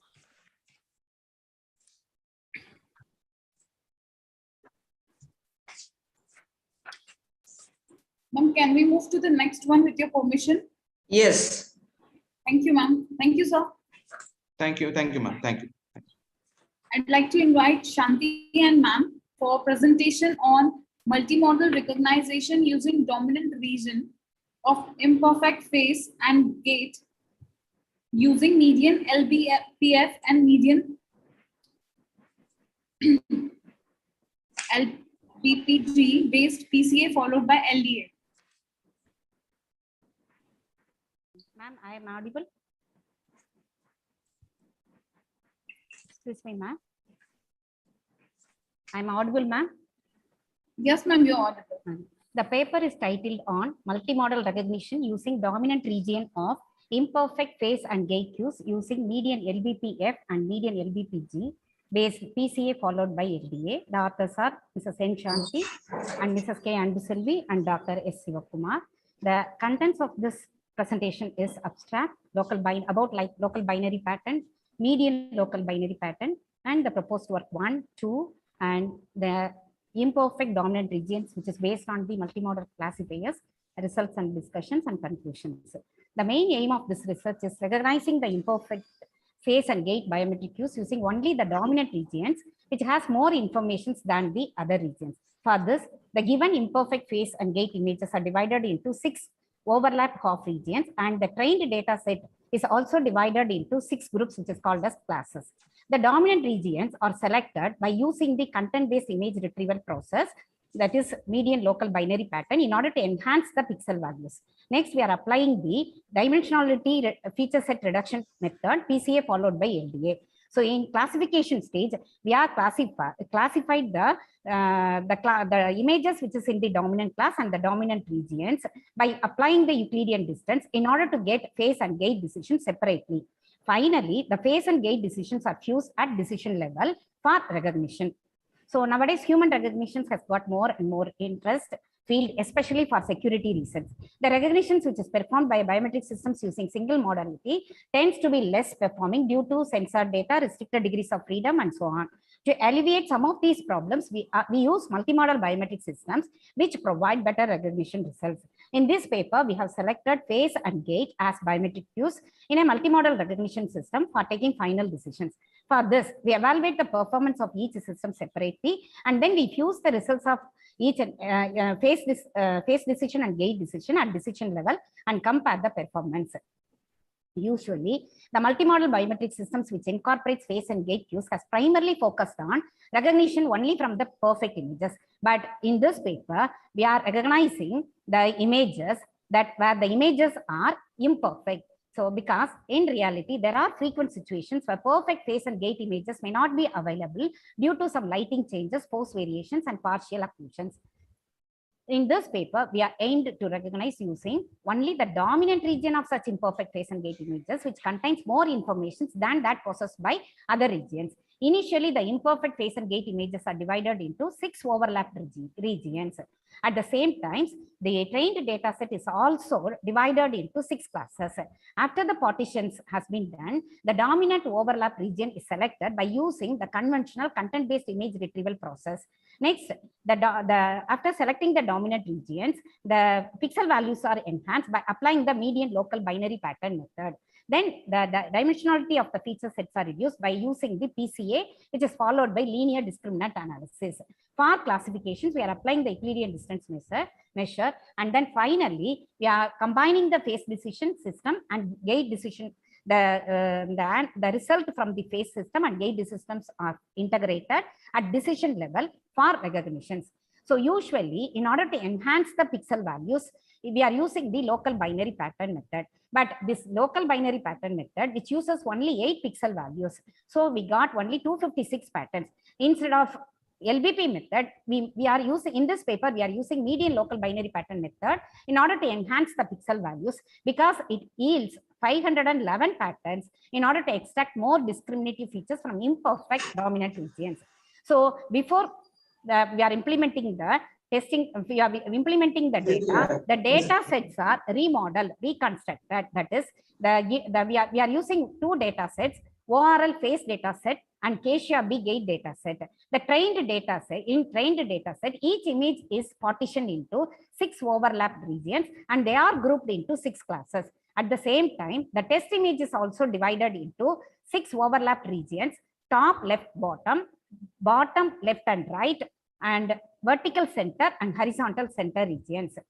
So the main section of this paper is selection of the dominant regions, because we are using only the dominant regions for recognitions. So how we have select the dominant region means, so the region with highest variance is considered as a dominant region. This can be done by computing the histogram variance of all the 6 overlapped regions. From the set of 6 variants, the region with highest variance is considered as a dominant regions. So our main work, the first work, which is related to phase. So here in this, the feature values of the dominant regions are enhanced by using median LBP method, and then the feature sets are reduced by PCA followed by LDA method. Then we are applying the Euclidean distance method in order to identify the minimum distance, that is the image with the minimum distance, in order to get the phase decision. This is the framework of the first work, that is phase system. So here the given data set is divided into 6 classes. At the same time, the test image is also divided into 6 regions. Here the test image is imperfect image, and from the 6th region of the test image, we are selecting the dominant region. So once the dominant region is selected, and it is the pixel values of the dominant region is enhanced by using median LBP. Once the we are after the enhancement, we are reducing the feature set by applying the PCA followed by LDA. The same process has been applied to the test data set, trained data set. Here we are selecting the dominant class, and each image is enhanced with median LBP, and we are applying the PCA followed by LDA in order to reduce the feature set. Then we are applying the classifier, that is Euclidean distance, that is distance between each and every images in the dominant class and the dominant region. So our aim is we have to find out what is the image which consists of minimum distance. This minimum distance is compared against a threshold values in order to take the final decisions, that is the given test images, either it is genuine or it is imposter. If it is less than the threshold value, it is treated as a genuine image, otherwise it is rejected. So the same process has been applied to the gate system is also. This is the framework which we are applying in the gate system. Here the gate data set is divided into 6 classes. The gate image is also, the imperfect image is also divided into 6 regions, and we are selecting the dominant region by applying the histogram variance. And then after the selection of the dominant regions, we are enhancing the pixel values by applying the median LBP, and then we are using the PCA followed by LDA in order to reduce the feature set. The same process has been applied to the gate data set also. So finally, we are getting the decisions, that is gate decisions, whether the image is accepted or rejected. So we are at this stage, we got 2 decisions, one from the phase system, another one from the gate system. So these 2 decisions are fused at decision level fusion by using the 2 fusion rules. That is, either we can apply logical and logical OR. In this paper, we are applying both logical and logical OR. And if you are using the logical and fusion rule, then if the phase decision and gate decisions are true, then it is treated as a genuine image. Otherwise, it is treated as an imposter. If we are using logical OR operation fusion rule, then any one of the phase or gate result is true, and it is treated as a genuine. Otherwise, it is rejected. This is the pictorial representations for taking the final decisions, and here we are having decision matrix also. So we are moving to the results and discussion section. That is, the performance of the proposed work method was tested against 2 data set, ORL phase data set and K-Shorby gate data set. So here we are, for the experimental part, we are considering only 50 genuine images in the trained data set. At the same time, we are creating 2 test data sets, one for imperfect and another one for perfect. So each data set, which consists of 20 images, and the size of the images are 160 cross 160 pixels. Here it is the table which shows the result of the experiments. Here in the first row, we are having the recognition rate of 99.3% when we have the input image as perfect, and we are applying the median LBP. And at the same time, the last row, if the input image is imperfect, and we are applying the median LBPF method followed by PCA and LDA, we got 93% of recognition rate, which is nearer to the 99.3% where the images are perfect. And similarly, this is the table which shows the results we got from the gate system. So at the first stage, if the input image is perfect, and if you are applying the median LBPG method, and we got 97.3%, at the same time, if the image is imperfect, and if you are using only the dominant region for recognitions, we got 91% of recognition rate. So which is also a better one when compared to the perfect image that we got 97.3 recognition rate when the image is perfect. So, and we are moving to the third one, that is multimodal fusion. That is fusion of face and gait images at decision level using logical and or. So if you are using and fusion rule for fusing face and gait image and the images are perfect, then we got 98% of recognition rate. And if you are using or operation fusion rule, we got 98.5%. At the same time, if the images are imperfect and we are considering only the dominant region, and if you are applying the median LBPF method, then we got 94% of recognition rate if we are using and fusion rule, and 97% of recognition rate if we are using or fusion rule. So the conclusion is, in this paper, we offered a promising method to recognize imperfect face and gait probe image by considering only the dominant regions. The results prove that if we are using the dominant region based on multimodal classifier, and if it is fused at the decision level using the logical or fusion rule, outperforms well with recognition rate of 97%. In future, the work may be enhanced to increase the recognition rate by considering, instead of one dominant region, if you are using first two dominant regions, we assure that we may get the recognition rate may be increased. Thank you.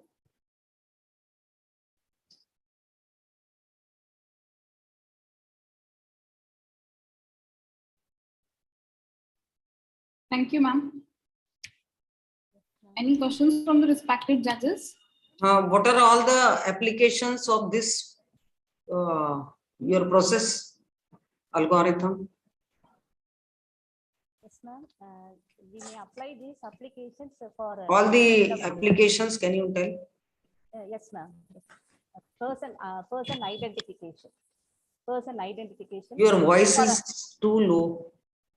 For access control system, ma'am. Surveillance systems. See, wherever we are having the wherever we want to authenticate the persons, we may apply these applications. Okay, but can you implement this in real time? Yes, actually we because applied. You have used PCA, median LBGPG, so many, all the algorithms you implemented, right? Yes, ma'am. Yes, ma'am. We implemented and all comparison you made, but yes, whatever you have got the best result. Yes, ma'am. Can you do it in real time? Yes, ma'am. Yes, ma'am. By constructing our own data sets, we may apply these proposed works, ma'am. No, in the real time you require hardware support too, no? That. Yes, ma'am. Yes, ma'am. With the help of with a hardware supporting, we may implement this applications, ma'am. Is it possible? Yes, ma'am. Sure, ma'am. Sure, ma'am. So nowadays we are having the systems for recognizing the face, ma'am. So if the the face biometric is not enough to authenticate the person's means, you may include one more biometrics. Let it be like a gait, ma'am, by the walking style. If the person is not identified with the help of the face, ma'am, we may identify using the another biometric gait. Suppose the person is far away from the system. If it is the person is very close, means we may identify with the face. If the person is far away, means we may identify with the help of the gait. Okay.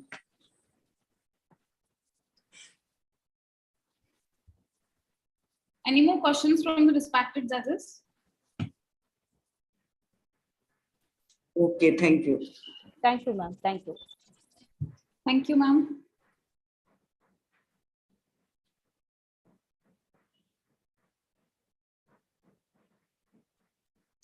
We'll be moving to the next section, technical session 2A for the Department of CSE and IT. I would like to invite Mr. Vivek Patil, sir, for presentation on a study on collaborative learning and identification of expression of learners to improve the performance of learners.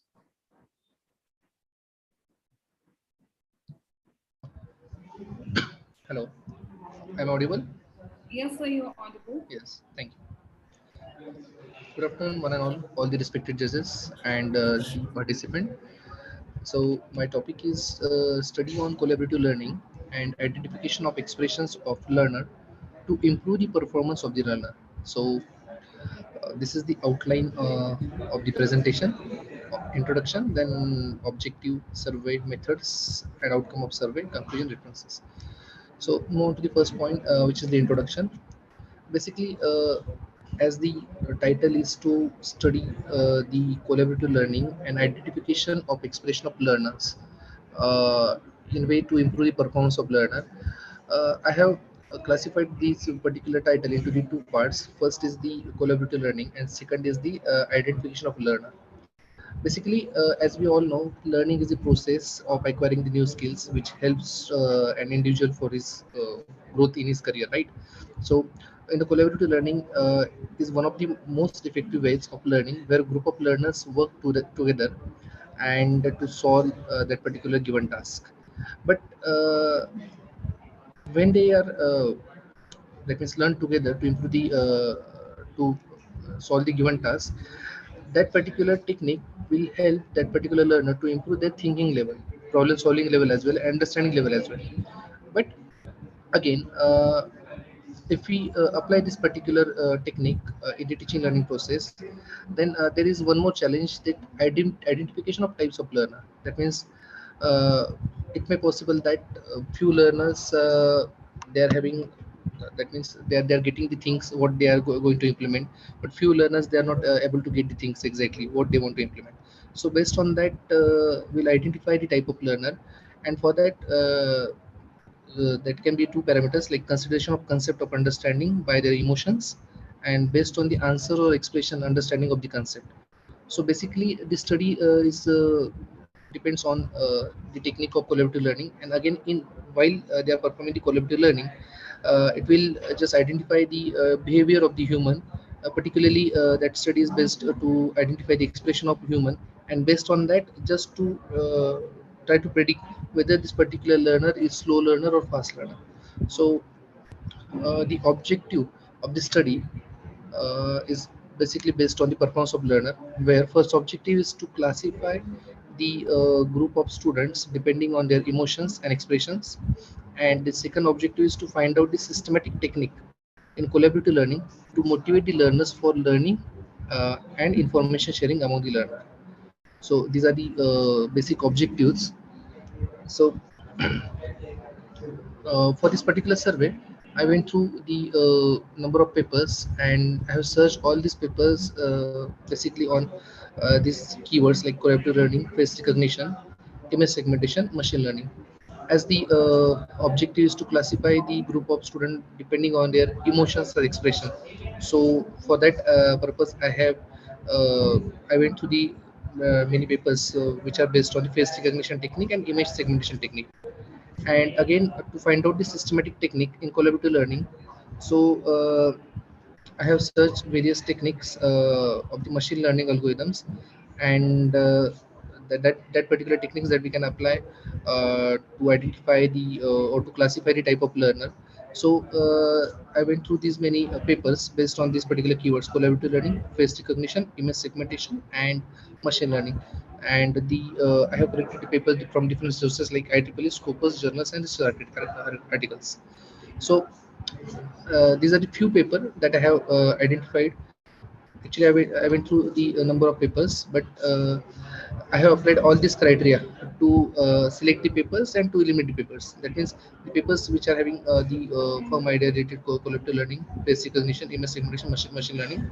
So based on that, few important papers that I have identified, like gift architecture, similar kind of architecture what I'm going to study. This is that particular framework is published by the authors in 2012, and what the finding was like Yes, this module is implemented to identify the type of learner, but basically it supports the adaptive learning. Again, the second paper that works on the cross training, where they are identifying the performance of team, not for the individual. And again, then I have this. I went through this particular paper. This is kind of auto tutor. That means to identify the learner based on their natural language. Again, I went through few papers where the assessment of the candidate based on some software tool. So these are the various papers. Like let's say, for example, one more paper is there, designing the adaptive instruction for the teams meta-analysis. So based on that, again, this particular techniques is help to identify the performance, but through the adaptive instruction. Then again, again, one more paper, modeling dynamic team interaction for intelligent tutoring. Again, this is the extension of gift framework actually. So basically that gift framework is almost like, which is basically work on the adaptive learning. So the purpose of this study is to again find out one more effective technique so that we can identify the type of learner. So basically the Vivek sir, can you yes give me a moment? There is a yes small announcement for the participants. Dear yes civil presenters, please click on the breakout rooms and join the civil room. I request the civil presenters, please join the civil room. Thank you. Please continue. Thank you so much. yes, thank you. Yes, there is one more announcement actually. Yes, yes. Participants are requested to please strictly follow 10-minute rules. That is 8 minutes is for this presentation and 1 minute is for question answer session and 1 minute will be for turnaround time. So please wind up your presentation within 10 minutes and everyone please follow this time strictly. Sure. Thank you. Ma'am. Thank you. So based on this various survey, the outcome of the survey, like we can propose the architecture which is completely based on the machine learning technique, which is useful to classify and predict the type of learner. Basically, the outcome of the survey that we can define the new architecture where we will take the various inputs for the machine learning algorithm, because we can take the input in the form of facial expression. We can generate the different files and we can pass it to the machine learning algorithm, and by identifying few classification algorithms that comes under the supervised learning technique, we can identify the few algorithms based on their generation of output, like in terms of their speed, in terms of their accuracy, and we can generate the output which is used to classify the type of learner that depends on their behavior or the expression, whatever parameters that we will receive through the input. And again, we can improve that accuracy of that algorithm by applying the few more different techniques, like let's say stacking method is there, where we can use more than two algorithms to improve the accuracy of that particular algorithm. And once we identify the type of learner, then we can motivate the student, those who are slow learner. Let's say, for example, if you are taking the inputs in the form of different images, we are generating some sort of data which will be helpful to classify the types of learner using machine learning algorithms. Once we classify the learner, let's say slow learner, medium learner, let's say fast learner. So if we provide that particular output, if you provide that identification to any ecosystem, so that will be helpful to mentoring that particular slow learner or that average learner to improve their performance. So that is the agenda and outcome of that particular survey. So the conclusion is that in this work that we have summarized all the prominent and recent work which is carried out in the area of collaborative learning, and our proposed architecture will be completely based on the machine learning, which is useful to classify and predict the type of learner, where input is collected through an image, and the input image can be collected from various collaborative learning environment. Actually, there is a lot of work already carried out related to the collaborative learning, but again, this that particular work is somewhat, say, we can say that on theoretical aspects, and few work which is based on few standard machine learning algorithm. But this technique is That means whatever we are going to propose, the architecture will be the simplest technique to identify the accurate result. So that is the final conclusion of this particular study work. So these are the various references. Thank you. Thank you, sir. Any questions from the respected Hello, ma'am. Is judges? there a question?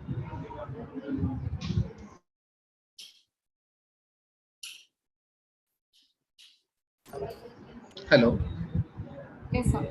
Any questions from the respected judges?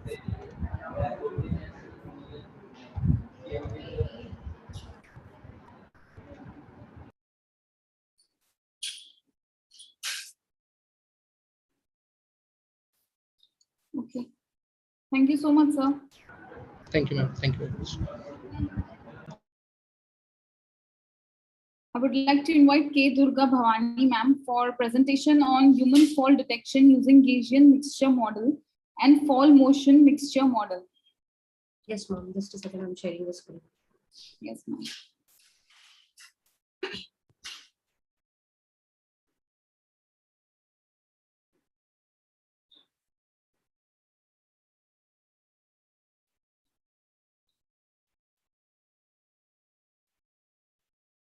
Yes. Now you're able to see my screen, ma'am. Yes, ma'am. Okay, ma'am. Thank you. So, good afternoon, everyone.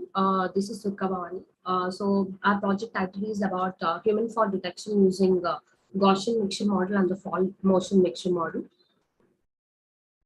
So I'm doing a project under the guidance of M. Fermi-Prit ma'am. Coming to an abstract, basically the accidental deaths will be falling from or the second most common cause of the death from the injuries that were not self-inflicted. But nowadays if you're able to see, we have been a significant growth in the number of studies that investigate the use of technology for the autonomous detection of human falls. So these tools will be providing a solution to recognize many actions that can be engaged in walking, running, leaping, jogging, falling, and many other activities also. So the major prevention and the reduction of the falls is particularly vital among all these activities that what have been said before, since falling is a common and the potentially hazardous event for the people of all the ages. With respect to the during the ages, so but it has a greater detrimental effect of all about the senior population over here. So the main computational complexity of this algorithm have been visualized by many of the fall detection systems that can be currently. It makes it it could be an impossible for any of them to eliminate the false positives. But nowadays, like if we can see, the fall detection can be done mostly on the video based cameras, because rather than the wearable sensors, because like when it comes to the wearable sensors, might be the oldest people, like they are not comfortable while keeping all the time. So most of the service have been decided that to be doing in the deep learning according to the video based camera falls. And firstly, we have been built with the Gaussian mixture model, and this and then after the GMM, we have used with the fall motion mixture model to implicitly to use to capture the motion properties in the fallen and the non-fallen films using a fall motion vector. So this fall events have been easily identified through the UR-fall dataset that outperforms the previous approaches. Now, now coming to the part of introduction, like falls are obviously, it's an anomalous occurrence that takes place as a direct result of a sudden loss of a balance. Either it could be done through the slippage or it could be the lack of assistance. So basically the variable sensor systems incorporate through the various different sensors, such as the heartbeat and the stress, gyroscope, and complete data which is related to the sensors that could be done through the variable sensors through each and every individual person who are at the risk of the falling. So here, like if you could see this, the computer vision based systems are designed to transmit a signal to the concerned person if an aberrant action have been occurred through the fall. So in such cases, then the fall event could be occurred. So this prompts a caretaker to provide timely assistance, which contributes to the each and every individual's person's health that could be monitored individually to get the more accurate. So coming to the part of like a background, so most of the people, like if you could see the human falls have been raised, that could be more difficult in the surveillance cameras. So because that could be done through the deceptive actions that can occur, such as like picking an object from the ground. They don't know like how they'll fall, or else like sitting down because of exhaustion, and also the fastening shoes and other similar activities also. But in order to evaluate all these activities, like we through an MHI, motion history image, have been created by segmenting this image into its foreground and the background components. Acceleration and angular acceleration fall attributes can also define the fall activity. So to all this distinguish of all events, one from the other. So we have been considered from the foreground and the background that to be investigated through each of the person's rapid posture change. So object detections can be classified through the adaptive background subtraction approach, also through the GMM. And coming to our proposed system, we have been considered from the camera. So from the camera, we have taken the raw footage. So from there, we have been divided to the each and individual films. Then after that, have been applied to the Gaussian mixture model and the fall motion mixture model. So after that, it have been classified through the fallen and the non-fallen. And now, coming to this, each and every method have been included with the several stages, including the fall motion mixing model and the extraction of fall motion vectors and the feature extraction. So basically, when it comes to the feature extraction, basically the main goal of our method is to capture the fall motion properties for each and every case, whether it is implicitly falling from all the films, or else whether they are able to recognize, whether we are able to recognize from each and every case of the film. So these characteristics have been consist of the anomalous forward and the backward movement, as well as the abnormal sideways movement, also abnormal spatio-temporal aspects of the human body and the sideways movement. So each and every surveillance recordings can be done through the two different histograms, histogram of optical flow and the motion boundary histogram. So next, the fall motion mixture model, it is nothing but basically each and every video could be handled through the product of the random process. So basically we can go through the GMM method that can be accurately through the PDF. That is nothing but a probability distribution function. So through a formula, we could estimate the parameters of the random process, that could be trained through a GMM using a fall and non-fall moves. So here we have used a formula over here, and that captures the fall motion attributes represented as where it could be satisfied the constant which is equals to the 1. And then the next one is about the fall motion vector. So basically here we have used the posterior probability that we could be calculated through the each and every mixture of the film and the feature vector of that each and every video clip. That could be provided through this formula. That could be we have been calculated through the likelihood of the XMF of that particular mixture. So for each and every statistics of each video clip, that can be computed to the posterior. So these statistics have been founded through the equations of probability of this probability of M by HCA. And the data set what we have used is here is your fall data set. Basically when it comes to your fall data set, that is made up of 100 RGB films and total of 60 different fall scenarios, as well as the 40 films that have been showcasing activities that are part of the regular life.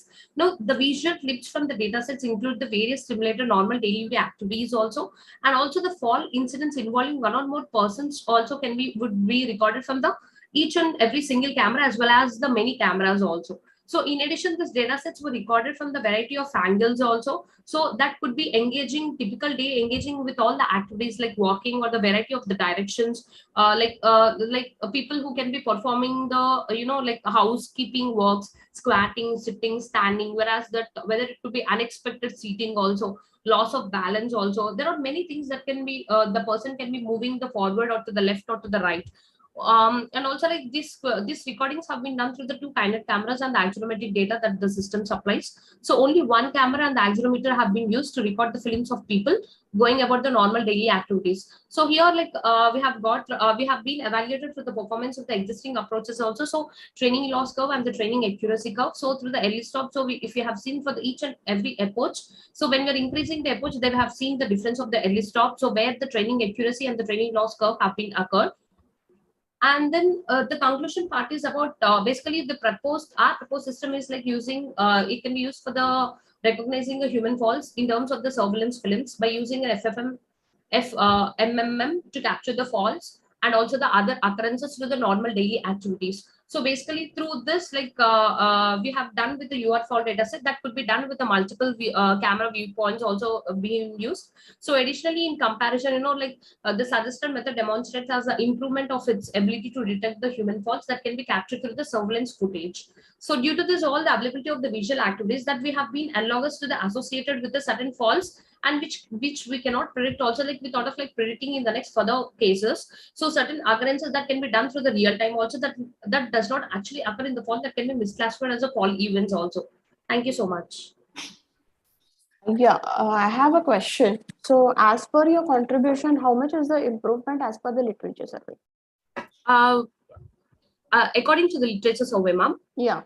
Ma'am, actually, we went through like nearly like, based on to the deep learning and also through the IoT based papers also we went through, ma'am. So as of now, like, we have done through the deep learning, ma'am. Like we have used the many algorithms. We have checked whether this fall events are able to classify. Okay. Whether we are able to classify or not. And also like we have used with the optimizers, Adam optimizer, and we have checked with the other optimizers also. So then we have been observed the difference between whether we basically we are able to track the real based videos through the person also. So we thought of like we can implement through the like IoT based also. So that would be effectively we can get our model also to be the accurate. So have you created hardware? Ma'am? Have you created the IoT hardware part also? No, ma'am. Actually, I'm doing a PhD, so like it is in the next process, ma'am. So we are going for further for the next. Okay. Yeah. Okay. Fine. Thank you. Thank you so much.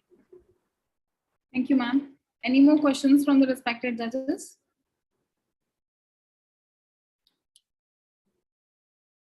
Ma'am, can we move to the next presenter with your permission? Yeah. Thank you, ma'am. I would like to invite Saket Bose sir for presentation on literature review on some novel stenographic techniques which are based on the spatial as well as frequency domain concept of watermarking. Saket Bose sir. There is a video presentation for Saket Bose sir.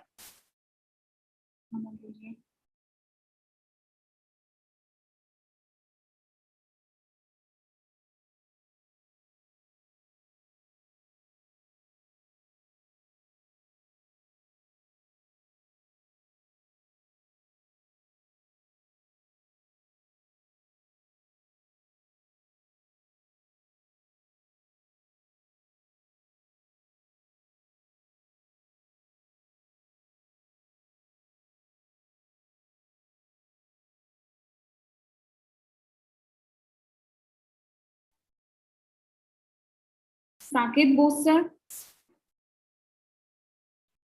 Okay. Ma'am, can we move to the next presenter? Yeah, ma'am. Yeah. Would like to invite Gitika Sharma ma'am for presentation of Malicious TCP or IP packets detection using anomalous TTL value with the help of SNOT. Yes, ma'am. Ma'am, please share your screen. Okay.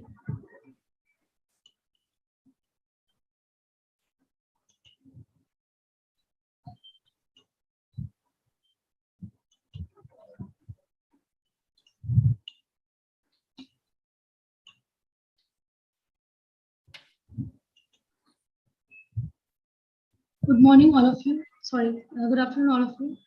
It's me, Gitika Sharma. My MIT is Gwalior. I'm presenting my topic, malicious TCP/IP packet. Ma'am, please make it slideshow.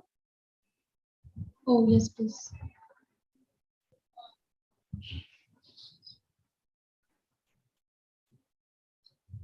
Okay, ma'am?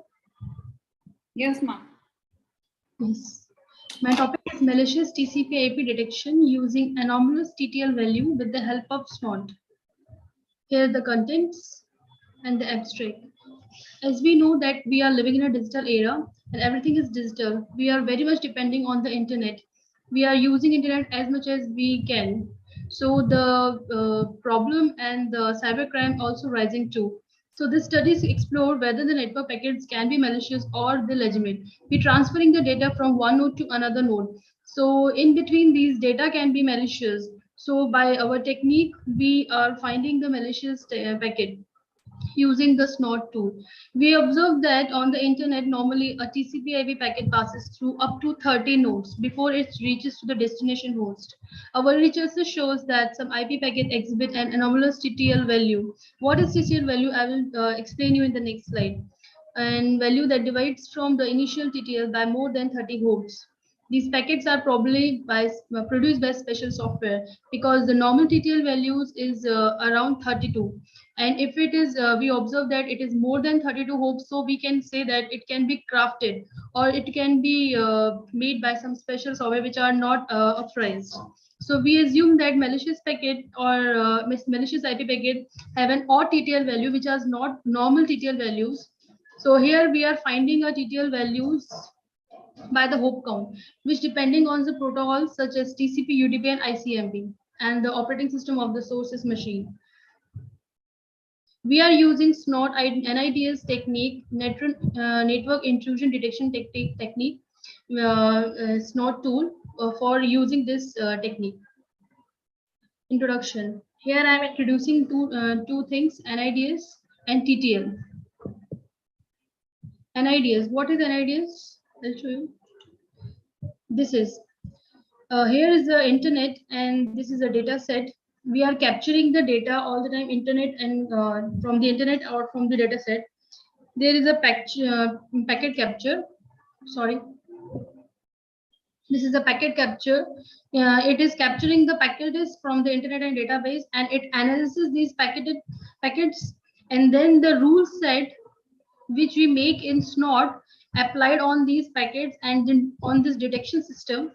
And after these decided which packets is legitimate or which packets are malicious, and the legitimate packets are dropped for further way, and the malicious packets are logged in alert generation, and alert generation generates alert for these malicious packets and collect these packets in log file. These log files further operate by the administrator.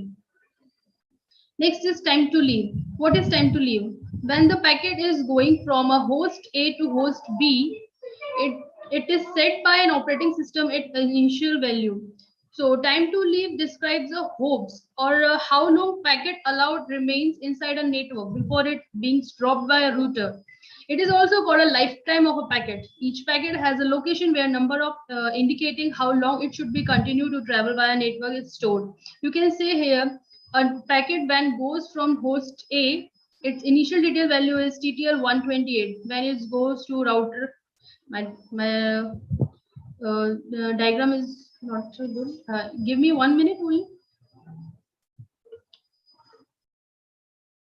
Wait a minute.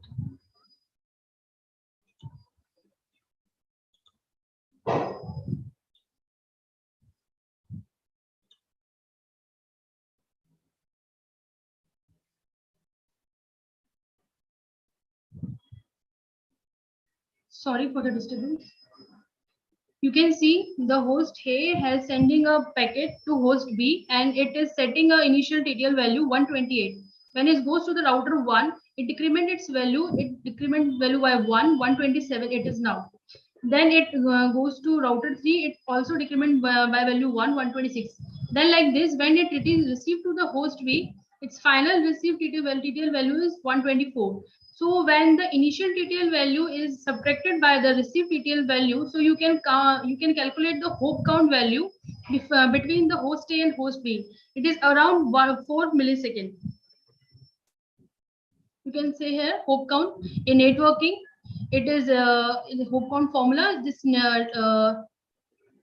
this is TI is the initial value and TF is the final value. So we can put here initial value, when the final value you can find out the hop count value.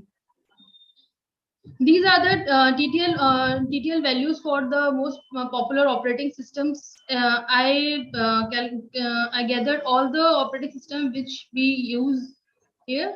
So all the TCP UDP values you can say you can see there. So there are my related works. In GMI, H and Singh says the TTL value needs to be decreased for each router that is traversed. Several organizations have explored the idea using inbound TTL value detect suspicious packets. A method is used for hop count filtering to project against DOS traffic. In Yemen, Orgoto says also that proposed a method in which if hop count of any received packet is more than 30, then it is treated as anomalous. However, other tested system for the taking TTL value says that for TCP IDP UDP is more than 30, not only 30. Paxson in 1997 says that a TTL packet hope count value is less than 30, but now we are observing that by the querying estimate, he inspected the TTL values behavior in IPv4 and IPv6 traffic. That initial TTL value and hope count values that we are receiving is more than 32 hopes. So we are considering more than 32 hopes for our observation. This is my proposed methodology, in which the capture data is performing by this NIDS SNOD. In SNOD, packet filtering is doing by this process. First, the packet is checking the protocol, it is TCP or not. If it is TCP, then it goes in this range. Here are making some TTL value range. It is checking the TTL value by this range, and if it is true, it shows malicious. If it is not true, we shows the legitimate. If it is not TCP, then it goes to the UDP and check the UDP rules. And if it is true, shows malicious. If it is not TCP and UDP, then check the ICMP and by the ICMP rules and check this is ICMP malicious packet or not.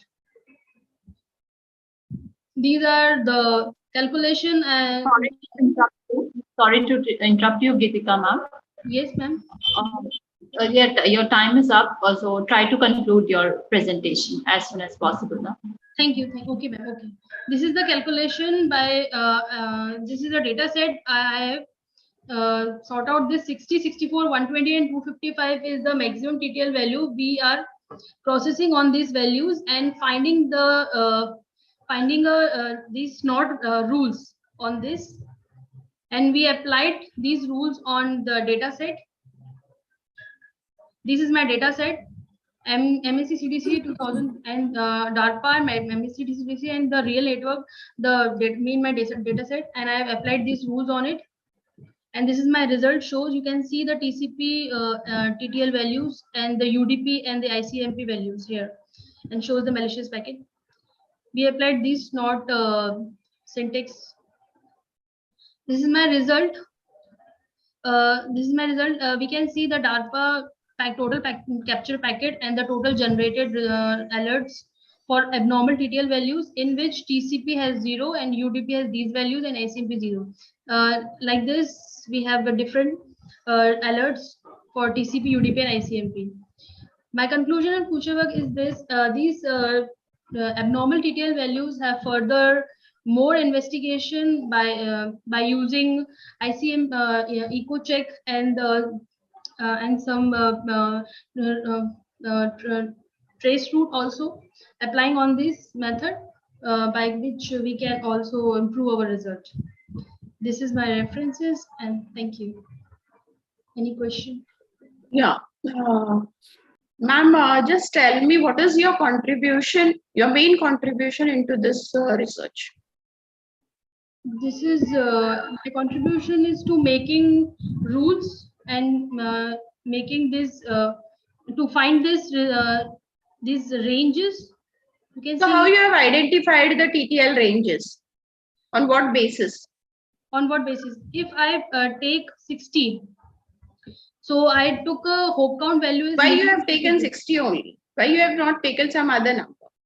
I have took first 60 and then 64, 128, each and every value which is in set common set value, and I applied a formula and take a minimum hope count value 32 and find a range this.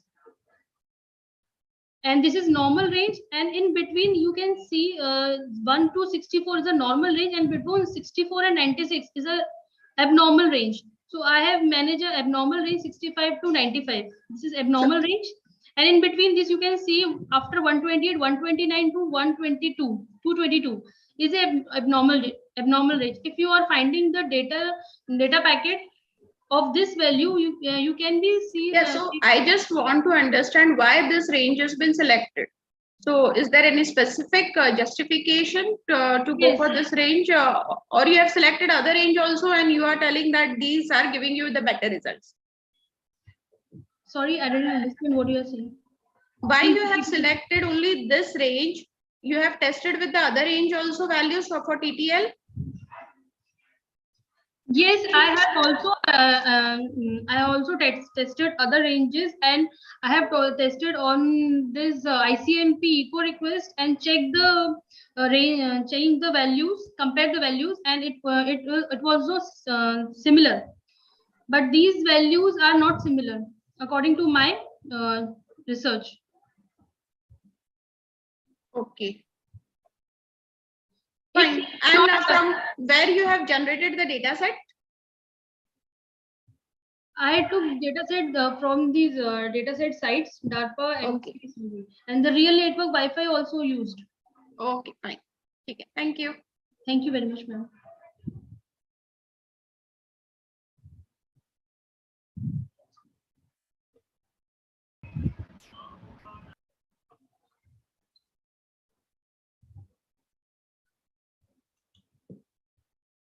Ma'am, you can unshare your presentation.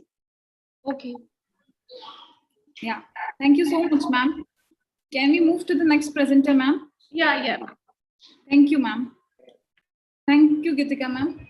I would like to invite Lovepreet Kaur, ma'am, for presentation on a review on recent trends of denial of services, attack in network security. Very good afternoon. Good afternoon, ma'am. Gitika, ma'am, please stop your screen.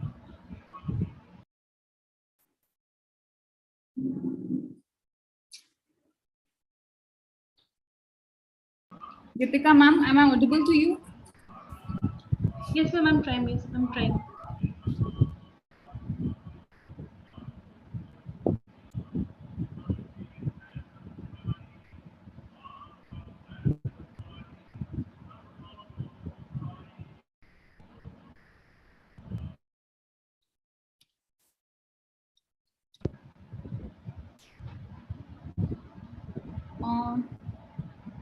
Lovepreet, ma'am. I'm so sorry. Just a moment. There is another presentation from Arul Salom, sir. We'll be taking a presentation after Arul, sir. Yeah. Okay, ma'am. No problem. Yeah. Sorry. I would like to invite Arul Salom, sir, for presentation on Hi, good evening. Yep. Thank you. Using natural language processing and demonetization. I'm extremely sorry, sir. So please start your presentation. Thank you, ma'am. Okay. Hope I'm audible and my screen is visible. Okay. Yes, sir, you are audible. Thank you. So we have worked on a system, developing a system that would grade out short answers that are given by students. And this during the COVID times, this online test and everything was a necessity to be worked on. So I'm a PG scholar in Thakur College of Engineering in Kandivali, and I did my BTech from Coimbatore, Karunya University. My guide is Shivani Gupta ma'am, who is well experienced and is working in Thakur College of Engineering. Okay. So as we all know, the educational tests and any test or to learn the attainment of the students, to know the knowledge, how much knowledge the students have received, we need to analyze them by evaluating their tests. So an online test is a very much necessity, and having objective based answers is not going to help us know how much the student has learned. So we need to go for a textual based answer. To give them a score or to measure their attainment, it becomes a very difficult task when it is done manually. And there are a lot of factors that are involved inside. So fuzzy factors. So we cannot grade them as 1 or 0. So we decided to use natural language processing to break down the answer into unigrams, pre-process them, and then apply a logic that can grade them. So in this work, what we implemented is not exactly a complete model as such, which would be automated. We had human intervention, but we were working on a model that can effectively grade the student's answer. So The model that I discussed on my paper is which would grade a answer sheet very effectively. It would break down the student's answer into unigrams, and also the objective was to build a model that can be compared with other models that are existing around. And our main focus was on the scoring logic, how the scores are assigned to the unigrams when they are compared to the model answer. We had a lot of literature survey on this. There is a lot of literature found, but the problem that we found was there is no common data set that was available for free. So we had to use the data set from our college itself. So we had 75 students give around 5 to 6 tests. We took the data and we ran it through the system to compare the scores. We also gave this answer sheets to 3 human evaluators to evaluate the answer sheet and score them. And then we compare the scores given by the system and the human evaluators. And we considered the average score by the human evaluator was the benchmark or the perfect score for that answer. And we compared our system score with that, and the results were very promising. So we had to select an NLP technology, what all we are going to do, how are we going to pre-process our text. And then we had a comparison module. How do we compare those tokens or tokens that we have got? And then we built a grading model and the evaluation or the validation of our system. So in the pre-processing model, we implemented a Stanford parser with the basic NLP technologies, tokenizing, stemming. And then we also did lemmatization instead of stemming, because stemming just removed the end few characters and it brought us a base word. But when it came to lemmatization, it gave us a meaning. And when we used lemmatization, we were forced to use a dictionary also, so that we can have a synonym match of that word. So we integrated that also. And we had human evaluators assign weightage to tokens manually for the first answers. And then those weights were used in the computation of the scores of that answer. Those weights were used in the computation of the scores of that answer. And those scores attained by the system, given by the system, are compared to the scores given by the human evaluators. Okay. Having said that, we used 3 parameters based on which we evaluated our system. One was the correlation coefficient, and the accuracy, and time. So time, of course, the system evaluated those around 75 answers, 750 answers per paper very quickly compared to the human evaluators. And the accuracy, when we evaluated the scores, it was much closer to the average value of the human evaluators. So considering the Pearson's coefficient or correlation coefficient, which is a linear coefficient, we found that okay, I forgot to mention that we did 2 models. One without the grading, without the weightage of the unigrams, without providing weights to the unigrams, we analyzed the score. And also we did a system, we analyzed the scores that were generated by weighing the unigrams are correlation with the human experts. The scores assigned by the average scores assigned by the human experts was very close, and it was linearly correlevant. And on accuracy, we built our own scale. We calculated the difference between the scores between 0.5, as you can see on the screen. We built a delta value, and then based on this difference value, we prepared our confusion matrix, and we found that most of the scores that were assigned by the system was in between a difference of within 1.5 to minus 1.5. So pretty much accurate on the scoring part. We also compared our results with other models, but of course we did not use the same data set, so I cannot tell we are doing much better than the other systems. If we had a common data set, then it would have been great. But otherwise, we had a correlation coefficient much better than few systems and at par with the auto marking system. And accuracy wise also, when we compared it with the human raters of our human raters, not their human raters, of course. So our accuracy was much better. Conclusion, on breaking down the results, we observed that our system weight was par with other systems when the pre-processed tokens were weighed down. And the analysis showed that we had a better accuracy of the existing systems. So this gives us a motivation to go forward and work on building a model which can automatically weigh the unigrams, and also with the incorporation of machine learning and artificial intelligence.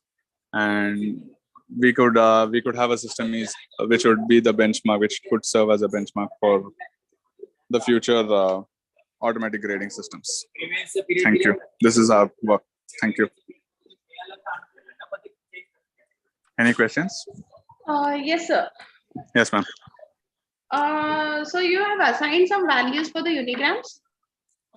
Assign weightage, ma'am. We just weighed the unigrams in terms of, say, if it is 100, we gave weightage as 150 in percentage wise. Yes. So what is the percentage you have defined for that? It is variant, ma'am. For every human evaluator, they give different percentage for different tokens. Okay. So, so in that case, how many unigrams weightages you have defined it? Okay, approximately. It would be for every answer, ma'am. Okay, for every answer you have. So total, Yeah. how many answers you have tested into the data set? 750 and 750. Nearly 3,000 answers, ma'am. Okay, fine. Okay, thank you. Thank you, ma'am. Any other questions, ma'am? No, that's it from my side. Yeah. Thank you. Thank you, sir. Thank you, ma'am. Ma'am, can we move to the next one? Yes, ma'am. Thank you, ma'am. I would like to invite Lovepreet Kaur, ma'am, for presentation on a review on recent trends of denial of services attack in network security. Arul sir, please stop your screen sharing. Yeah, thank you. Of course. It's much more better than the morning trading.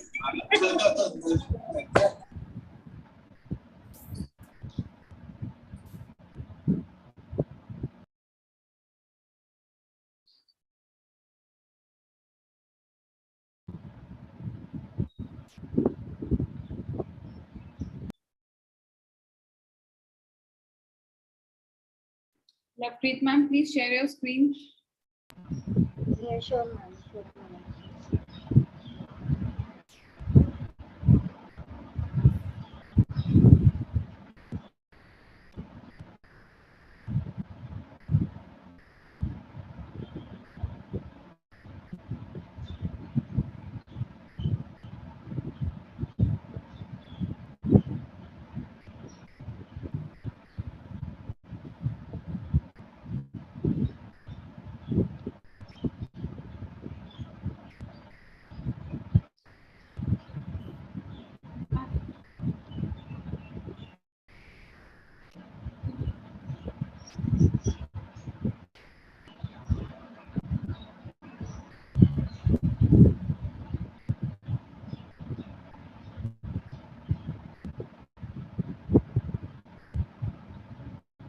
Ma'am, is it visible? Yes, ma'am. I'm Lovepreet Kaur from Punjabi University, Patiala. My title is Review on Recent Trends of Denial of Services, and I did it under the guidance of Dr. Harmandeep Singh.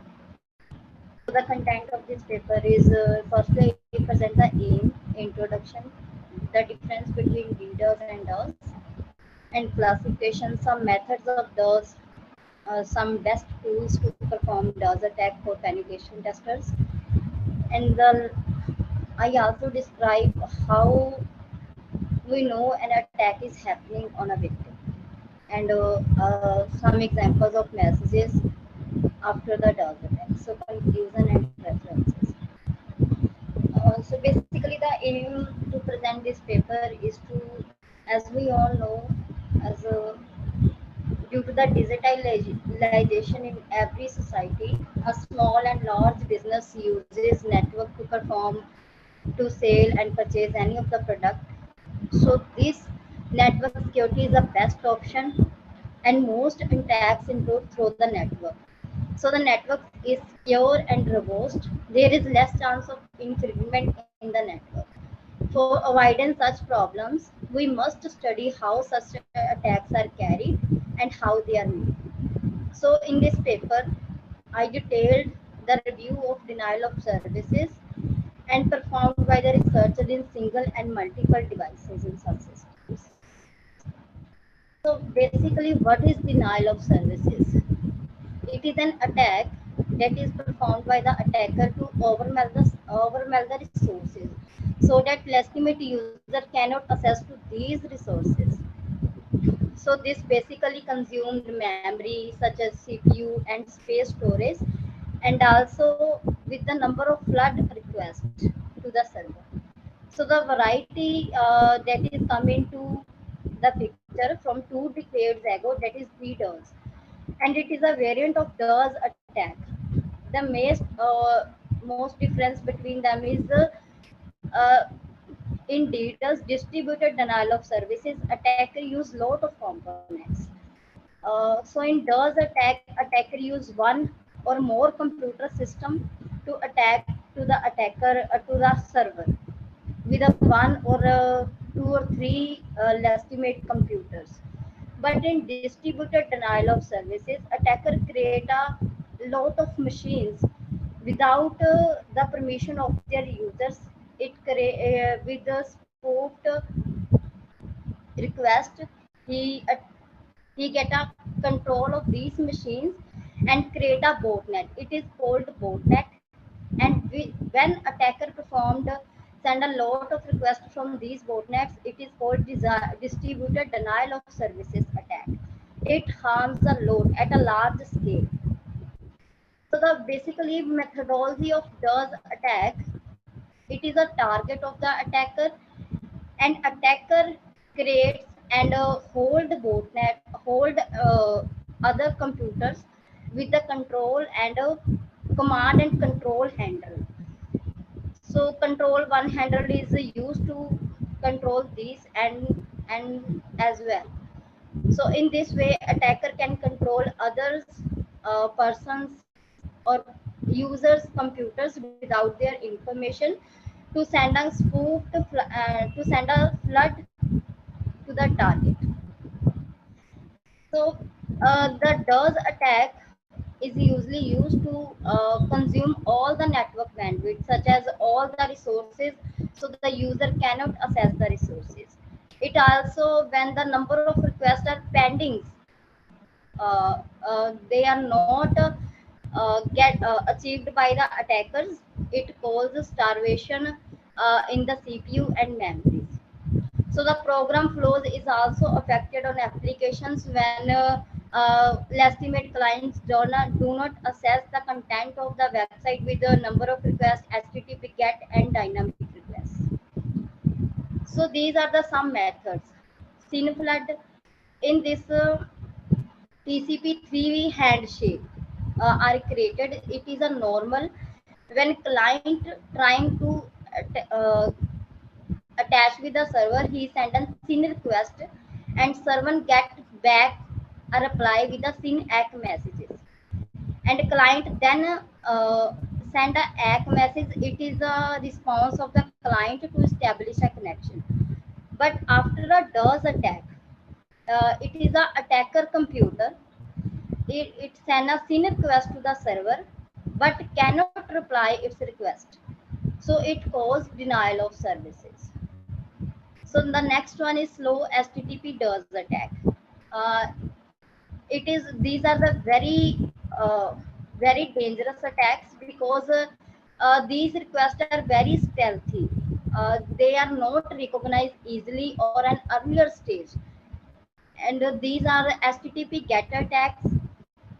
and the slow header message body number of attacks. But the get attacks are when user is unable to get static content of the site, such as images, content, and the HTTP post request that is eliminate the user uh, to perform any dynamic process on the website, such as to register some forms, to pay to payment somewhere. And the DSP starvation attacks and dynamic host configuration protocol is an attack in which it is a protocol to provide a IP address, unique IP address to any PC to access to the network.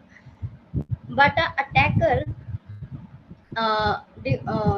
attacker holds the control of this IP address with number of two classical DSP starvation and a induced DSP starvation.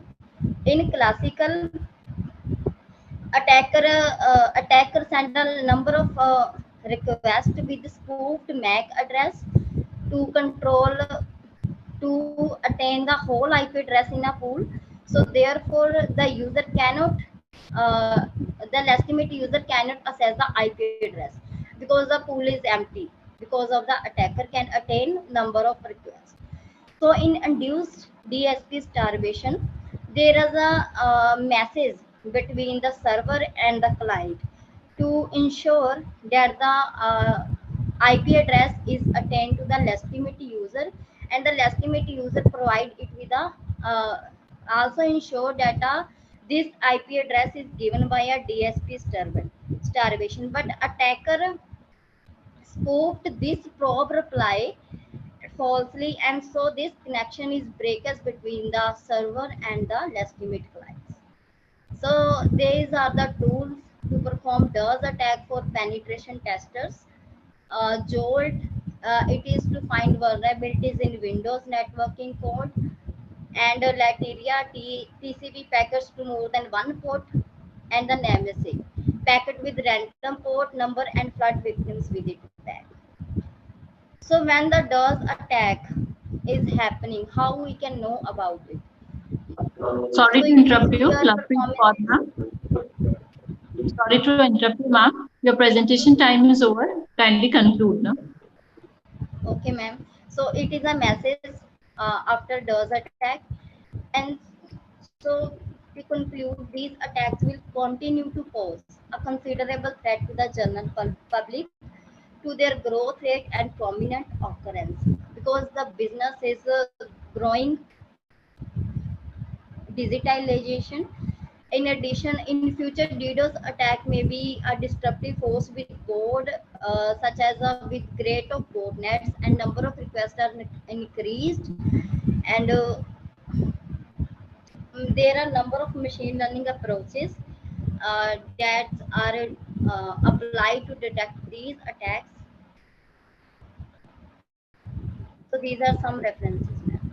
Thank you. Ma'am, in your diagram, you have shown that is agent 1 to n. Yes, ma'am. So what is your n value you have taken over there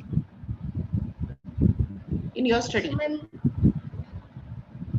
So there has a number of botnets we can create. It is about in Linux we use a number of terminals. Yeah, so I just want to terminals. Yeah, that is right. Number of terminals, but in your study, how many terminals you have taken as an n value? So, ma'am, firstly, I just take a review of DOS attack. It is my review paper. But in my research, I just apply a get and post attack. Also, on this, I have taken a 4 terminals to create a number of requests using a low orbit cannon. No, I just want to know what is the maximum you have taken into your literature review study, the n value, whatever the papers you have referred. Ma'am, these requests are seriously uncountable. So whenever it is allotted by our tools, minimum over their counts, their time measurements are 32 bits per second. Okay, fine. Thank you. Okay, ma'am. Thank you. Any more questions from the respected judges? Ma'am, can we move to the next presenter? Yeah, ma'am. Thank you, ma'am. I would like to invite Rita Kohli, ma'am, for presentation on smart device and Internet of Things, convergence technology trends. Riya, ma'am, am I audible to you? Yes, ma'am. Is my voice audible? Yeah. Voice is audible. Can I start? Yes, please. Okay, ma'am.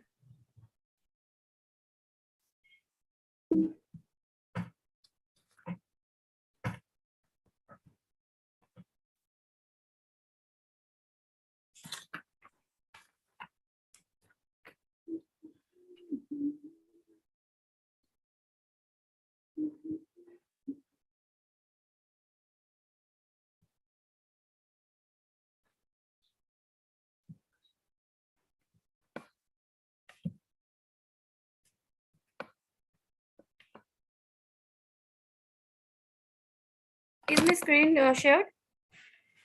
No, ma'am. I have shared it. No, it is not shared. Are you able to see the screen? No, ma'am. It's not yet. Not? No. Just close it and share it again, ma'am, if it is possible. Okay. Is it shared now?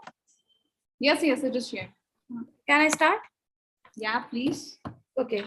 I am Riya Kohli here, and my topic is Smart Device and Internet of Things Convergence Technology Trends.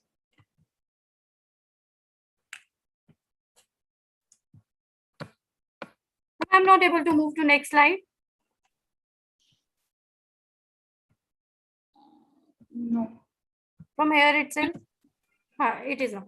This is the abstract of my topic.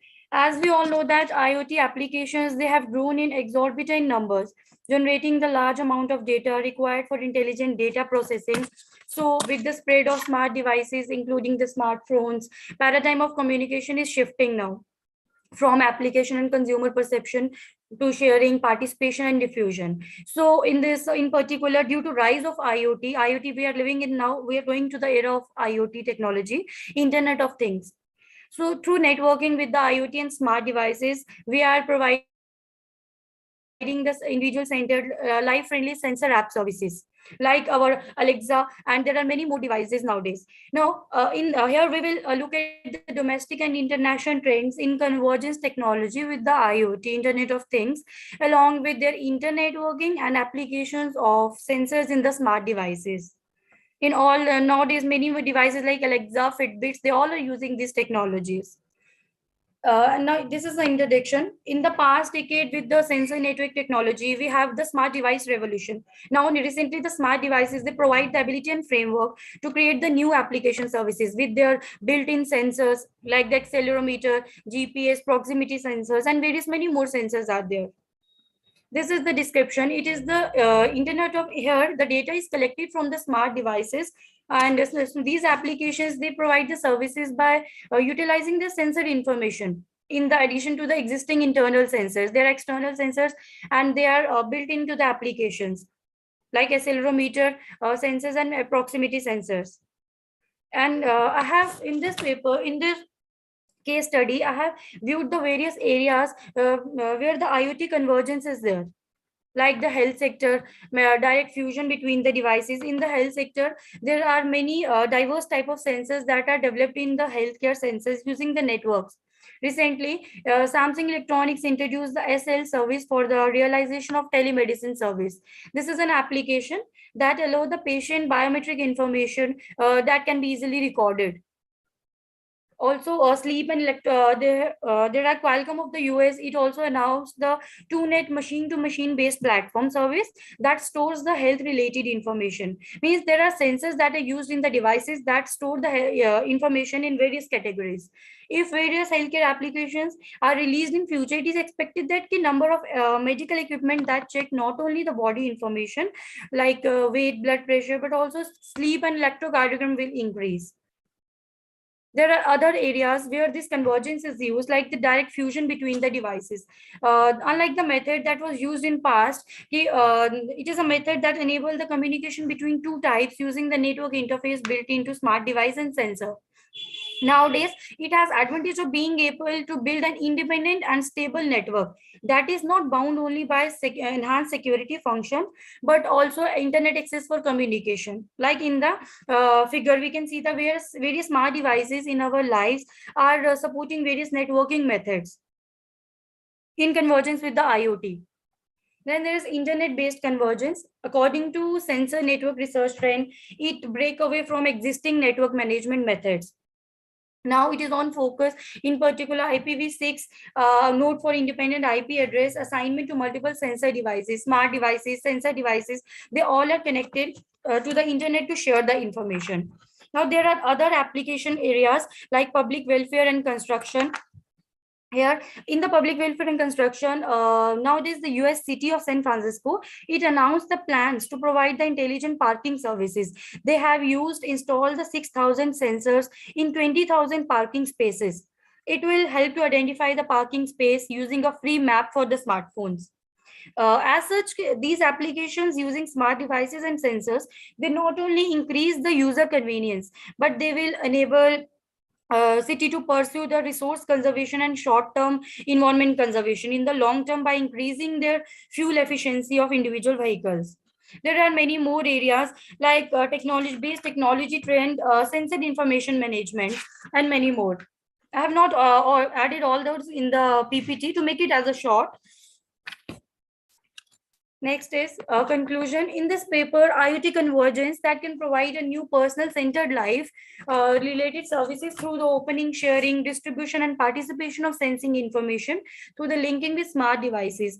Here to keep the pace with the growing need of users, various smart devices like phone, TVs, they move away from existing methods and applications that utilize the built-in sensors and through convergence with the IoT. Nowadays, it is predicted that various research and development, they will be carried out to realize this. This is the case study by keeping into mind the statistics of various companies.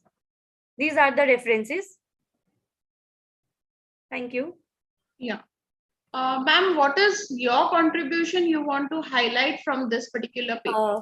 Ma'am, I have taken this case study into consideration, which will lead to identify the various areas where IoT is used in convergence with the sensing devices.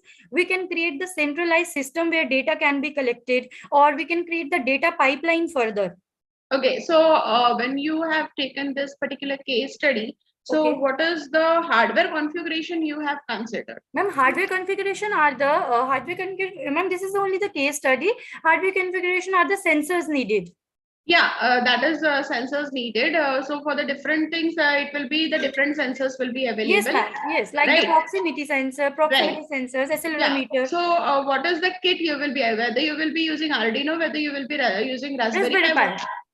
Okay, so you have gone through the Raspberry Pi. So whatever is your literature paper, it will be related to that itself?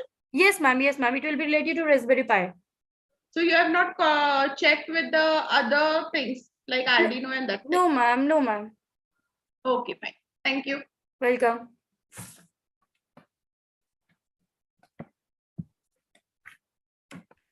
Thank you, ma'am. Any more questions from respected judges? Ma'am, shall we move to the next one? Yes, ma'am. Yeah. I would like to invite Danish Aziz sir for presentation on a fake news detection model based on classification techniques. Okay. Am I audible? Yes, sir, you're audible. Okay. I hope my screen is visible to all you guys. Yes, sir. Okay, so my topic is fake news detection model based on classification technique. I am Danish. I'm from final year student of computer science engineering from Jamia Hamdard student. So the abstract part is the fake news. We all know that the fake news is all around us. So, and these are gathering a lot of attention worldwide recently. There might be the different reason for this. Sometime individual and organization publish fake news all the times. for their personal and sometimes organizational and political benefit as well. For example, many business also use this type of fake news for rumors and publish something. For example, in recent example, we can see the COVID vaccine. When we started that, the issue is very relevant in this situation, because we can see that when vaccine came out, some sources stated that there is already a fully effective vaccine available. Some said that no, it will take a decade to come safe and functional vaccine. So these type of rumors. So the question is which source we should we trust or which should to ignore. And sometime trusting and referring a wrong source can be lead to the more harm than good. So this is the issue we faced, and in this we have done that. Now we have to solve this problem, and this is a big problem. We can't solve 100%, but yeah, we have a data stream is savior for us, because the data is huge in this text data increase, and there are multiple source of data. For example, different social media platform and other news and some digital news as well. So these type of news, text news, can be analyzed and classified for the fake or real. So in this paper, we have used the different natural and NLP and machine learning to classify this as a real or fake. For example, we have used bag of word NLP model, Ngram, count vectorize, and TF-IDF.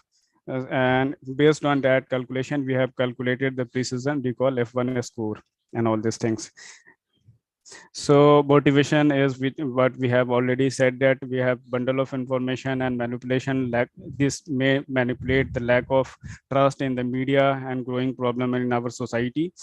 Sometimes this problem is not too big, but sometimes this is very big problem, because fake news may harm different sentiments, sometimes different business, and sometimes organization as well. So let me go to the related work. In past as well, the many researchers have done this type of work in this area. They have used the data mining approaches and feature extraction and model construction as well for this. But a study proved that even straightforward network model can be outperform complex model, because the complex model is not so easy to classify and give the optimal solution for this.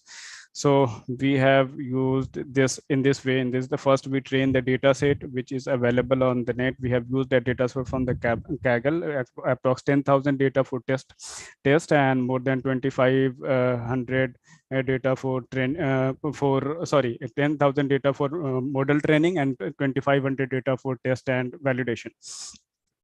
So in this, we have taken the data, and first we have labeled data for the data. The news is fake or not fake, and real or fake. So based on that, the feature extraction is done. And so we have used the bag of word, Ngram, term frequency, inverse document frequency, and lemmatization. And we have, for example, in the label data, we have removed some stopper words. For example, here we can see that some text here, and we have also removed the white spaces and punctuation. Sometimes the lemmatization is also need to be done, because many languages and many source and many writer may have the different type of phrases and different type of word sometimes they have used. So we have and lemmatized give the actual word. Example for player and planning, there the play is the actual word. So we have used that, and we have passed it. So we have seen that the pre-processing already is in last slide, and feature extraction in last slide, and we have passed this all value to the different classification model. We have used a scikit-learn library from Python to classify the data for detecting the news is true or false. Based on that, we have checked that the data, the past data, we have the true positive and true negative. We have the whole aim is in this, we have to maximize the true positive and true negative. And after passing the data to the different classification model, we found that the best, for example, was we have calculated the precision, and the precision is the true positive divided by the true positive plus false positive. And for recall, we have the true positive divided by true positive plus false negative. And based on the recall and precision, we will calculate the F1 score. And we have multiplied the F1 score with by 2, because just improving our answers, scores, and improving our scores. So here is the comparison based on the different classification model, and we found that the best result is given by the SVM, a linear SVM. So this is, and now the calculation part, the conclusion part, we will use this. This is the very beginning of this. We can say that this is not accurate 100%. Yeah, in future we will improve this, and we cannot predict the 100% accurate model, but yeah, up to 80%, 90% we can minimize the issues which we are facing due to the fake news. So the future work also, sometime we will include the example, the post tagging, word to wake. These are different topic modeling can be utilized for this. So we can give the more classified and more accurate classification in this. Any question, please? Here is the references. So I'm done. Any question?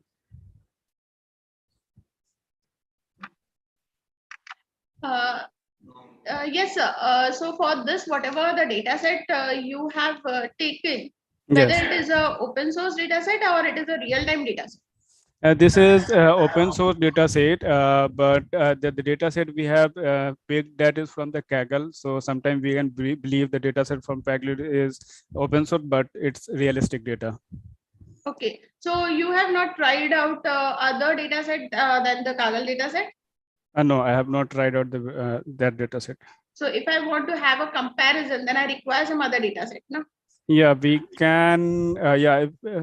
Yeah, we can say if one data set only, because the data set is huge for us. I have used the 10,000 news for that, so this is good. But yeah, your suggestion is right, and I'm totally agree with you that if the different data set will, yeah, sometimes it also, our prediction is sometimes political news is very good result, but sometimes scientific news is not good result as compared to the political news. So we this type of data for different domain we can pick that. Yeah, sure, I will do that. And you have generated the tokenization. So how many tokenizations you have generated?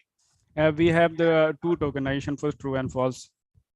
Okay, so not the other option is possible over there?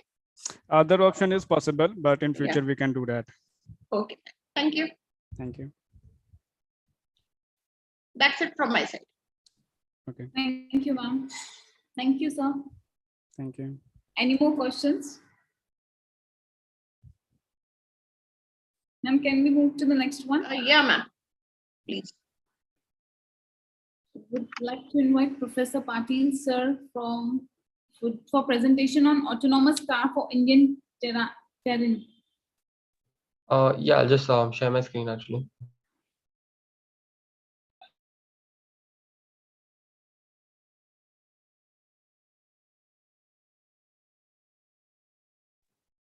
Is my screen visible?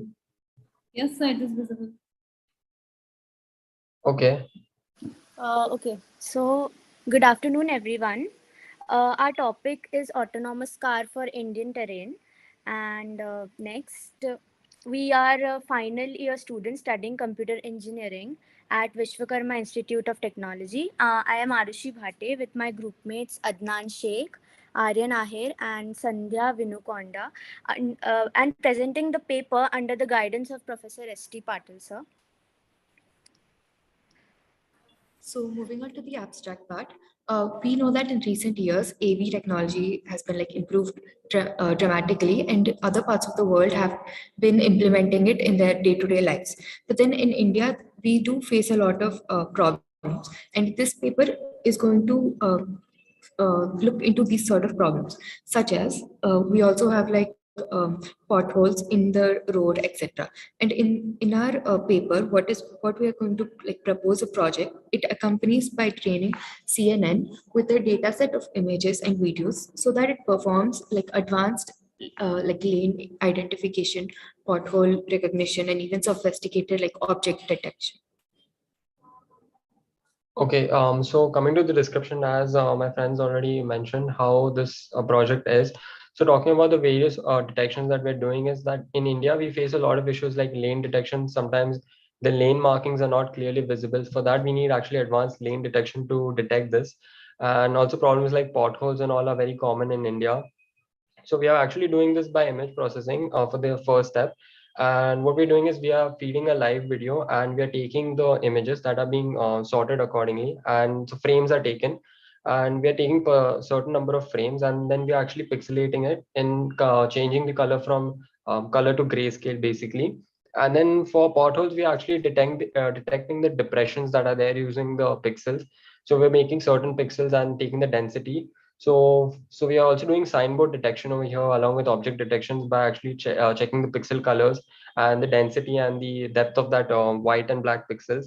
And we are actually pre-processing all these images and using edge detection. And also we are converting all these images into a 300 by 300 pixels. And moving on for the model, we have actually used ReLU activation because we tried other activation functions and we were facing a lot of errors. We were not getting really that good of accuracy to get the accuracy that we wanted in this project. So we had used ReLU, and for the convolutional layers, I can say is like we have actually used like 32 filters, and they are actually like 3 by 3 dimensions, and we are actually like using a 20% dropout layer as well on this to prevent the overfitting that can occur very commonly over here. And then we are adding another 64 layer as well. So this is all done so that we can get the highest accuracy and all. And because we are working on multiple aspects like object detection, potholes, and lane detection, so we are actually taking a step ahead of that because coming to the conclusion part, because we know a lot of autonomous vehicles are actually shifting to India, and there are new technologies coming out for this and all. And that's why we wanted to provide another research ground for people who can work on this. And for the talking about the future aspects, we're actually working on the Carla simulation, where we're actually trying to integrate this model that we have created on CNN and integrate all of this with the physical virtual model that we are trying to create in the Carla simulator, so that we can actually make these connections and give the inputs to what the car should react as well on the certain situations. And since we're already doing the lane detection all, so we're trying to take it a step further by creating a virtual car model as well over there. So these are the references that we have used. Yes, sir. So what is your contribution proposed system? Can you go to the slide? Yeah. So the main aim is like in India, so where Tesla and all these autonomous vehicles are currently, we don't face issues like that common of, the lanes are not completely there, or they are covered by some dirt or dust, or there are potholes and all. And because of that, So what is the difference between autonomous vehicle and connected autonomous vehicle? Difference between? Connected autonomous vehicle, that is AV and CAV. I'm not really sure about this. Okay. Why you have selected to apply CNN only? We actually tried, we were trying other models as well, but we came across like CNN because we have also taken references from other papers and all. So we have tried implementing, so we had checked other papers and then tried researching on them as well about the ASR technologies and all, like automatic signboard detection and all. So we had tried using all of that. So CNN was much more simpler, and because it's a model that can guarantee accuracy and all most of the time. So it was a very convenient and easy model to implement with the combination of all these. But then already a lot of work has been done onto that. So what will be your contribution? Right. So basically, we're trying to actually incorporate it into the physical model of Carla simulator as well. And all these things we are trying to merge it into one, because even though advanced lane detection does exist most of the places, but it lacks a lot of parts where sometimes there is a confusion between the lanes that are actually striped and the lanes that are covered or just worn out by the over duration and all. So we're trying to address those problems. Okay, and from where you will be collecting the data set? We have actually used Kaggle and some data set. So we have actually used some Kaggle But data there is set. no data set on the Kaggle available freely as per this thing. Sorry? Is there the data set freely available on Kaggle? Because there is no data set related to the autonomous vehicles available. No, we have taken separate data sets. I mean, for each aspect is different. Like for pothole recognition, we have taken a data set of videos of potholes. For lane detection, it's separate, and so on. Okay. Fine. Thank you. Thank you. Thank you, ma'am. Any more questions? Ma'am, can we move to the next one? Yes, ma'am. I would like to invite Shri Sanskar Ji, sir, for video-based person re-identification using semi-coupled dictionary, learning with relaxation label transformation, label-spaced transformation.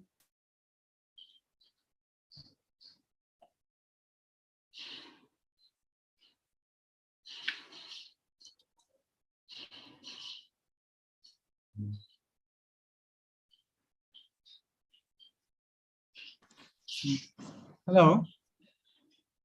Yes, sir. Madam, 1 minute. Yeah, can you see my share screen? Yes, sir. Yes, sir. Your screen is visible. Visible, yeah, okay. So our topic is video-based person re-identification using So semi-coupled.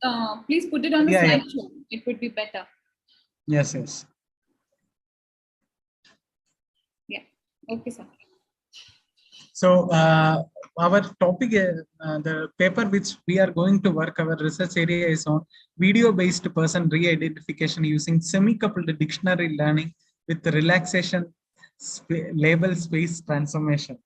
So myself, Sri Shankar, assistant professor from CSE department, Karunya Institute of Technology, and one of my co-author is Jayalakshmi PK. She is assistant professor from Biomedical Engineering, Karunya Institute of Technology. So basically, what we can infer from this is that matching pedestrians across multiple CCTV cameras has gained a lot of interest in recent years. Despite several attempts made by researchers, it largely remains challenging, mainly due to the following reasons. There are some reasons by which it is going to be a very big challenges for the researchers. The reasons are, there are three important reasons. The first one is that images, whatever we are capturing under the CCTV, it may be due to the difference in the respect to illumination and all, perceived color of subjects appears. Then secondly, the surveillance cameras are not biometric based. And the third one is the surveillance cameras will be of lower resolution. So we cannot identify the person as such. So these are the important challenges why the researchers are working on this particular area is facing. So what we are going to do is that we are still working on it. So matching people across multiple cameras views, known as personal read identification. I already told that it's a challenging problem. So we propose an approach for learning color patterns from the pixel sampled from images across two camera views. So from the two camera views, there will be two cameras facing at the same point. And from there, we are drawing getting the pixels sampled from images. The intuition behind this work is that even though varying lighting conditions across views affect the pixel values of the same color, the final representation of a particular color should be stable and invariant in these variations. That is, they should be encoded with the same values. Otherwise, the pixels values won't change.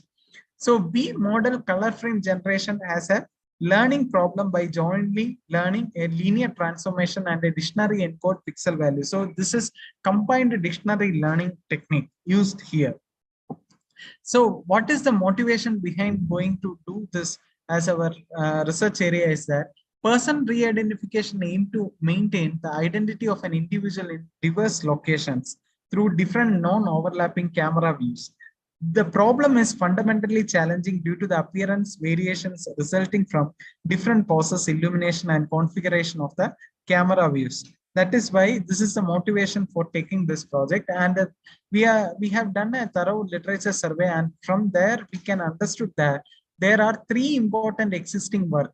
Okay, so I will say each and every existing work. So one of the existing methods is the co-occurrence model for person re-identification. We all know that in image processing, co-occurrence matrix will be used for after feature extraction and all. So person re-identification aims to maintain the identity of an individual in diverse locations through different non-overlapping camera views. The problem is fundamentally challenging due to appearance variation resulting from different poses, illumination and configuration of the camera views. So this is one of the method which is having a challenge. Also, the problem statement is also mentioned here. And next existing work is that color-based features, which we are proven to be effective for person re-identification. For this, a method of performing viewpoint invariant pedestrian recognition using an effectively and intelligently designed object representation, the ensemble local features.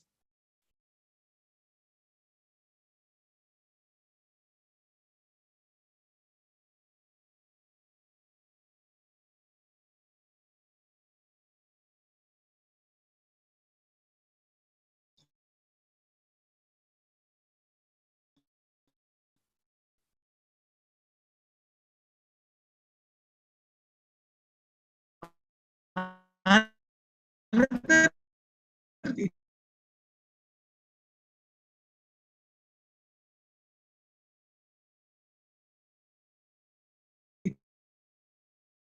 existing method is that the third existing method was used to persons.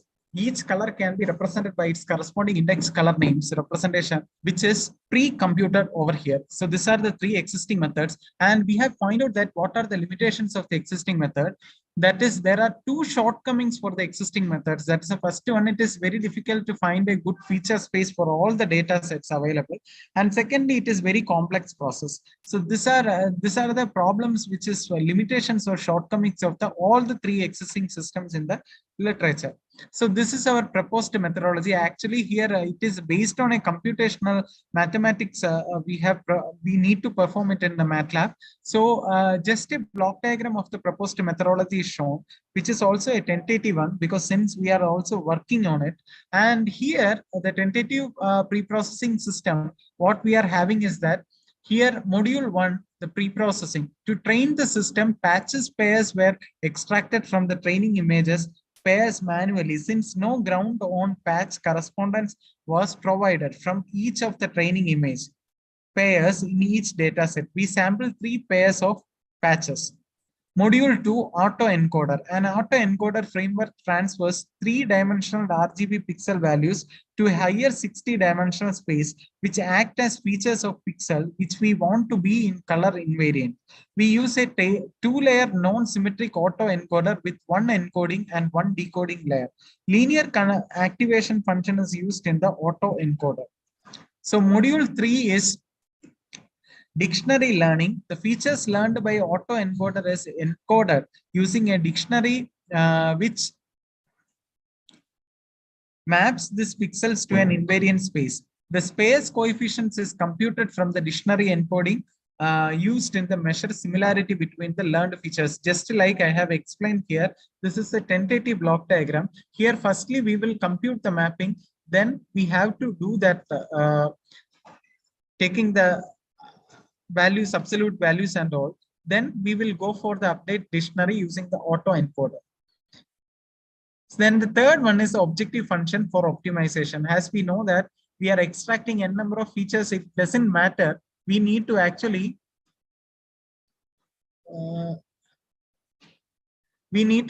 formulate with the invariance constraints for the feature representation.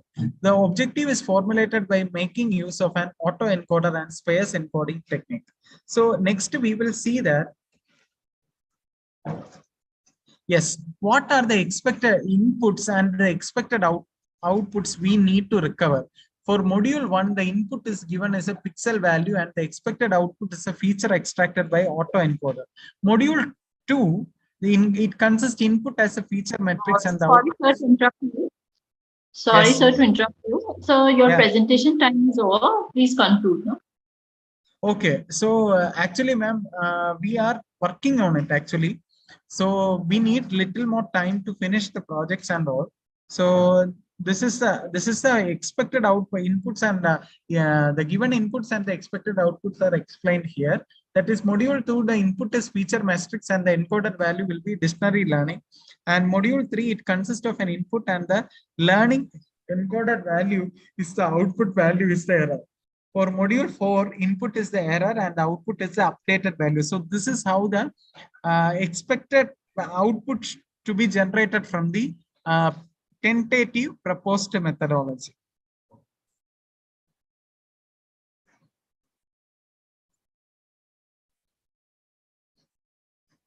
So over. Yes, ma'am.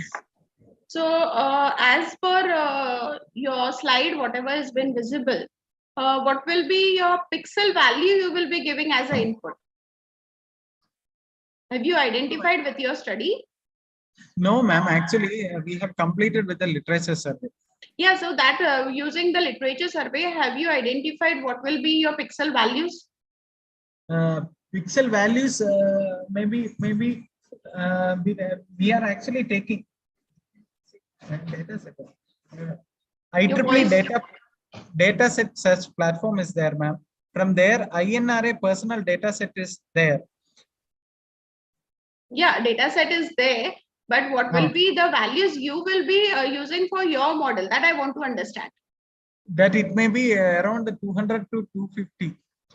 Why it will be 200 to 250? Yes, ma'am. Why? Because we are going to set the value like that. Yeah, that only I want to understand why you are going to set into that range only. But actually, ma'am, the literature survey has just now finished. So these are the input and the expected output. We didn't start. Actually, it is going on only. Okay, fine. Okay, ma'am. Thank you. Yeah.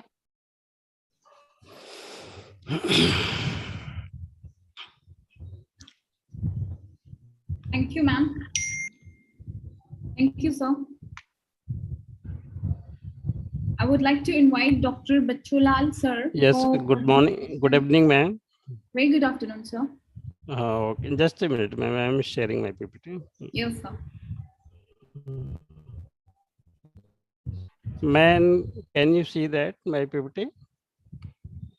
Yes, sir. It is visible, ma'am?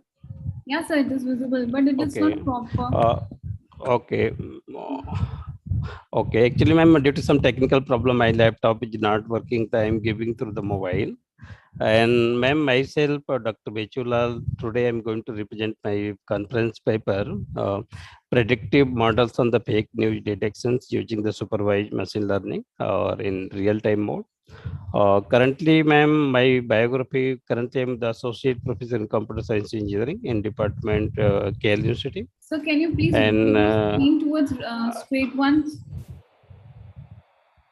Yeah, pardon, ma'am. Yes, ma'am. Statement. Straight, yeah, yes. Straight.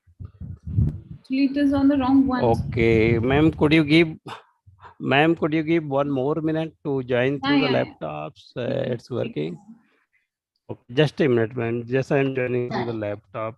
Just there is some. Just a minute, ma'am. Yes, sir. Yes, ma'am. It takes, ma'am, only hard 10 to 15 seconds. It will take.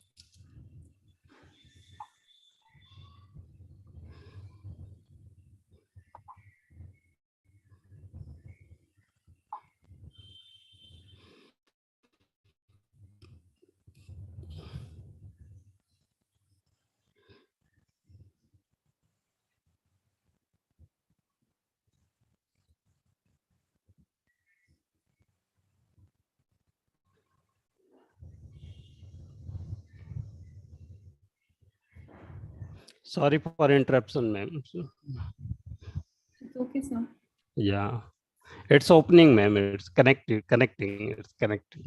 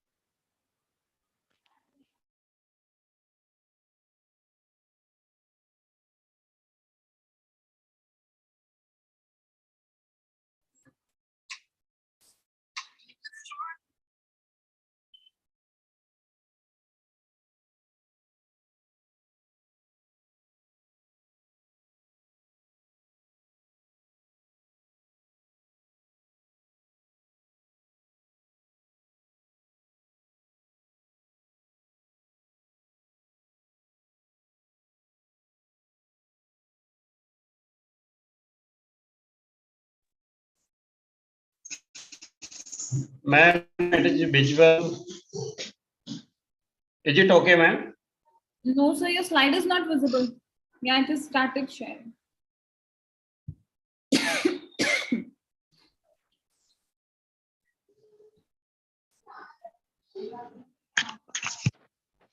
It's visible, sir. Hello. Yes, sir, it is Is visible. it okay, ma'am? Yeah, Okay, okay. Thank you, ma'am, giving 2 minute extra for me. I am very sorry. Ma'am, I'm myself, Dr. Bechulal, currently working as the Associate Professor, Department of Computer Science Engineering, Kerala University. My topic, ma'am, it is based on the predictive models on the fake news detection using supervised machine learning. And this way, ma'am, I organize my presentations. Just yes.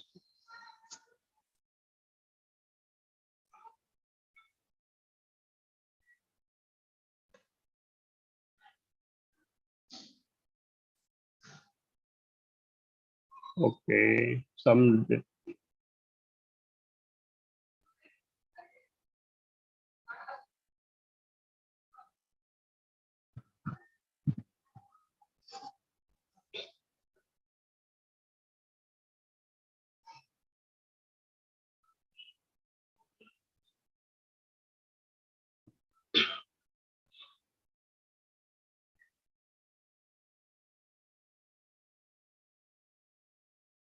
yes. Now, yeah, it is the designs for the. I just gone through the backgrounds, literature reviews, and I have stated 2 to 3 objectives there. And after that, we have implemented one of the process to identify the fake news detection. Implementing after implementation of the some research methodology there. Then finally, I will discuss about the results, conclusions, summary. These things I have organized my presentation. As we know that the fake news, how that would be disturbing, disrupting the event for the individuals and human being life in the real world. So that means how my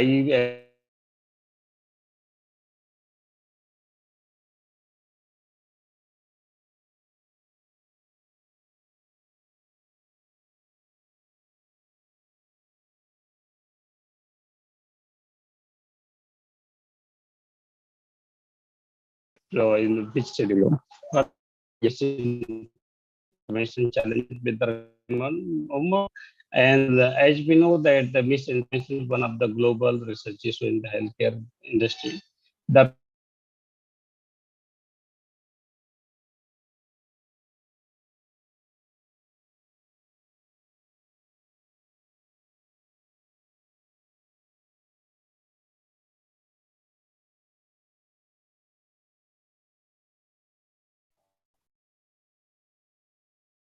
okay, some technical issue.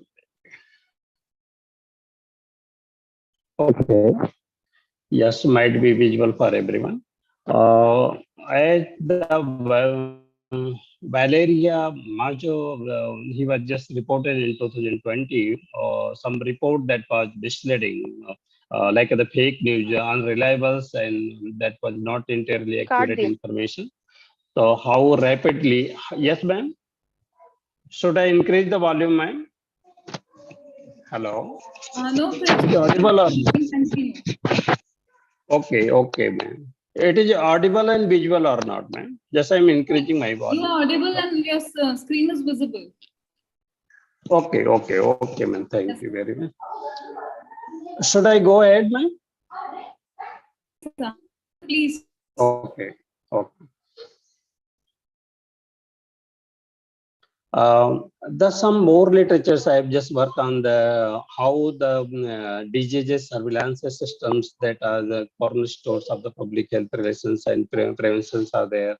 Some more classification detections with respect to the social media platforms, Facebook, like at the Facebook, Twitters, we have used. And my research objective is based on the to study the public health misinformation. That means what would be the significant impact of the misinformations that would be challenges for the real-time data. And with the help of the machine learning, I have just tried to develop one of the predictive models. In what way that would be significant, let us we'll see that. The entire process, that means we have to just use the Kaggle database with the help of the one of the particular health industry. The entire data set we have to divide it. We have to just train the machine with the help of the training data. And after the training data, suppose that if there is a higher level accuracy the machine is producing, we have to just go for the testing data. And the thing that means my model, that means it is predicted more than 73% accuracy level, both at the testings and training data. Or finally, the model was accepted. The sources of the data, that was the Kaggle.coms, and furthermore related to I have implemented the navigation algorithms, ESG, burst classification, a classifier to handle the unbalanced data. Some cases I have to solve with the help of the just try to find out the accuracy of the logistic regressions, decision tree there. And as per the after implementations of the all possible outcomes, we can see that the supervised, the accuracy level is there. Machine learning supervised, logistic regression, that is 0.77, that these all are the 77% or 70, Navy based, it produced the 71% accuracy level. Logistic regressions, just GB boost, that is on the most of the similar accuracy levels they are producing. As we can see that our logistic regressions and just GB boost, they are producing almost the same accuracy level. And in some cases of the decision tree and logistic regressions, they are not producing at that level.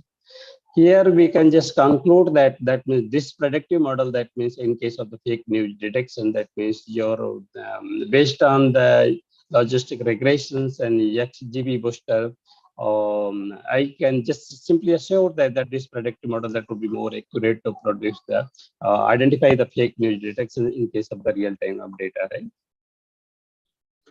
And thank you everyone. These all are my references. I have a question. Yes, ma'am. For your predictive model, what is the data fusion technique you are applying? Data fusion, ma'am, that means here just we are using the like the spreading data. That means in case of the spreading, multiple spreading data, in that cases we are using. That means, ma'am, how the really data is increasing. Suppose that one misinformation, ma'am, suppose that we are just pasting on that and Facebook, how rapidly that is increasing. That's the meaning of the data in fusions in that cases, ma'am. We have to just implement the, yes, ma'am, NLP have implement, just try to implement the NLP. We have to detect it. That means like with respect to the which tweet, that means multiple times that is replicating the same process, that is replicating and spreading the misleading information in the society and for the individuals. That's the main things are there. Okay, so here in this case, for your fusion data fusion technique, it will be a single data set. It will be available. It will not be a multimodal data fusion technique. Right? Yeah, ma'am. Yeah, that is a limitation of my research. Correct, ma'am. That is a limitation of my research. Currently, I'm using single data. Only that is yeah, but whatever the data set you have told that tweet and related to the Facebook and different social media, then in that case it can go for multimodal data fusion technique. Correct, ma'am. I'm working, ma'am. This model, predictive model that is approved on the single data, like the health related data. Ma'am, currently just I'm working on the multi-level data with the same predictive models and with the help of the NLP, same other advanced learning concept. We are in process to implement that. Okay, fine. Okay, thank you. Okay, ma'am. Thank you very much, ma'am.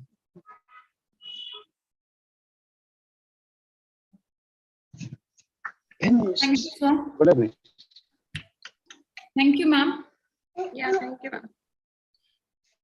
I would like to invite Ayush Kumar Singh, sir, for presentation on a study of relationship of demographic factors with customer satisfaction of electric vehicles using in India using square techniques. My screen is visible. Yes, sir, your screen is visible.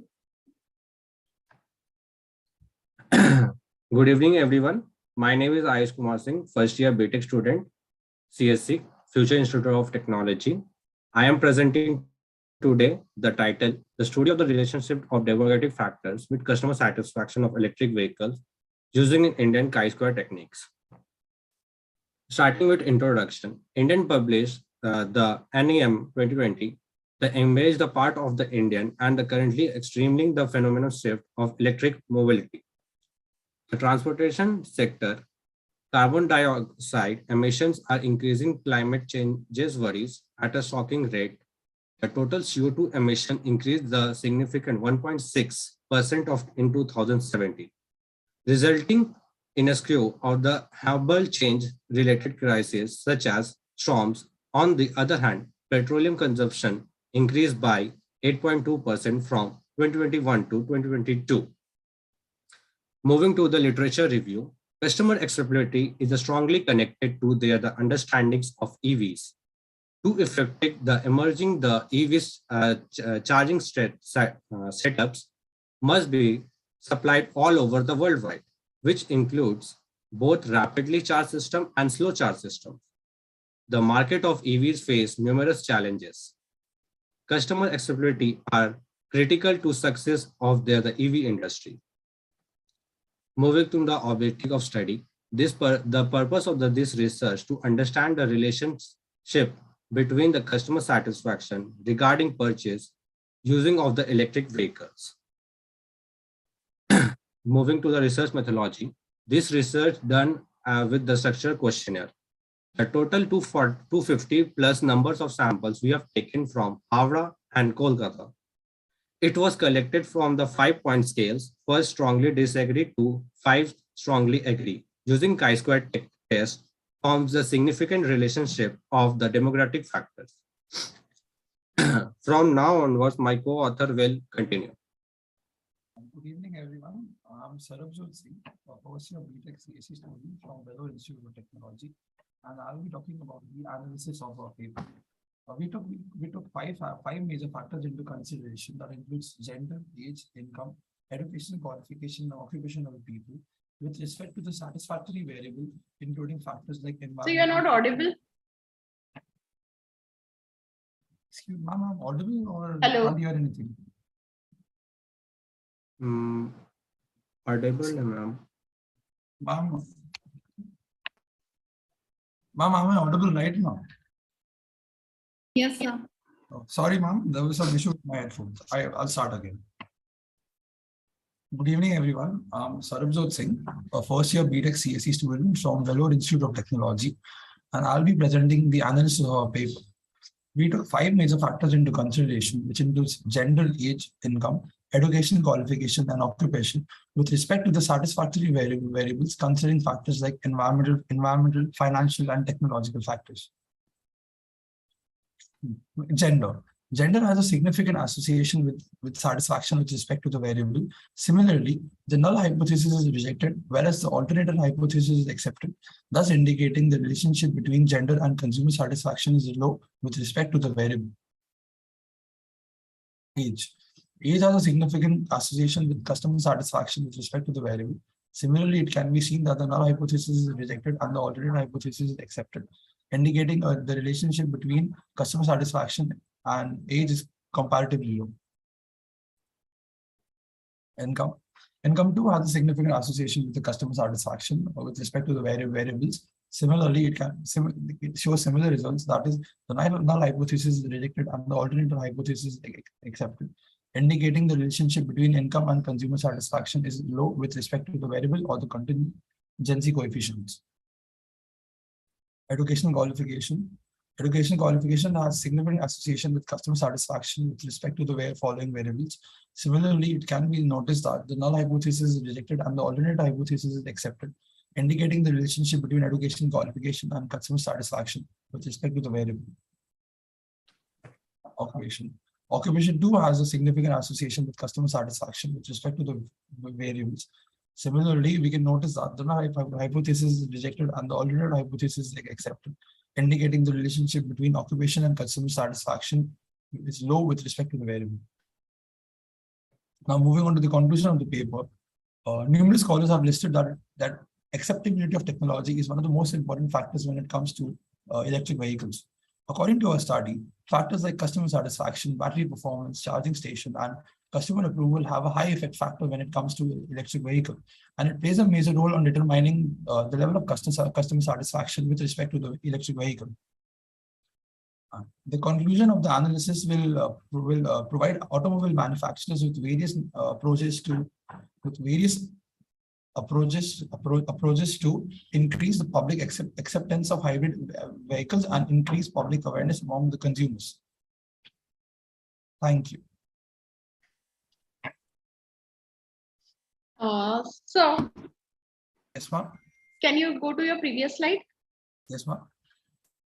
Yes. So in this slide, as per your study, yes, you have identified the customer satisfaction and you have identified the battery performance and the charging stations. Yes, so what parameters you have considered for charging battery performance and charging station?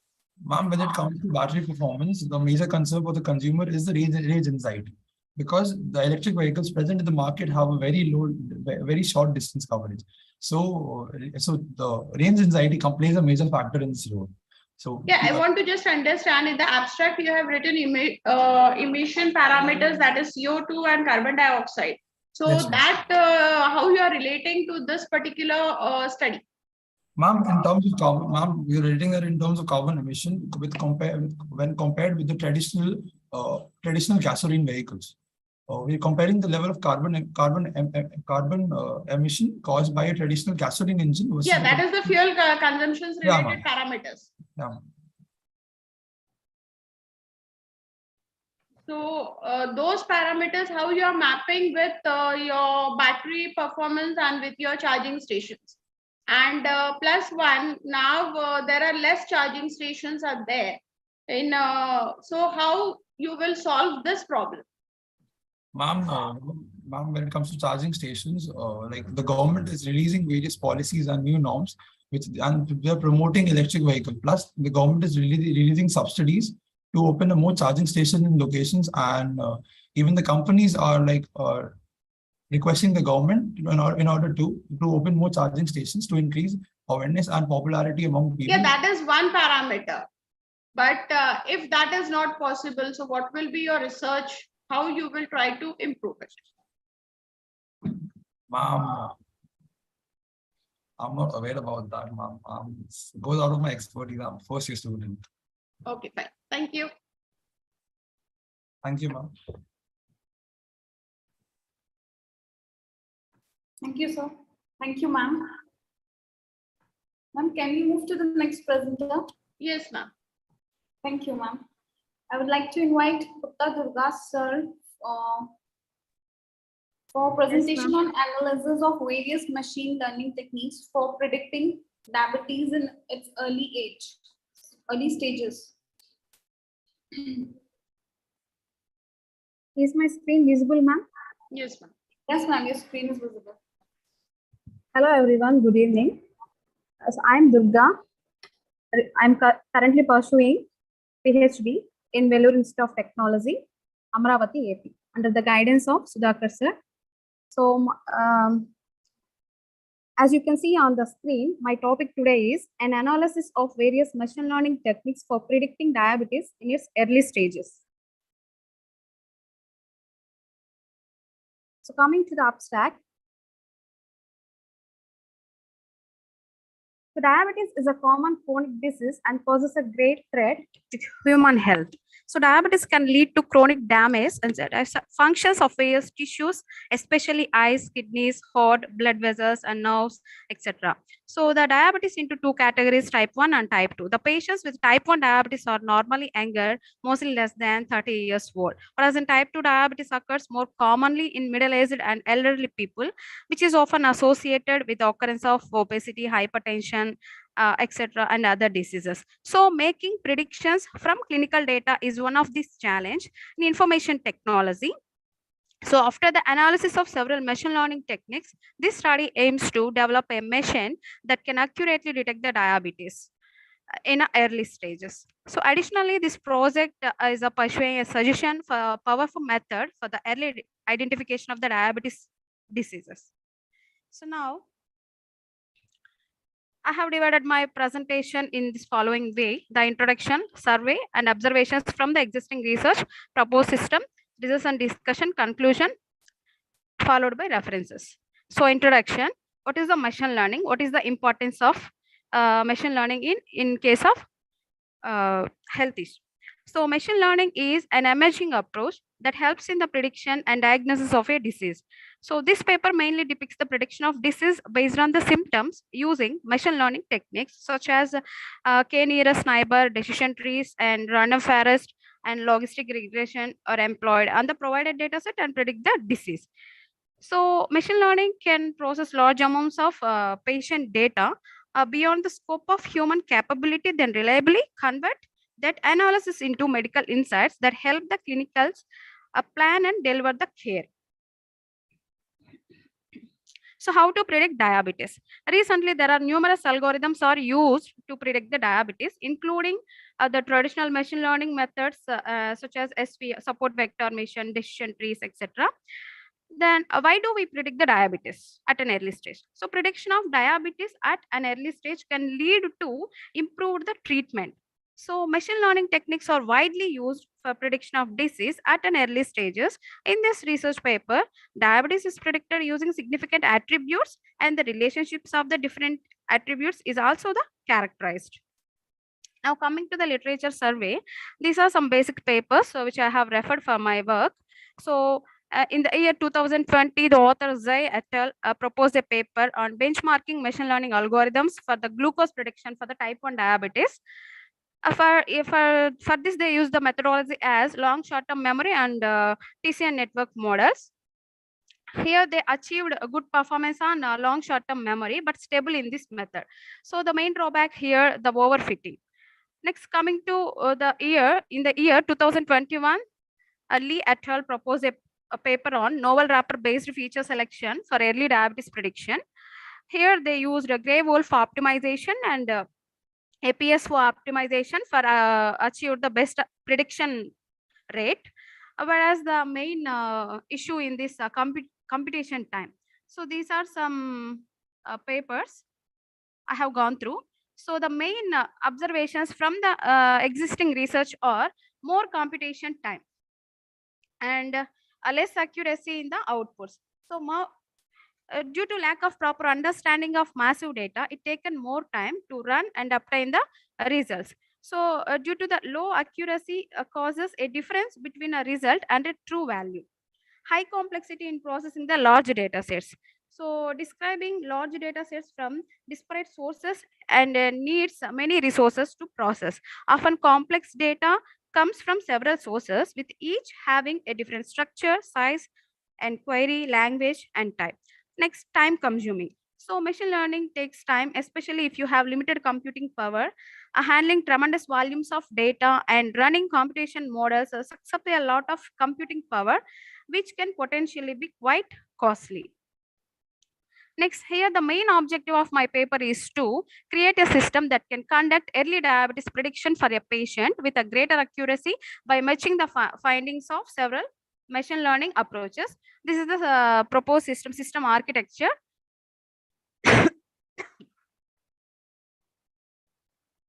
So figure shows an architecture of the disease prediction model. Here there are 4 modules in this model: dataset collection, data pre-processing, model building, and performance analysis. So here the dataset, I have 2 datasets considered for this task. One is a PIMA Indian diabetes datasets and a diabetes dataset 2019 were used for this task. So we have 768 observations and 8 variables in the PIMA dataset, whereas in 17 attributes and 953 observations are diabetes dataset 2019, which includes an outcome of 0 or 1. So a score of 0 indicates that a person does not have a diabetes, whereas the score of 1 indicates that they do.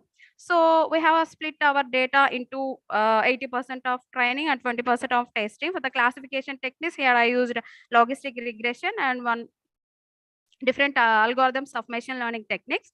And data pre-processing, next stage is data pre-processing. Inconsistent data are handled in this model stage to produce more precise and accurate findings. So missing values can be found in this data set because certain attributes such as age, skin thickness, blood pressure, body mass index can't have a 0 value. So we imputed missing values for these attributes.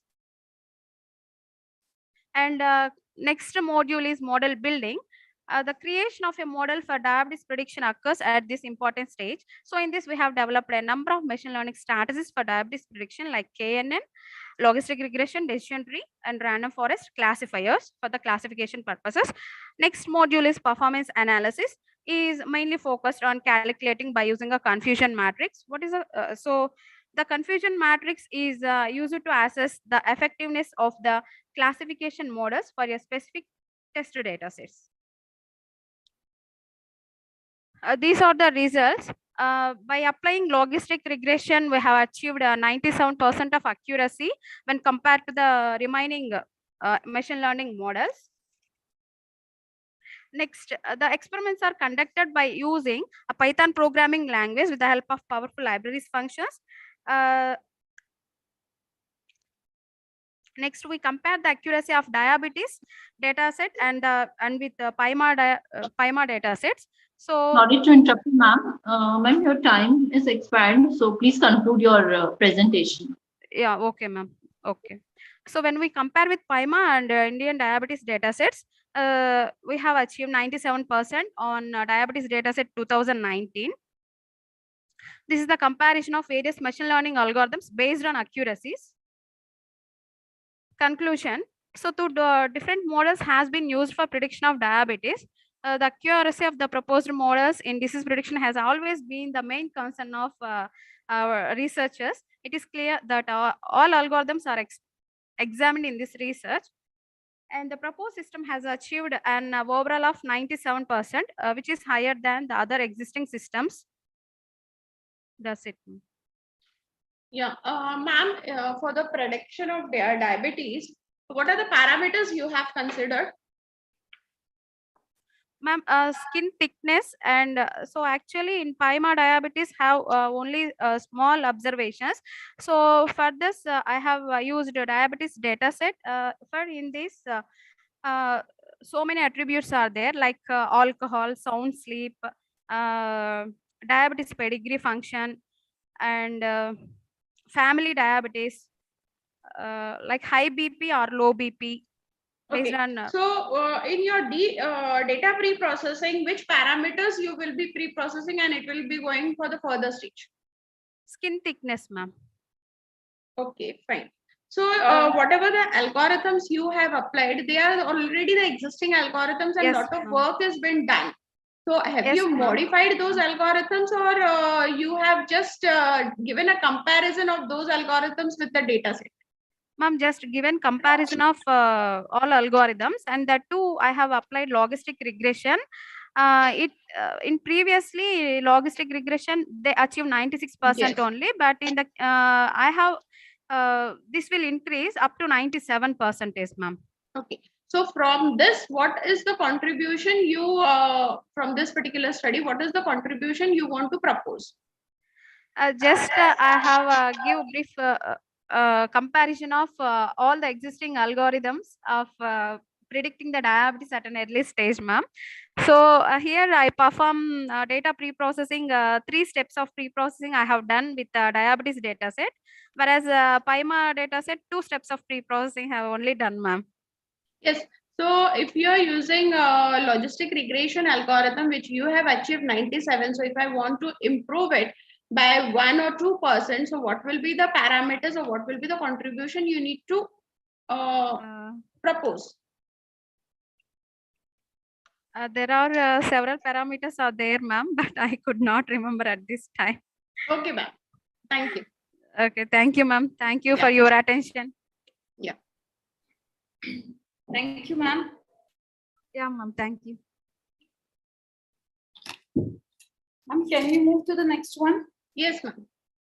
Yes, ma'am.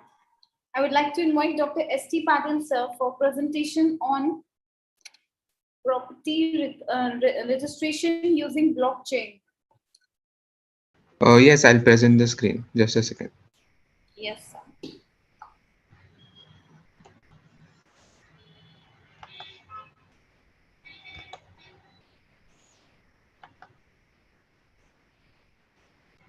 Is my screen visible? Yes, sir, it is visible. Hello. Yes, sir. Is my screen visible? Yes, sir, yes, sir, it is visible. Okay. So my name is Zaid Syed. I've just completed my BTech in computer science from Vishwakarma Institute of Technology, Pune. And I'm joined by my colleague Saurabh Wagmare. And we've written this paper under our guide, Dr. S.T. Patil. So basically our paper aims at proposing a method for property registration using blockchain. So basically existing property registration methods have many inherent flaws.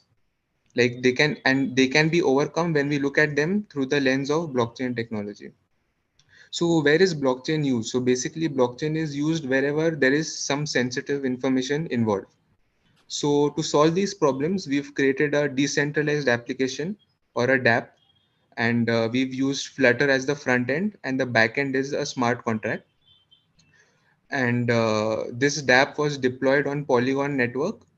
And yeah, so this was just the basic of our project. So this is the contents to be discussed. So basically, there are many pitfalls in the current methods of property registration. So most of the property registration is now online. However, it still has many problems. Like it exists on a centralized system and does not have a built-in mechanism for record tampering. So blockchain comes in perfectly over here because it is used to create security and trust in a decentralized trustless environment. So basically it is about enabling peer-to-peer transactions. So basically there's not any one single server. So it's like divided. There are many servers, many peers, and it is a decentralized network establishing trust among unknown peers. So these were the objectives of our project: to use blockchain technology to solve existing land registration problems, to write a smart contract and deploy it on the Ethereum network, and provide a easy to use graphical user interface using Flutter. So what are the current challenges in the land registration? So why did we feel the need to make this?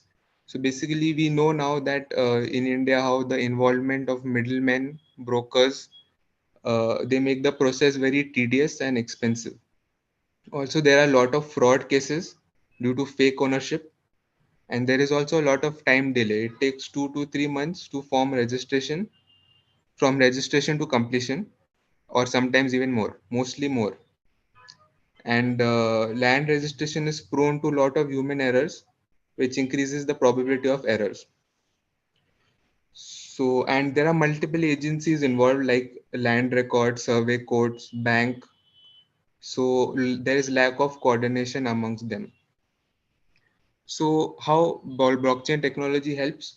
So blockchain network has better transparency, which is very essential in property registration. So anything which you do on blockchain network, everyone can see that thing on the network. So it is very transparent. Blockchain provides enhanced security as all the transactions are distributed among all the members in the network, and they cannot be tampered. Then third is all the blocks or all the members in the network are time stamped, hence there is better traceability. And fourth is that due to removal of middlemen, there is a reduction in cost and time is also saved. So typically it takes 5 to 6 months for whole process of land registration, but with blockchain this can come down to 1 to 2 weeks.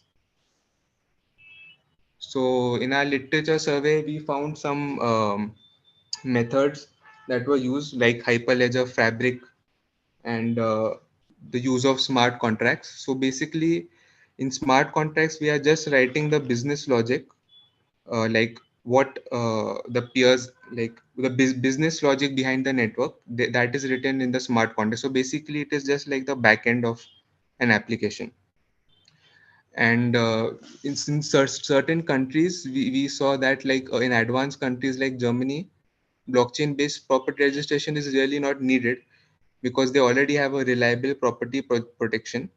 But the main aim is to accelerate the process. So in developing countries like India, where there is poor law and administrative action, blockchain might prove to be very useful for land registration. And even developing countries like Germany are finding this very advantageous. Then in some papers we saw that in countries like Georgia, registration process will become 400 times faster and disputes will decrease by 20%. So currently in Georgia, registration property documents take around 3 days, but now it can be done in seconds. So it is being found to be very useful, this method of property registration using blockchain. So basically our project is simple. We have used Flutter, which is an open source Google project. And using that, we have made the front end of our project.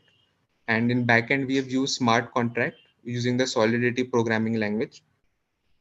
And then we have integrated it with Truffle and Ganache. So basically, this is a flowchart of our project. So basically, what we are doing is the user logs in by entering his private key or connecting his MetaMask wallet, which is just an online wallet. Then if user is logged in for first time, then they have to enter all his details and upload their identity document, just like in any normal registration. Then for storing documents, we have used IPFS based on Filecoin, which is basically like a decentralized file storing system, which is very secure. Then after successful login, user can now move to the dashboard. As of now, the user is not yet verified and only the land inspector can verify him. So we have incorporated a land inspector, like just like how it is in the normal registration. And then also we have a contract owner, which will first add the land inspector. Then after land inspector is added, he can log into his account. And then land inspector can view all the users which have registered. Then he can view the documents and he can verify the users. After the users are verified, the users can then add their lands and they can add all the details of the lands. Then after the land is added by the user, then the land inspector will verify it. And after land has been verified by land inspector, owner of that land can make it on sell. Once it goes on the sale, all the other users on the blockchain network can see that in their land gallery option. Then owner of lands can see all received requests and can reject or accept the request. Then landowner in our project, he can accept the request which the user has sent and make payment from his account to buy the land. And finally, the land inspector can see all the payments done and will verify the payment and then transfer the ownership. So while transferring land, Mr. Zaid. Yeah, I just need 1 minute. I'll get over in 1 minute. Yeah, conclude please. Your presentation time is over. Okay, fine. Yes. And while transferring land seller, buyer, and one witness has to be present. A land inspector will capture the photo, will take information from the witness, and then transfer the land. And after transferring land, app will create digitally signed document, and it will be automatically uploaded to the database. This we have made a project which does all of these features, and we are continuously modifying it. So basically, there are just some limitations, like the technology is early, hard to explain, and there must be clear legal basis for enforcement of agreements. And basically, I would just like to conclude that this technology is very useful, especially where some sensitive information is required, and it can be used in cases like property registration. Yeah, thank you. So this whatever your project you have implemented for using your smart contracts, right? For the registration. Yes. So basically, is there any issue you have identified? Issues? Yeah, because already smart contract is working, right? So, Yes. so there are some issues in smart contract. So, have you tried to resolve it? So, ma'am, basically, smart contracts sometimes they take some time, or there's a lot of data involved. Hmm. So we can move to some more networks which are more faster, and we are still looking into that. So for right now, we are just working on Ethereum network. Okay, you're working on Ethereum network. Yes, yes. Okay, so you have not identified it on No, ma'am. Ethereum Right now it network. is working fine, and we'll look to like make it faster. We know that there are more networks which are better, faster, so we will switch to that. Okay, fine. Okay, thank you. Okay, thank you, ma'am.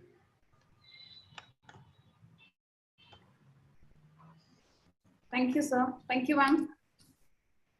Thank you. Moving to the next one, I would like to invite Sarvesachi Kelkar, ma'am, for presentation on human activity. Hello. Yeah. Hello, ma'am. This is Sarvesachi. Actually, I have power outage. Can I present at the last, please? I'll just get a backup. Okay, sir. Okay. Yeah. Okay. Thank you. Yeah. I would like to invite Shailesh Sharma, sir, for presentation on an optimized deep learning method for detecting COVID-19 using ultrasound image. Shailesh Sharma, sir, you present there.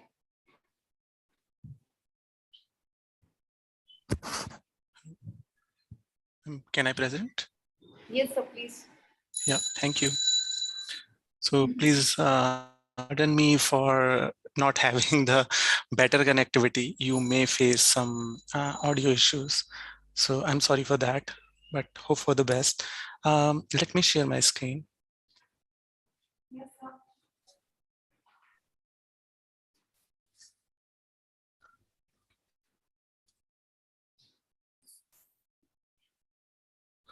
Yeah, so I'm going to present here an optimized deep learning method for detecting COVID-19 ultrasound images. So here, me and my guide, Dr. Brijesh Kumar Singh, under his guidance, I have worked on this proposed framework. So this is a biography, and I'm Shailesh Sharma, student of Master of Technology Computer Science.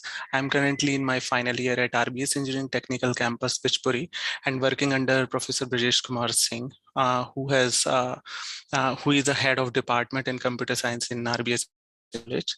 So further going to the slide, so I'm going to represent a problem, which is so COVID-19 detection using ultrasound images. So in the today's era, we have seen that it has been highlighted that the COVID-19 pandemic in particular has exposed healthcare service worldwide to a vulnerable position, particularly in developing countries. And the virus is an emerging infective disease, so patients must be screened and diagnosed quickly during this. So using lung ultrasound to diagnose acute respiratory distress syndrome, a potentially life-threatening condition in people with COVID-19, is a cost-effective and widely accessible diagnostic tool. By using this method, it is possible to recognize significant characteristics of image and pleural effusions. So usually when we see ultrasound image of COVID-19 infected patients, we can see that there are some effusions, and basically they are called as pleural effusions if we see them. So those patterns clearly mentions that the person is COVID infected. The major thing is that we have not explored a lot of ultrasound imagery field in case of COVID-19. So that's why I thought of contributing my efforts into this field.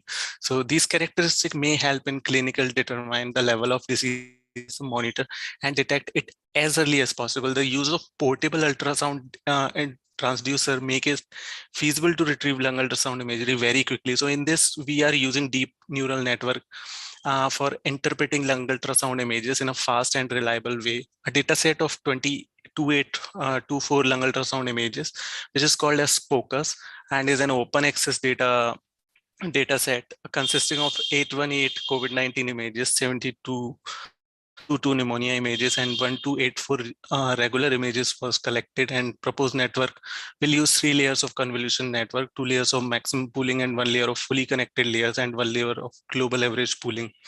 So this is a literature review. I have read those papers for this. And further, if we go to the introduction part, we can see there is a transducer available in the right side of the image, and this is called as focus device, by which anyone can have it on the bedside and can easily get their ultrasound done, so that the further images or videos can be further sent to analyze whether the person is having ultrasound, whether he is having pneumonia or what kind of disease, lung related diseases. And however, so there are some other methods also. Researchers looked at CT imaging as an alternative to cumbersome RT-PCR testing. Indeed, early works on COVID-19 imagery have revealed the presence of pulmonary lesions even in patients who have not been diagnosed with severe disease and have recovered from their illness. However, the practical application of CT and X-ray imaging technologies for massive COVID-19 screening has some drawback.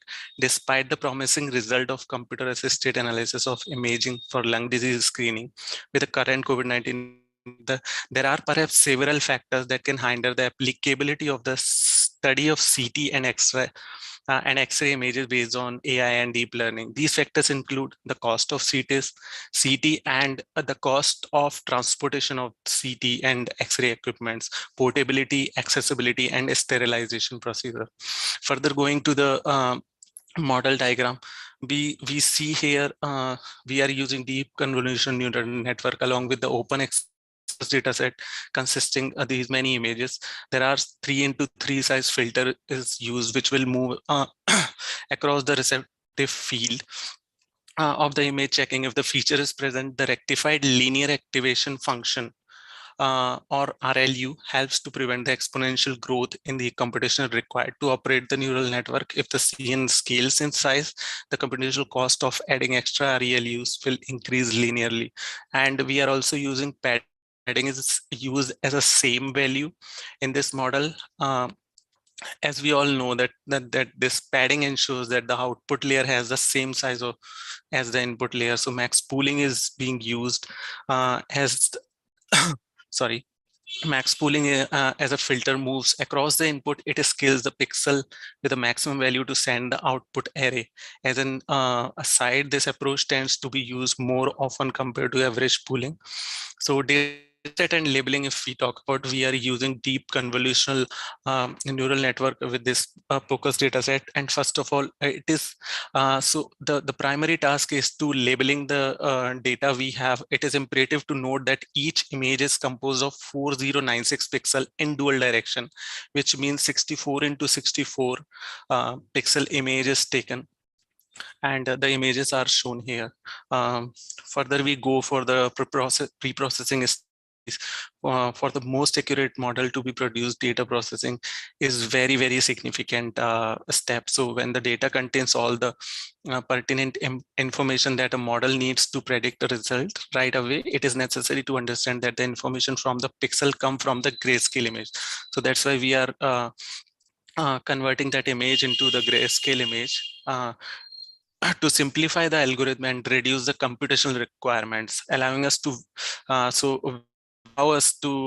visualize a histogram here.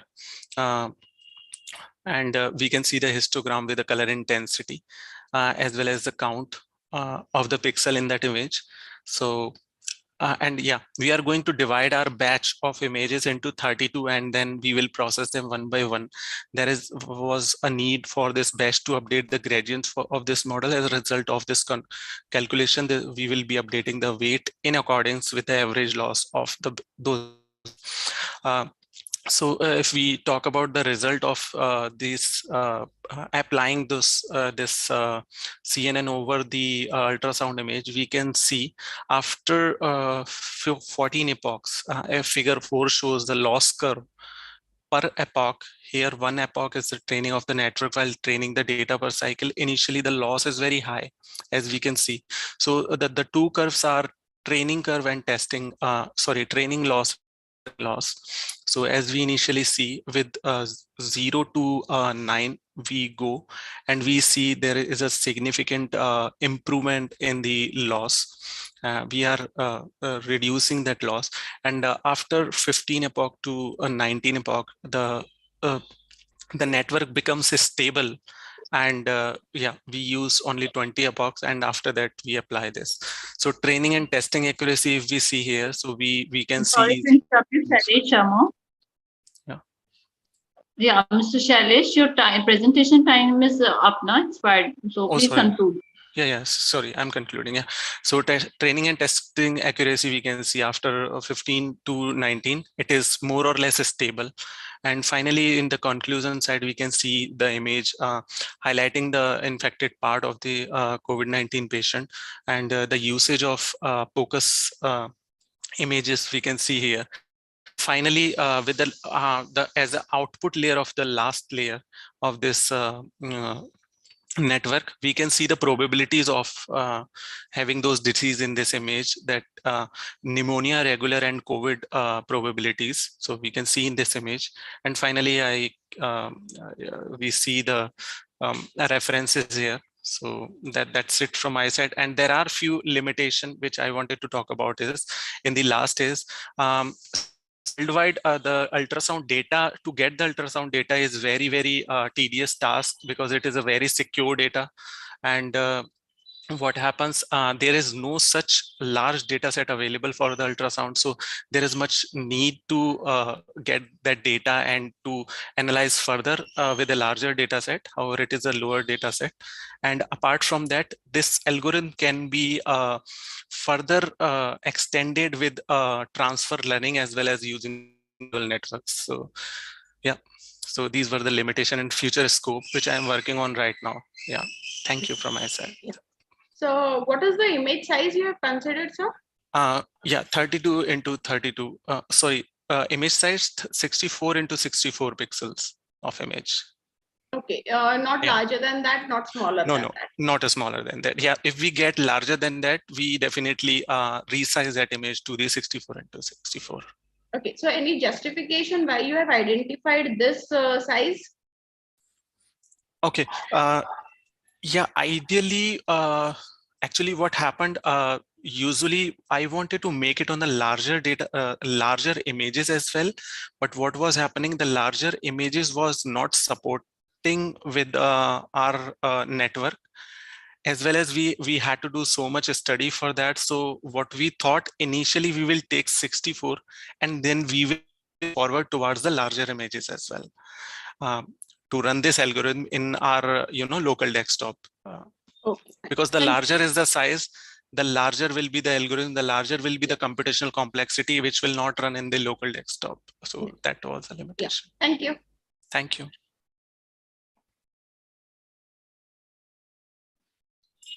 Thank you, sir. Thank you, ma'am.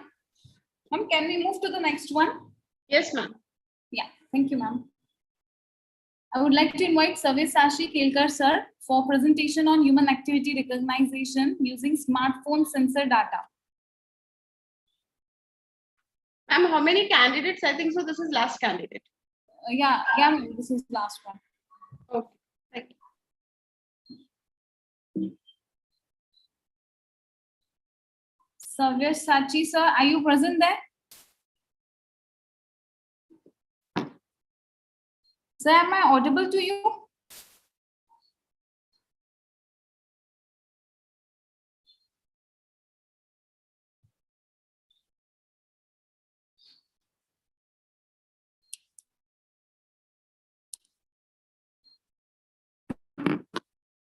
Sabyasachi sir, am I audible to you?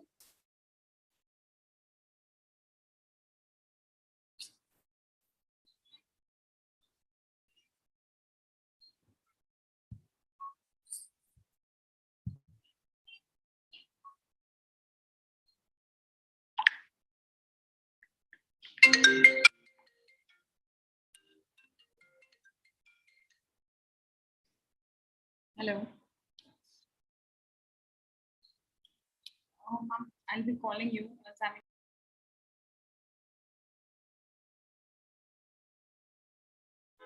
Hello. Yes, sir.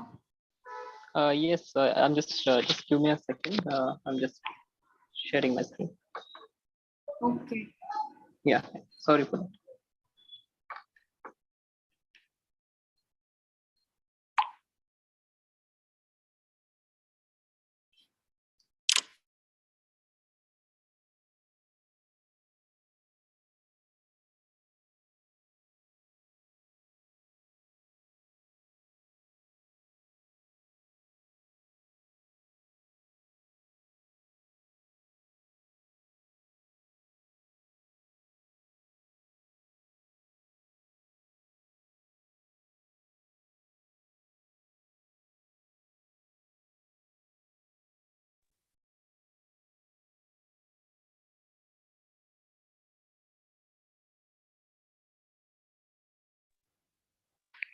Hello. Is my screen visible? No, sir. Is it not? I think, yeah. Just a second. Yeah, so I think it's visible right now. Yes, sir. Okay. So I'm really sorry for the delay in sharing the screen. So can I start my presentation? Yes, sir, please. Good evening to all the panelists, and thank you so much for this opportunity. I'm very sorry for being a little late. There is a power outage continuously over here. So the topic of my presentation is human activity recognition using smartphone for sensors data, and my guide is Dr. Sanjana Shri JP. So just to introduce, the human activity recognition aims at capturing the state of the user by monitoring numerous physiological signals. This is done so by the means of bunch of sensors attached to the subject's body. Now, sensors in this particular case are gyroscope and accelerometer. Gyroscope measures the angular velocity, and the accelerometer, as we know, measures the rectilinear velocity. So with advancing technology and rising awareness in the health among people, HAR has increasing demand and call for improvement. In this project, we'll try to predict the HR attributes from the available dataset using machine learning as well as deep learning techniques. So coming to the data set, now the data set is sourced from UCI machine learning repository. A human activity recognition database is built from the recordings of 30 subjects performing activities of daily living while carrying a waist mounted smartphone with an embedded sensor, the two sensors that I just mentioned, gyrometer and the accelerometer, and the experiments have been carried out with the group of 30 volunteers within the age range of 19 to 48 years. So the 6 activities that are done are walking upstairs, walking downstairs, sitting, standing, and laying. Using the embedded accelerometer and gyroscope, captured 3-axial linear acceleration, 3-axial angular velocity at the constant rate of 50 hertz. So the experiment have been video recorded to label the data and the data manually. So the data set comprises of both raw time series data and features derived from signal processing. So we are going to make a use of both of those two things.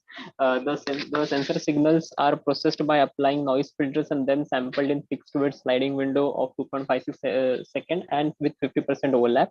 The total number of features are 561, while the total number of instances are 10,299. That is the total number of data points. So from each window, a feature vector was obtained by calculating variables from time and frequency domain. So getting to the next slide, yeah. So these are the different features that we have in the data set. The primary attributes in the time domain, as we can see, they start from the prefix t body acceleration in x, y, z, t gravity acceleration, so on and so forth. So these are the time domain attributes. Then there are frequency domain attributes, as we can see. The prefix used here is f body acceleration xyz, and so on and so forth. So then there are also statistically derived features which comprises of mean, standard deviation, median, absolute, so moments about mean, that is kurtosis, skewness, etc. So statistical attributes are also of key importance in this particular project. So then coming to the class encoding in the data set, as I just said, there are 6 different activities, and those activities are walking upstairs, walking downstairs, sitting, standing, and laying. So coming to the problem definition, the problem definition is to recognize the activity being performed by the subject in a given time frame by classifying the given data. Performance matrices that we have used is accuracy and confusion metrics.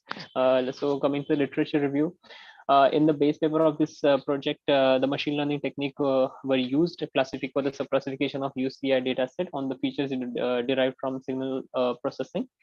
And so this is the basically methodological diagram that we have, that from the human subject, we are using the mobile sensors data, we are selecting the features and classifying it using the machine learning techniques. Now, according to the literature, the recognition process starts with the acquisition of sensor signals, which are subsequently pre-processed by applying noise filters and then sampled in fixed sliding window of 2.56 seconds with 50% overlap. So for frequency domain, fast Fourier transform was used, and finally these patterns are used as input to machine learning classifiers for recognition of the activities. Among all the machine learning algorithms, according to the research papers, the SVM performed the best. So this is the confusion metrics for the SVM model, so that it gave up to 89% accuracy as well as precision and recall. So as we can see over there, so 89% accuracy is what we will look to better in this particular project. So the objectives of this particular project is to implement machine learning models on signal processed features, and then to implement deep learning techniques on raw time series data. As I said, the data set comprises of both raw time series data and signal processed features. So we are going to make use of both of them and then to compare the results. So this is the overall objective. And coming to the methodology for this project or for this research work is we are using the census data, then signal process. We are using the signal processed features for the machine learning algorithms, and then we are using raw time series data for deep learning techniques, and then we are going to compare how these two stack up against each other. So okay, so coming to the exploratory data analysis, that is EDA, we are looking for the duplicates and null values, so there are none, as we can see on the slide. So then again we are checking for the data imbalance. So as we know that there are 6 classes and the data set is not quite imbalanced. Basically we have fair amount of data instances in each and every class label. So then coming to the T-SNE plot, as we know, T-SNE plot basically converts the high dimensionality data into low dimensionality data using the conditional probability, and this is particularly very helpful in data analysis and and also data visualization. So as we can see over here, the overlap is basically all the classes are well, you can say, classified amongst each other. The only misclassified points we can see are the standing, that is in red color, and sitting, that is in blue color. So those are the overlaps. So definitely standing and laying both are standing and sitting both are static activities. So there is some confusion around those two class labels, and we need to take them into account while designing our models. So we'll see in the coming slides. Okay, so the machine learning model that we have used, so the first machine learning model that we have used is random forest. Now, random forest is a bunch of decision trees that is being used, and it uses a bunch of decision trees just to eliminate the variance in between them. So n estimator is the hyperparameter that we need to tune, and the n estimator is set at 70. Upon hyperparameter tuning, then there is max depth. Max depth is set at 7. Max depth basically is used to avoid overfitting. We cannot have too much of max depth as well. So the accuracy that we could generate is 91%, and that itself is slightly better than the research paper or the reference papers. So then machine learning models, the next machine learning model that I used is SVM with K-fold. So K-fold clustering is basically K-fold is basically used, and with K-fold split is equal to 10. We could get SVM accuracy of up to 98%, which is really good. And so this is the when I just now I just mentioned random forest. So as we can see, there is a confusion between sitting and standing, and these are both our static activities, as I just mentioned. So these are the two classes that we need to take into account while designing a model. So SVM is addressing exactly that, and standing and sitting are doing much better as compared to random forest. So overall accuracy is also very good, and the least accuracy that we have got for this particular particular model for a single class is sitting, that is giving 87% accuracy, which is still pretty decent. So now coming to the deep learning models. Now, why we are going for deep learning models? Because deep learning models are Sorry using to interrupt you, Mr. Kelkar. Yeah. Presentation time is over, so please conclude. Yes, I'll just wrap it up in 2 minutes. Okay, so the deep learning models, basically we are using the raw time series data. Raw time series data is fed to the deep learning models, and deep learning models are supposed to learn from them and predict the outcomes. So LSTM model is used. Why LSTM model? Because LSTM model preserves the sequential data, and basically epochs is set at 30. The hidden layers is 32, batch size is 16, and input dimensions are 9. Basically 3 from gyroscope and 6 from accelerometer, body acceleration and gravity acceleration. So this is the overall setup, and LSTM model could fetch accuracy of up to 90.09%, which is very good because it is not taking any signal processed features. It is taking straight raw time series data and predicting the model. So then this is the confusion matrix, and it is still holding up pretty decently. So overall, the shift is towards the diagonal element. So definitely it is working out decently. And this is a comparative side of the result. So SVM in the reference papers is 89%. Then random forest could give us up to 88, up to 90, 91% sometimes upon different runnings, and then kernel SVM with k-fold could give up to 98%. The LSTM, which used the raw time series data and not the signal process ones, could give 90.09% of result.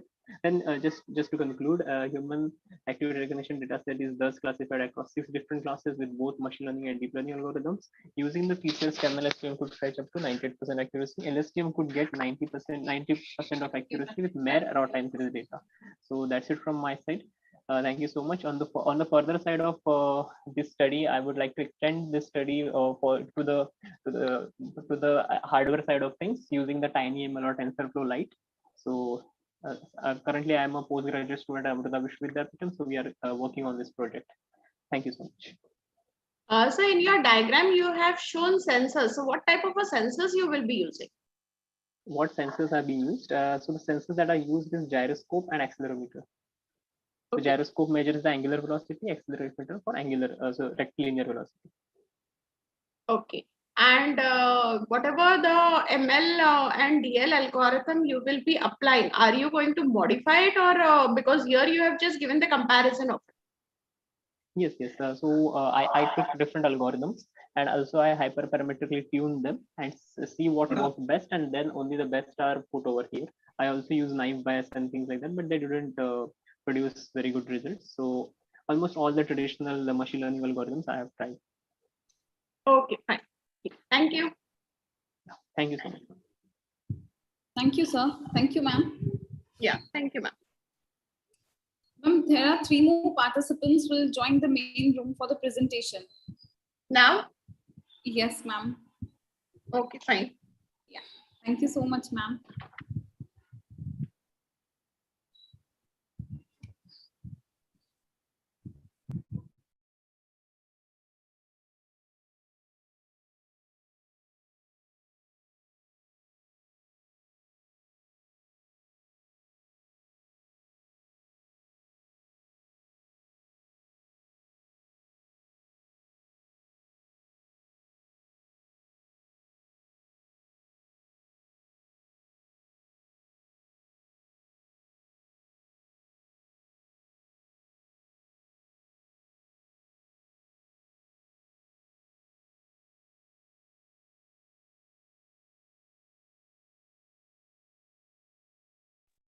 And I'll join in 5 minutes.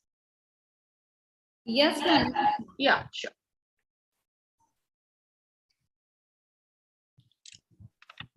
Yes, ma'am. They were absent in the. Yes, ma'am. Yes, sir. They were not present in the earlier presentations, or so what are their names? They are from. Yeah, they're joining from the technical B sessions. Technical B session. Yes, sir. What is that? What is that? So just a moment, I'll let you know.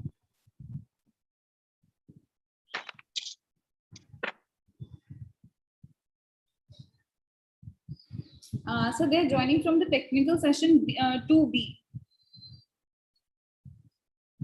Okay, they are joining for session B, correct? So our is session A, correct? So I think we can leave now. Actually, they're joining in the main session, sir. Only one presenter is pending, so we'll be taking their presentation in this session. But session B, that is for civil engineering, correct? Yes, sir. Then how come they do the presentation in session A? This is for IT. Yeah, just a moment, sir. I'll let you know within a moment. Yeah, because as per this list, all presentations are done. I think 1 or 2 are absent. That's all. Yes, sir. First one was absent. Yeah.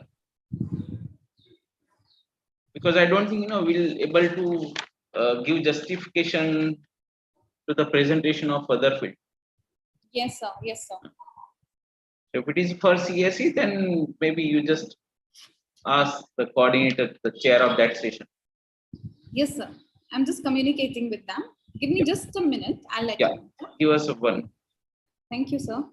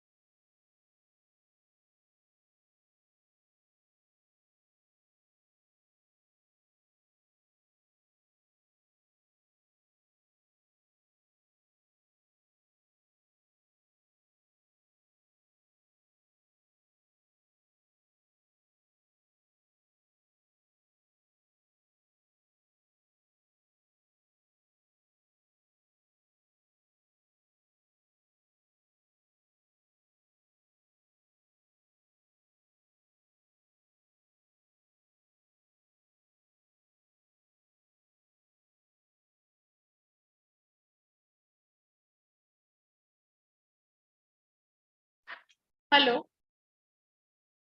Hello. Yes, ma'am. Yeah, ma'am. Are the participants joined? Only one participant will join, ma'am. We'll let you know within a moment. Okay, ma'am. Yeah. Thank you, ma'am.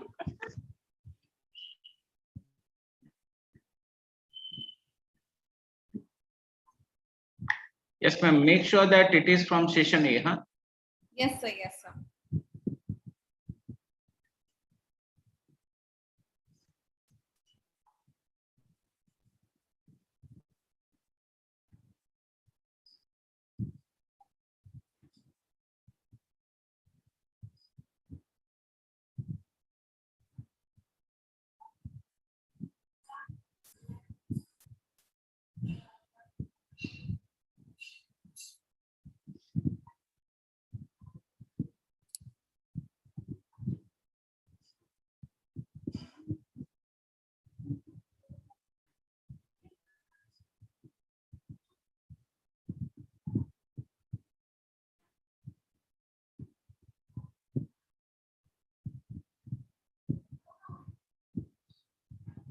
Is participant facing any issue? No, sir. They're not facing any issue. We are just coordinating with them. That's fine.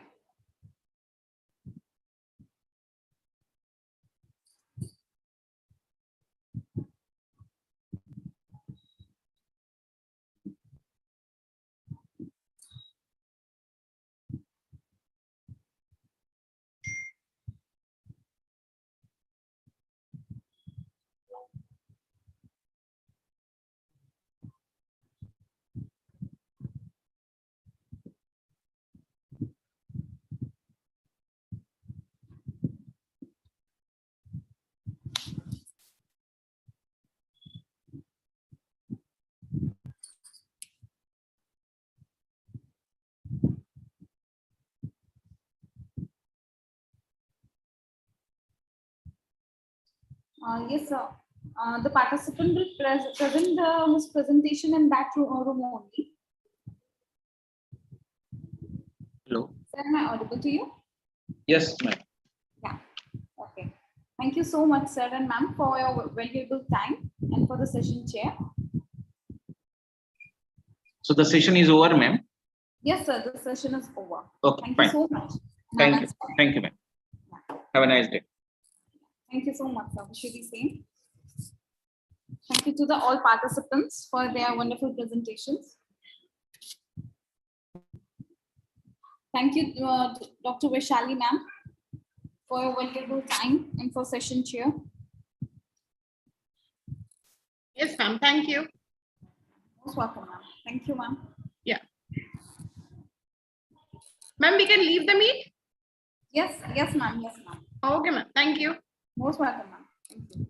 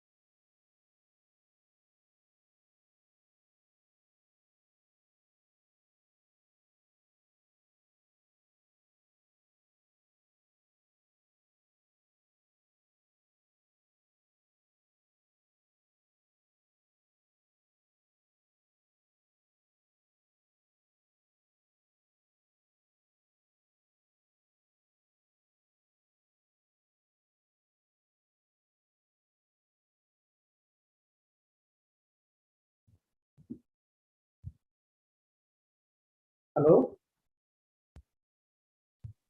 Hello? Hello? Hello, sir. Yeah, madam, the civil section also has been finished.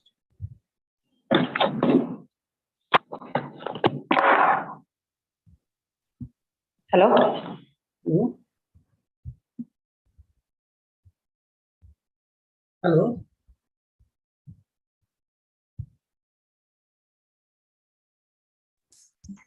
Hello, yes, sir. Civil section also completed, madam. Sir, yes, sir, already completed, sir. We can wind up the session, sir. Yeah, yeah. So shall I leave the meeting now? Yes, sir, you can, sir. Okay. Thank you for your time, sir. Thank you so much, sir.